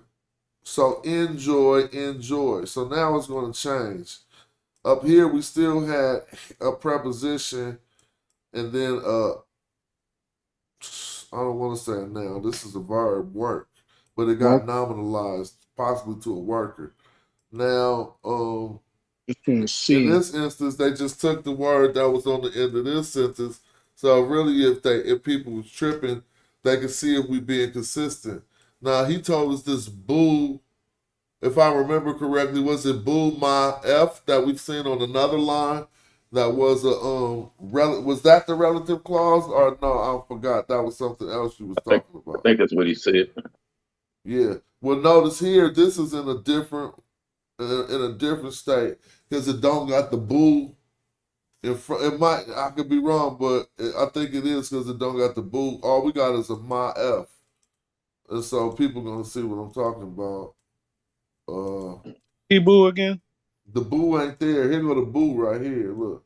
Key boo. Pardon me? What was key boo Key again? boo is another place. Another place, right. So we just got Oh no, not the boo. That's because when Chris said that the relative clause is simply it would have to be my without the boo because it's still referring back to up here the first verb.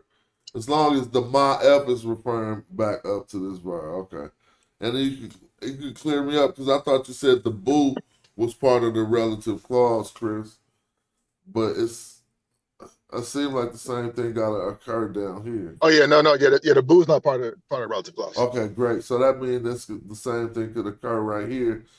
And then the people following this hair right here is in the same state as this hair right here. But it's look, if I said this was a verb that we argue could have been nominalized to make this work into a worker, well, right here we got an affair after a concerning beauty. No, just trip off this. Nah, because it can't work like that. We gotta trip peep game. Now it could. Are you gonna say concerning the beauty belonging to his mother? Maybe concerning the beauty of his mother. I like that. Nah, but or it could be her and there for beauty of face. I mean, you know, did I say that right? Oh, that'll be never here. Oh, yeah, that's yeah. So let me ask a question. Beautiful face. What's up with hair plus an adjective? That don't work. Well, you can't separate it. That whole thing after it is an indirect genitive, so that's all the object of that preposition. So, so basically, so I understood exactly what you said, but I guarantee you the crowd is like, what? So break that down a little bit. So following that preposition, so the nefer ni mut f, the beauty of his mother, or basically his beautiful mother. Basically, is what that translates as, right? That his mother, the beauty belongs to his mother, so his beautiful mother. Yep, that's so. I said beauty to show people, right? Belonging. So this is a ni. Now this is mother, right? And then we got his. But here's the thing. He saw concerning. He saw how you doing this preposition? So that's what's on. So he put that up on her. So he saw her not with, or it could be on too. Well, but in this case, with or concerning his beautiful mother. So he was happy with seeing his beautiful mother. It could be with too. With, yeah. I mean, so maybe with. So let's go back to the beginning. The visor or whatever in joy, he sees. Somebody would throw a win or an ass. Oh, there you go. Right here. You take this for the ass, huh? You would or not? Concerning him seeing his beautiful mother. Did I just do that? Did I mix that all up? Yeah, no, that works. Just gotta put it in regular English, but yeah. Yeah. Everybody. The beauty of his mother is just saying his beautiful mama. Right. And he was happy that he was able to see it, or to see his beautiful mother. She came to bring him some lunch while he was working.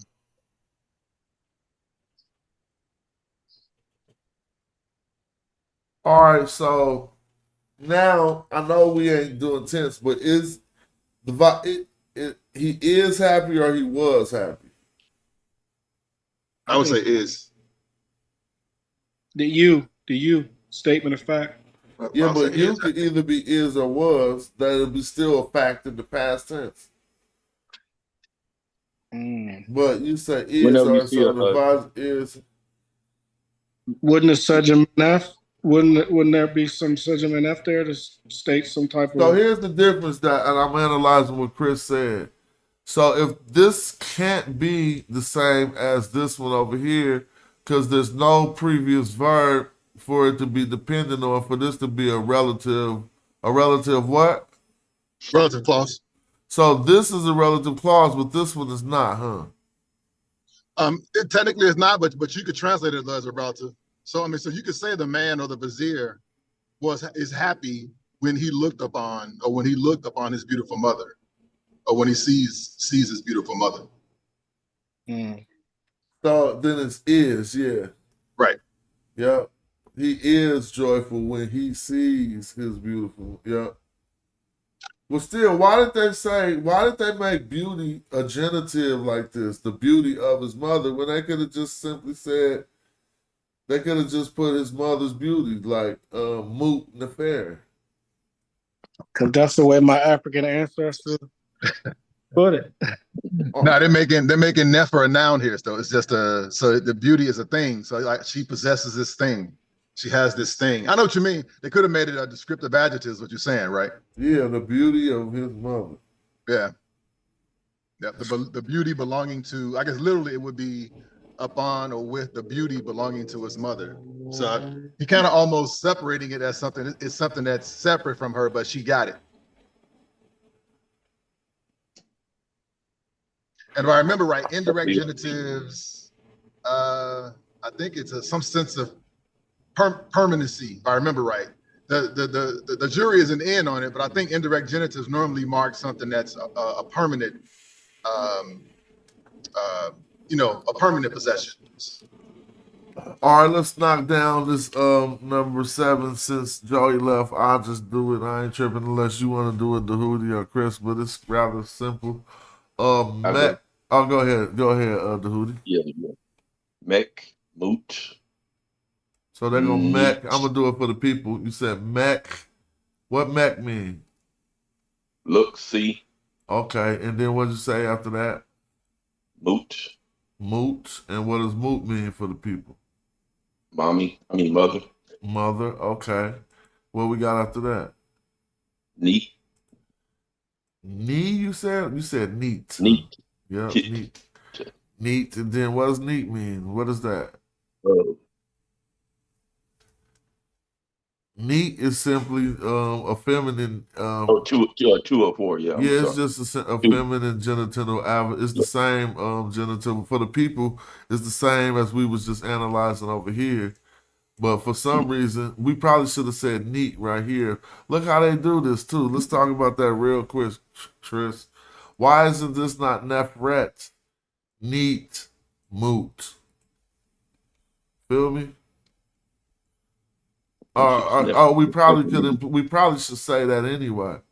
Never neat. I think we should just put a T there in the parentheses and say neat for this one. Yeah, I guess technically you could say that, but genitives don't have to agree in gender. Oh, okay, that's why. But you could. But this genitive. Oh, okay. The genitive don't have to, but the genitive or adjective does. Right. And so the genitive or adjective is agreeing with this nefer being masculine still. Right. And this genitive or adjective is agreeing with moot being feminine. Okay, so I hope people followed that. So then if we got the genitive or adjective belonging to, what we got after that, my brother? Bach. Bach. And a Bach is a... servant, worker. Yeah. And now what we got after that? Ek. So it's like his servant. Or oops, I don't want to say his. I don't want to mess you up. You say it. What is it? I messed you up. Yeah, your servant. All right. And then what?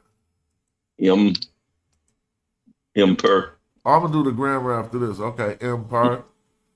Okay, your servant. What is impart? Oh, the M is a preposition, right? You. House. So what did you say, Patah? In the house. In or You. of? You think it's in or of? Either. In. No, it can't be either. Yeah. It has to be one of the two. For real. Oh, is he in the house or is he of the house? I guess he's in the house. In the house. All right, and then what you got next? Yes, her house. Oh, for real? Okay. Yeah. In her house. Okay, where you going after that? Najess. Oh, all the way to the bar, right? Mm-hmm. Something bad? Oh, so what you think No, the just is, Patah? little, small. Yeah. Oh, okay. And then and then what you got next? Karedu. And so that's small what? Children. Child. Small children. No, children. Yeah, multiple. Children, yeah. See the strokes. I don't know why my thing going off the screen. I thought I snipped it right this time. Hold on, let me see. Her small children. You know what? Yeah, I was getting ready to say Karedu S. Good one, Patah. Okay, her small children now what? With who? Or together with her. Together with her. All right, that was a good one. Let me see. So she had her kids with her, basically, huh? That first word has something to do with giving. It's No, that word don't got nothing to do with giving. It means look. Looking or look. It's written a different way if it's going to be to give. You now notice this. It doesn't have the cable. Look at what's in the hand of the hand that's holding something. Right. If it ain't a triangle shape and it's a circle like that, it got an M in front of it, it's me. That ain't even D. That's me. Okay. Like if let me come to the to the J session to show you. Yeah. So I'm gonna come to J I think it is session. written with that low too. Oh, okay, yeah, it is, but watch this. I'm gonna type MI, right? And watch this. Oops, I messed up. MI. Okay, there you go. So that could be me too, basically. But that's me. Gotcha. But I guess I just learned that this could also be me. Ain't that crazy? Because it's really D that we say, but I think they're telling us that see, I just typed D that time, and I'm only getting these two, right? Mm-hmm. But when I type MI, they're giving me that's the irregular verb. Okay, so break that down. Oh, so me is irregular. Yeah, it's irregular, but yeah, thank you. Yeah. Okay, so now that's just mean to look, and then we got the mother belonging to the servant. So I wouldn't say that. I'd say, look, the servant's mother, and now your servant's mother, well, in the house is in the house, is in her house. Now her little children is with her. So check this I out. would say she in the house and her little children are with her. Yeah.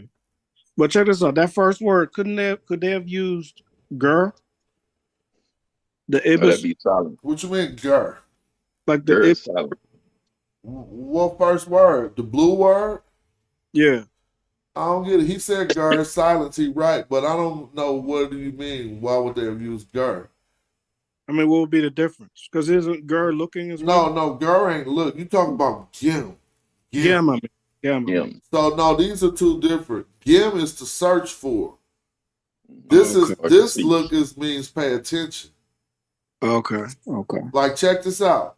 You know, I'm trying to get your opinion. Like, look, behold, what they say in the book is behold or lo, but we don't do that. Like, all right. Yeah, so that's like a different type of look. Got it. Those ran out too easy, man. I got a few more minutes. I'm gonna find something harder, dog. I'm tapped. Oh, it's all good. You still chilling? Unless you gotta go. No, I'm a chill. Yeah, you chilling. It's nothing. Yeah. See, being all in lesson 4, that's that weak stuff. You got to go to like lesson 50 and see if you really still got it. Lesson what? Oh, I just snuck down far down the page. I think we're gonna be at about. I'll tell you when I rest on it. About lesson something in the back of the book. Oh yeah, see now he getting real songs and stuff. It says a song of death and the pleasure of life. This is page 232. Let me see. I don't know what lesson is in, but now this will be a bit different because this is ain't designed to be as easy, but ain't nothing gonna be hard about it. So the word I see, but y'all might correct me, I see Habasu, but I always put a B on that word. Y'all just gonna say Hesu, huh? Chill, it's Hesu. Well, what's making me put a B on that word every time I see it? So it's not the jar, is it? What's the jar? Just Hes though, right? Yeah, chill. So then that's why I'm tripping. Okay, cool. Hesu. Now I'm getting praises out of that for some strange reason. One who praises. One who praises. Right? Because they got dude with the mouth and they put the uchik on it and it's first. So, I mean, not the uchik, but the coil. So if I snip this, that's just what I'm getting, but let's see what y'all are getting. I'm going to snip it real quick. To show the people. What is what was the second word? Neti? These, I would say these. Neti? Am I wrong? These. Neti is that which or who. Okay, that's fine. It's a relative adjective. So, yeah, I'm with that. So hold on, let me snip that real quick. So that definitely has to be one who praises, because it couldn't just be praising that which, right? I think this is, but do y'all not think that is one who praises? This right here. Yeah, the one who praises. Yeah, one who praises. Okay. Who praises, so the one who praises. Now, so real quick, this neti, y'all said that which. So then that is a demonstrative pronoun, right? Relative adjective. Okay. A relative pronoun.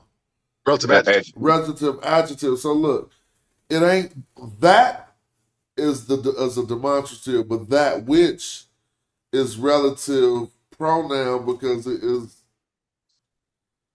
it's holding the place of something that's relative to what? The verb in front of it. That which is praised. Oh, okay. So if it's the verb in front of it,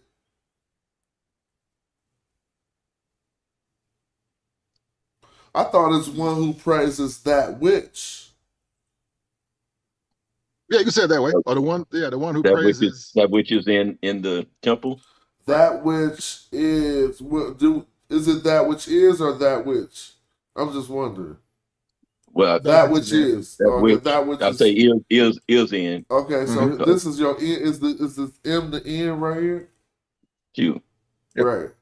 So let me keep going. So we said one who praises that which is in the hoot. I'm not saying hoot per. I'm just saying the hoot. You saying hoot per? Temple. Yeah, I just can't. Oh, but just hoot, right? Yeah, the you. temple, just the hoot. Now, whose temple is this? Any 2F? Who is any 2F? Any 2. He who brings. But no, this is in a cartouche.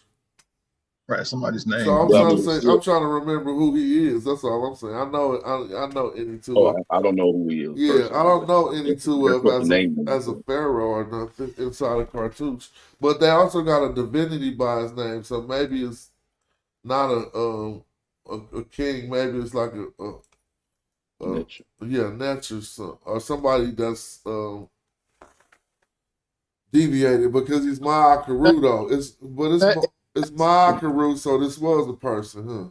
Is that Intef? Any 2F. Okay. I never seen how Intef is spelled though. I would think it's spelled like Intef, like the father. He's Ma'akaru. But hold on. Ma'akaru E? Mm-hmm. So it's saying I am justified? I never seen them put an E after Ma'akaru too much, but Mm-hmm. and this story keeps going. That's why this is better. That's part of the determinatives. Man. Also, they had to. Why they put 2 on there though? Because the word Haru by itself has its own Oh, determinative. okay, so they put that for Ma'akaru. So yeah, I feel you. Yeah. Okay, I just don't even be saying Ma'akaru even when hella determinatives often. It just be this part. You know, sometimes it even be the shorthand. But yeah, it's cool to see it all the way spelled out. So this is another neti, that which. So hold on. Because this is supposed to have something in front of it, right? Well, Netchi can also stand by itself as a. It can be the one who. Also, Mm-hmm. like the All brother right. said earlier, it could be the one who. Also, One who's now, in the book. so this is, no, this ain't in the book. This is before, Mba, right? Oh, Imba, yeah. One who is one before. All right, so Mba Pa, so he's before the something. My microphone's in the way. Let me see. Mba Pa, this is our Pa.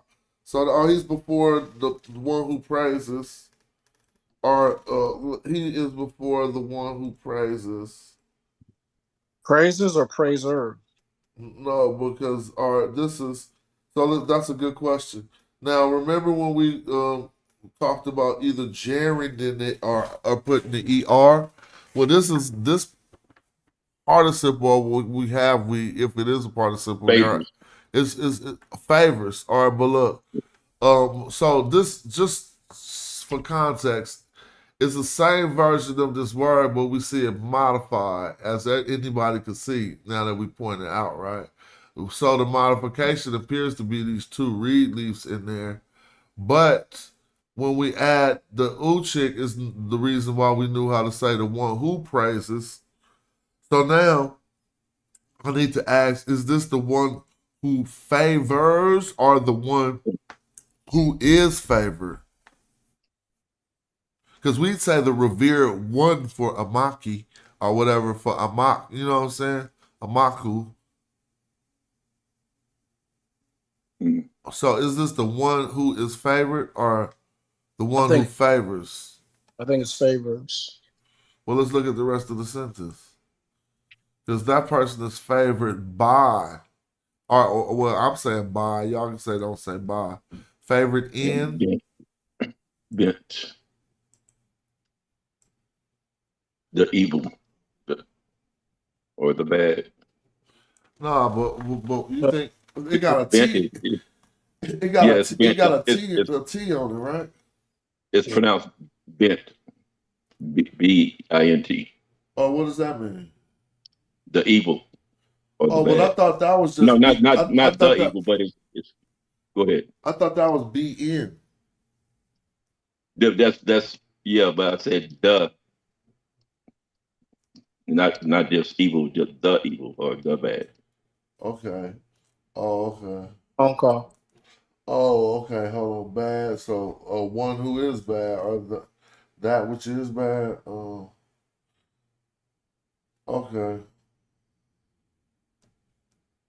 Oh, okay. Oh, wait a minute.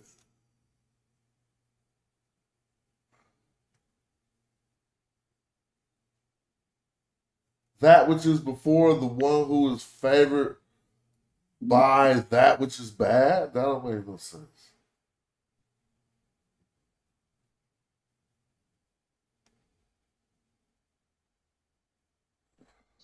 So if this is, I keep saying that which is for this, that's right.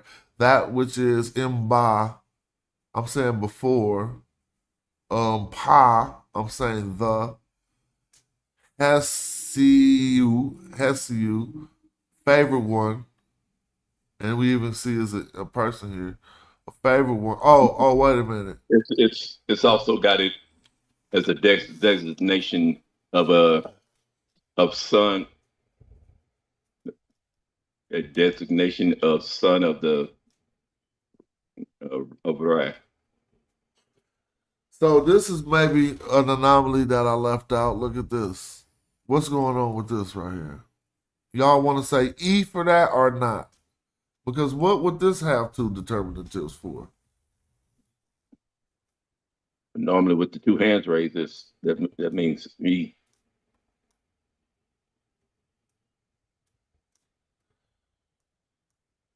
Right. So up here we say it's going to be a determinative for Ma'akaru, which is fine and acceptable. But right here we got the same double determinatives, and I'm starting to think that this is. But you can't say my one who's favorite. Could it be a resumptive? Resumptive? What is that? The E there, could it be resumptive? Who is favored? Who is favored? I thought that was handled by this right here. Let's Even see. if we didn't have them, so that must just mean that okay, you're right. I see what you're saying. So that must just mean that this is all part of this. Then this is all one thing, basically. Because if it's saying one who is favored, this Yeah, I just think the resumptive. see they said one who is favored right here. Look at this though. Look. When they left it off of this one, and we saying one who is praised or favored right here too, right? So something is different right here. He put that extra determinative for. I mean, that might just be an E. I think it's redundant. It's redundant because it's a resumptive pronoun. Okay, so I'm just not understanding what resumptive means. That's all. Explain that for me. There are three strokes in that first one, so maybe the ooh or the eyes, the two eyes represent have something to do with the three strokes in the back of the first one. It's the same thing. I can do that. I mean, I see what you're saying. All right, I'm not mad. I'm just saying, was that orange man its own determinative or just like up on the same word up here? Yeah. But it is favored, right? Makes more sense. One who is now this sentence just don't make no sense. That which is before. Tell me where I mess up. That which is before the one who is favored by evil. Is that word before or what? No, remember what I was the definition I gave you for the event also. Oh, what was the other one? Designation of a son of Ra. This is a designation of a son of Ra? Yeah, with the way it's written, yes. Oh, okay. Oh, well, the sentence keeps going, so we got watch poo. So let me show people. Serpent.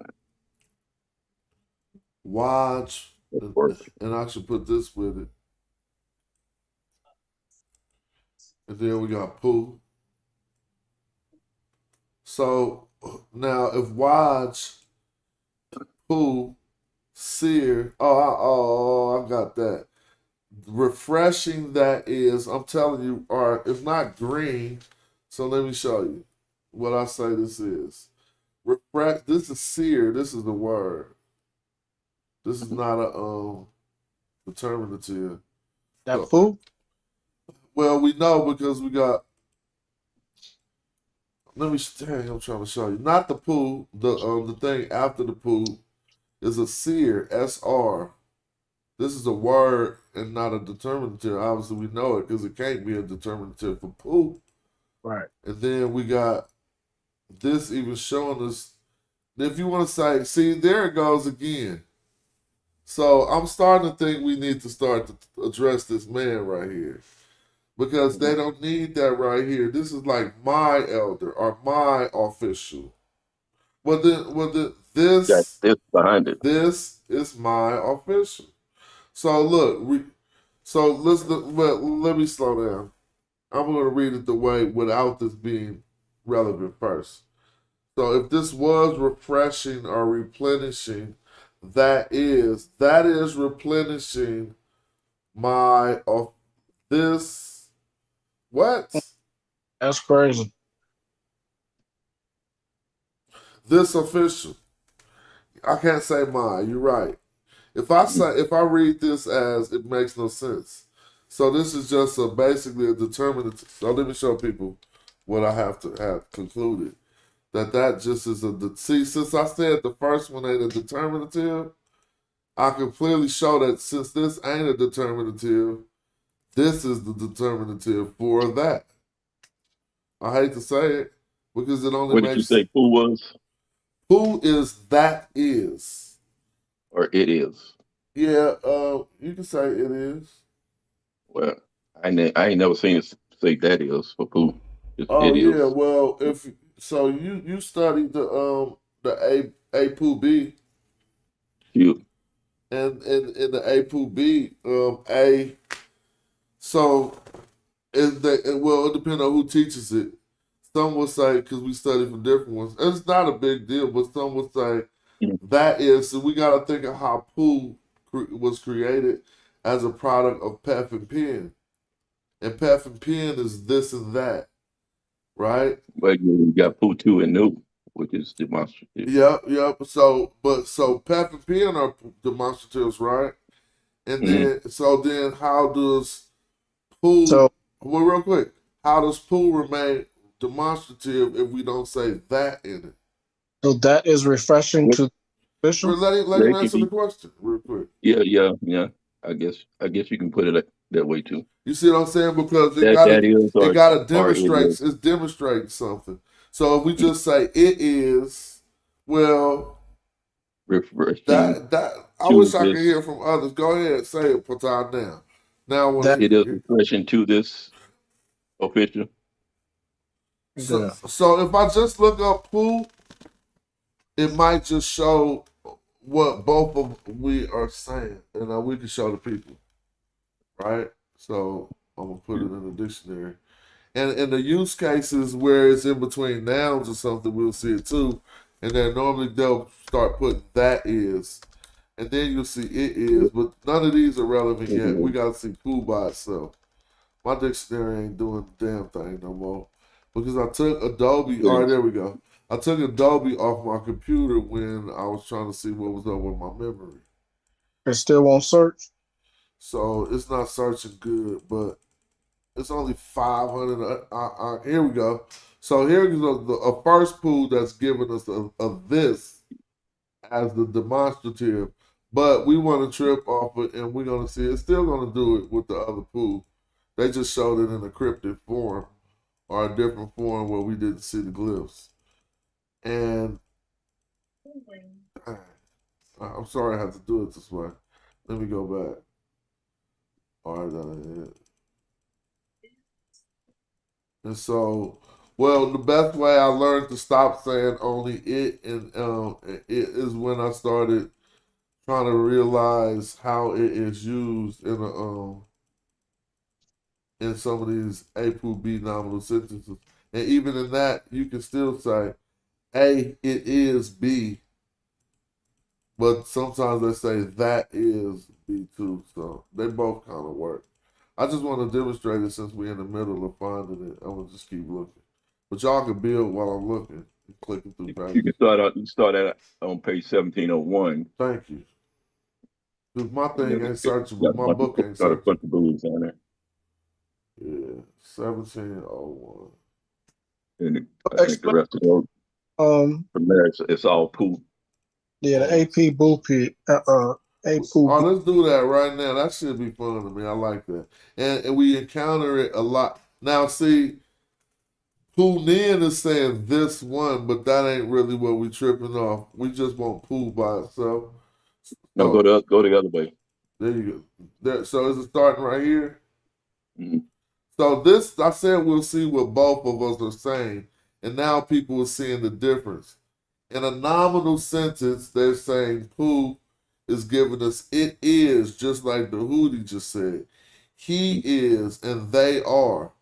But now you see as a demonstrative, what we was talking about, that's why I was showing this relationship to the demonstratives, pef and pen, where we see poo as a demonstrative meaning this, but I said we should also see it as that is. Remember, and so I want to just But keep going to see if we ever see. then you would say pui. There's Make it that. a pulley. All right, let's see. Yeah. That's So this is, it is, and it's still demonstrating something. And you say pui, you said, You can say that, this or that. PWY. You had it. You passed it. PWY. all right, now watch this. So let's go to see what JP Allen offers. And I'm just gonna put poo. And then get ready to get some good food today. I don't know what I want to eat, but I feel like grubbing.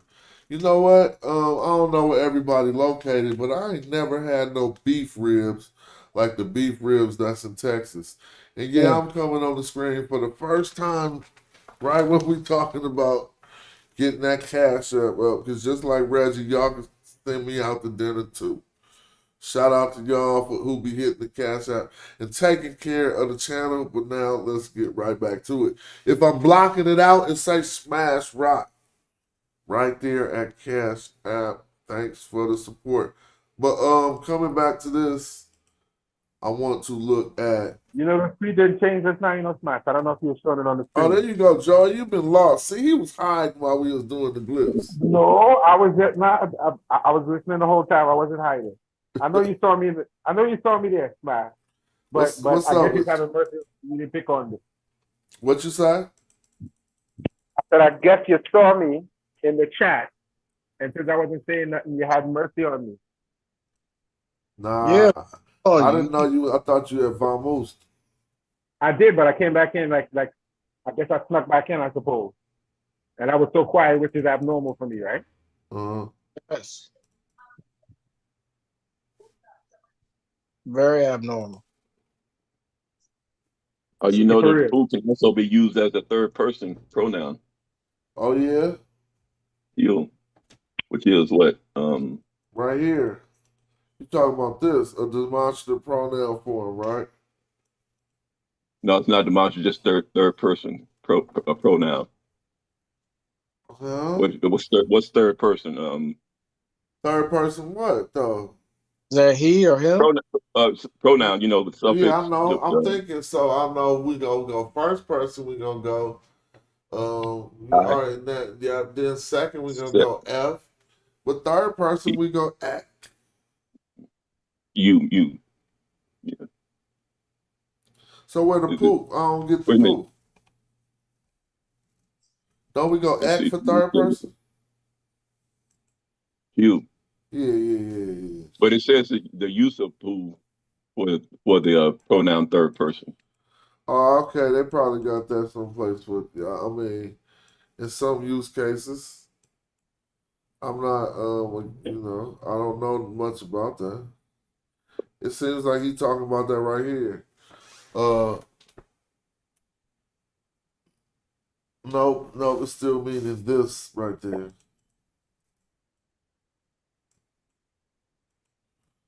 So what we want, you said you wanted to talk about that. What's a pool be?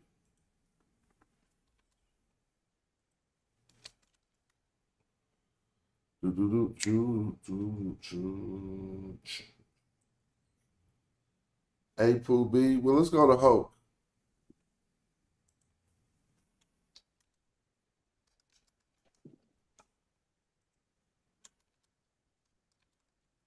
It's in Gardeners too.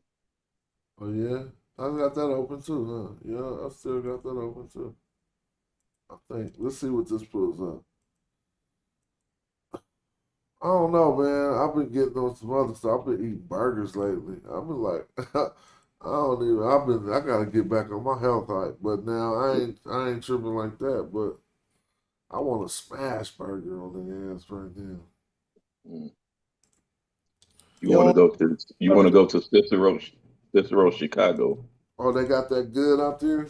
They got that big, good hamburger. Did I say it earlier that about beef? I was about to say something about beef ribs, but I stopped thinking that I was gonna throw us too far off track. But have y'all ever ate some beef ribs in Texas, yo? I ain't been to Texas, but I heard it's the steaks Bruh, thing is big. bruh, I remember I bought a beef rib, one rib, and it was $40-something for one rib.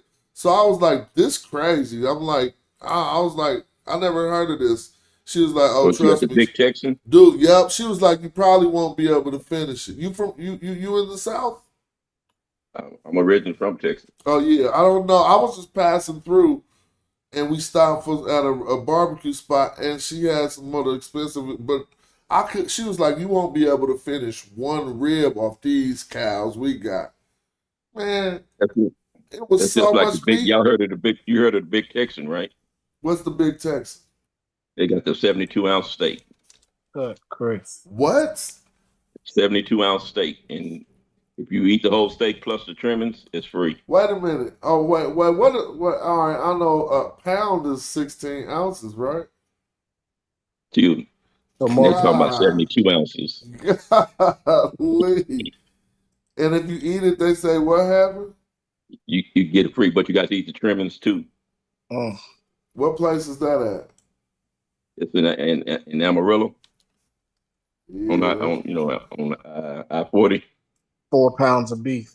That's crazy. That's 4 pounds. That's got to be more than 4 pounds. So you said And 70 what? Then you got mashed potato salad and You got to be like coleslaw. 5 pounds, huh? Because 16, 32, 32, 64 would be 4 pounds. So how many did he say? About 4.5. Oh, 72. Oh, yeah, 4.5. You're right, yeah. Oh, okay, you're right, yeah. Damn, bro, I ain't trying to do all that. I go to the buffet, though. Sometimes I'll be like, I need to get Depending on my how weight old up. you are and what type of shape you're in, you can do it. I mean, it depends on what attitude I got that day. Because when I'm hella hungry, I can't eat a lot. But if I just mosey in there right and there ain't been starving my stomach, because normally if you hella hungry, your stomach just shrinks some inches. Right. You be trying to eat hella much when you hella hungry and get hella full hella quick. But why you don't get on the grill sometime? Who you talking to? I don't get on the grill. You don't get on the grill. Crazy. You know I get on. Well, I do get on the grill, bro. Pops on the grill. Like my wife hold everything down. But if she like thinking I can't do it by myself, I just make them kids be like, to that daddy food. I'll be like, I'm gonna make the kids go crazy tonight. And they be like, damn, it's good. And I'll be like, yeah, don't think I can't cook. I only hear about you talking about Uber Eats and Oh, that's true, because I'll be sitting here on the stream, though. You can't be on the grill while you doing the metanetter. You know that don't work. Yeah. I was looking for A Poo B in this book, and I just didn't find it real quick. We'll go over that one last time and get up out of here, because that food talk is going crazy right now. See, reset. But yeah, okay. I will stick with poo as this, that is, because of the times that you run into it in these A, poo, B formations. We're saying it is won't even work because it's the nouns are sometimes pronominal, or I mean not pronominal, but personal nouns. So you ain't gonna say it is if you're talking about Jonathan. It is the king. You say that is the king, or he is. So how did the sentence go? Watch your who? Oh, which one was it? Oh, we was looking at a. Oh, we was looking at a real. I forgot we looking at a real sentence. I forgot all about that, bro. Let me go back. Ain't no need to speculate because we looking at a real sentence. So it says, watch, pool, steer, pin. So it is that this. It is refreshing to this official. No, it is refreshing this elder. To this elder, right? I mean, not elder though, because that'd be Shez. I mean, yeah, and it would be bent. He would be bent seer over. is an official. Heel. So, okay. So Yeah. I'm going with what you're saying because right now this isn't a nominal A to B. That's not a noun in the front. But when it's a noun, sometimes it's translated in a different way. But what's refreshing to him? This is all one long sentence. So now the place of the bad is refreshing to him. Oh, I think that bad place we had to change that, huh? BNT. Let me look up BNT. It had to be the praises, right? Because it couldn't be. It couldn't be nothing about bad. BNT. Even though it got that bad determinative on it. Or small. I don't know what that was. No, small was the other word. Oh, you said it was you did say it was about a nature. A heart? A heart? BNT is breath too, by the way. Let me see. But that ain't Check what the we talking determinative, about. which is the bad bird. Yeah. Yeah, I know. I just was throwing out. All right, what? Oh no, none of these work. Ain't my dictionary whack, yo. I'm gonna upgrade my pimping because there you go. Because that ain't gonna get it. Going through 1,000 words every day.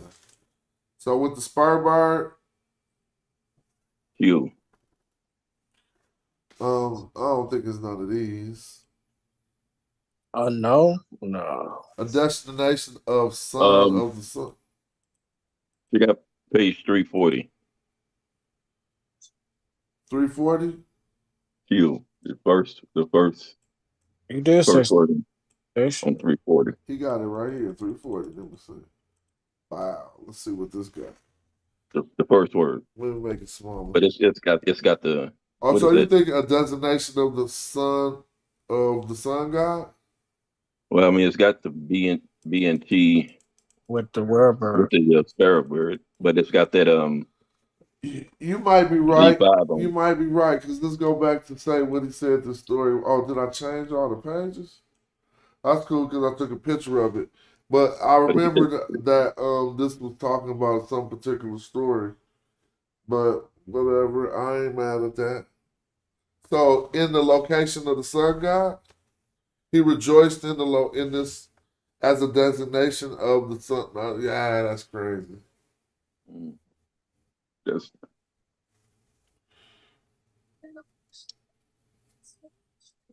Everything else don't have. I thought you had the answer in the book. You can look up the answers, but I just snipped this out of the book and then I changed the page of the book.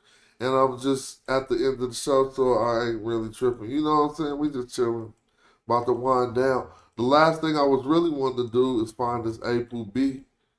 So I'm going to do that, and then we can get up out of here, I guess.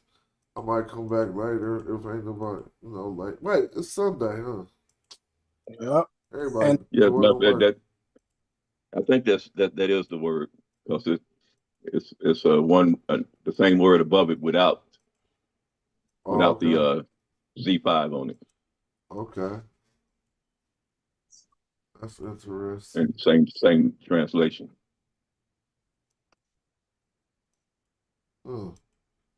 These books were cool. Well, I could flip through this all day. I didn't find what I was looking for. Oh, hold on, I'm tripping. J.P. Allen didn't show us either. I know I could open up Daniel Selden. What is this the way? Huh? I think Allen has a book like this, but it has but I think it's like the culture and the language of Middle Egypt. Have you seen that one? Yeah, I do know. Well, I don't know about the culture and the language. J.P. Allen, this is it right here. The culture and the language. Oh, right here? Yeah, but I just call it J.P. Allen Middle Egyptian. Until you said that, I never paid no attention to the introduction of the culture, the language and the culture of hieroglyphs. But yo, this been a good show. I'm gonna just let it be at 5 hours. I might come back later since it's early 2 o'clock. Might do my late night thing. But it was definitely a good show, man. Thanks. Word up. Thanks for tapping in. I'll holler at y'all. I'm gonna get ready to close it down. Oh, I didn't even see I didn't even see people saying stuff in the chat. All right, peace, y'all. I didn't say nothing about weed when we were talking about the metal nature. If that was what your question was. If I would have had to say it, I would have though. All right, y'all. Thanks for tapping in. Thanks for supporting the channel. Thanks for hitting up all that hot merchandise, man. Y'all be the man. And thanks for all the cash apps and all the other support. Appreciate y'all. It's Smash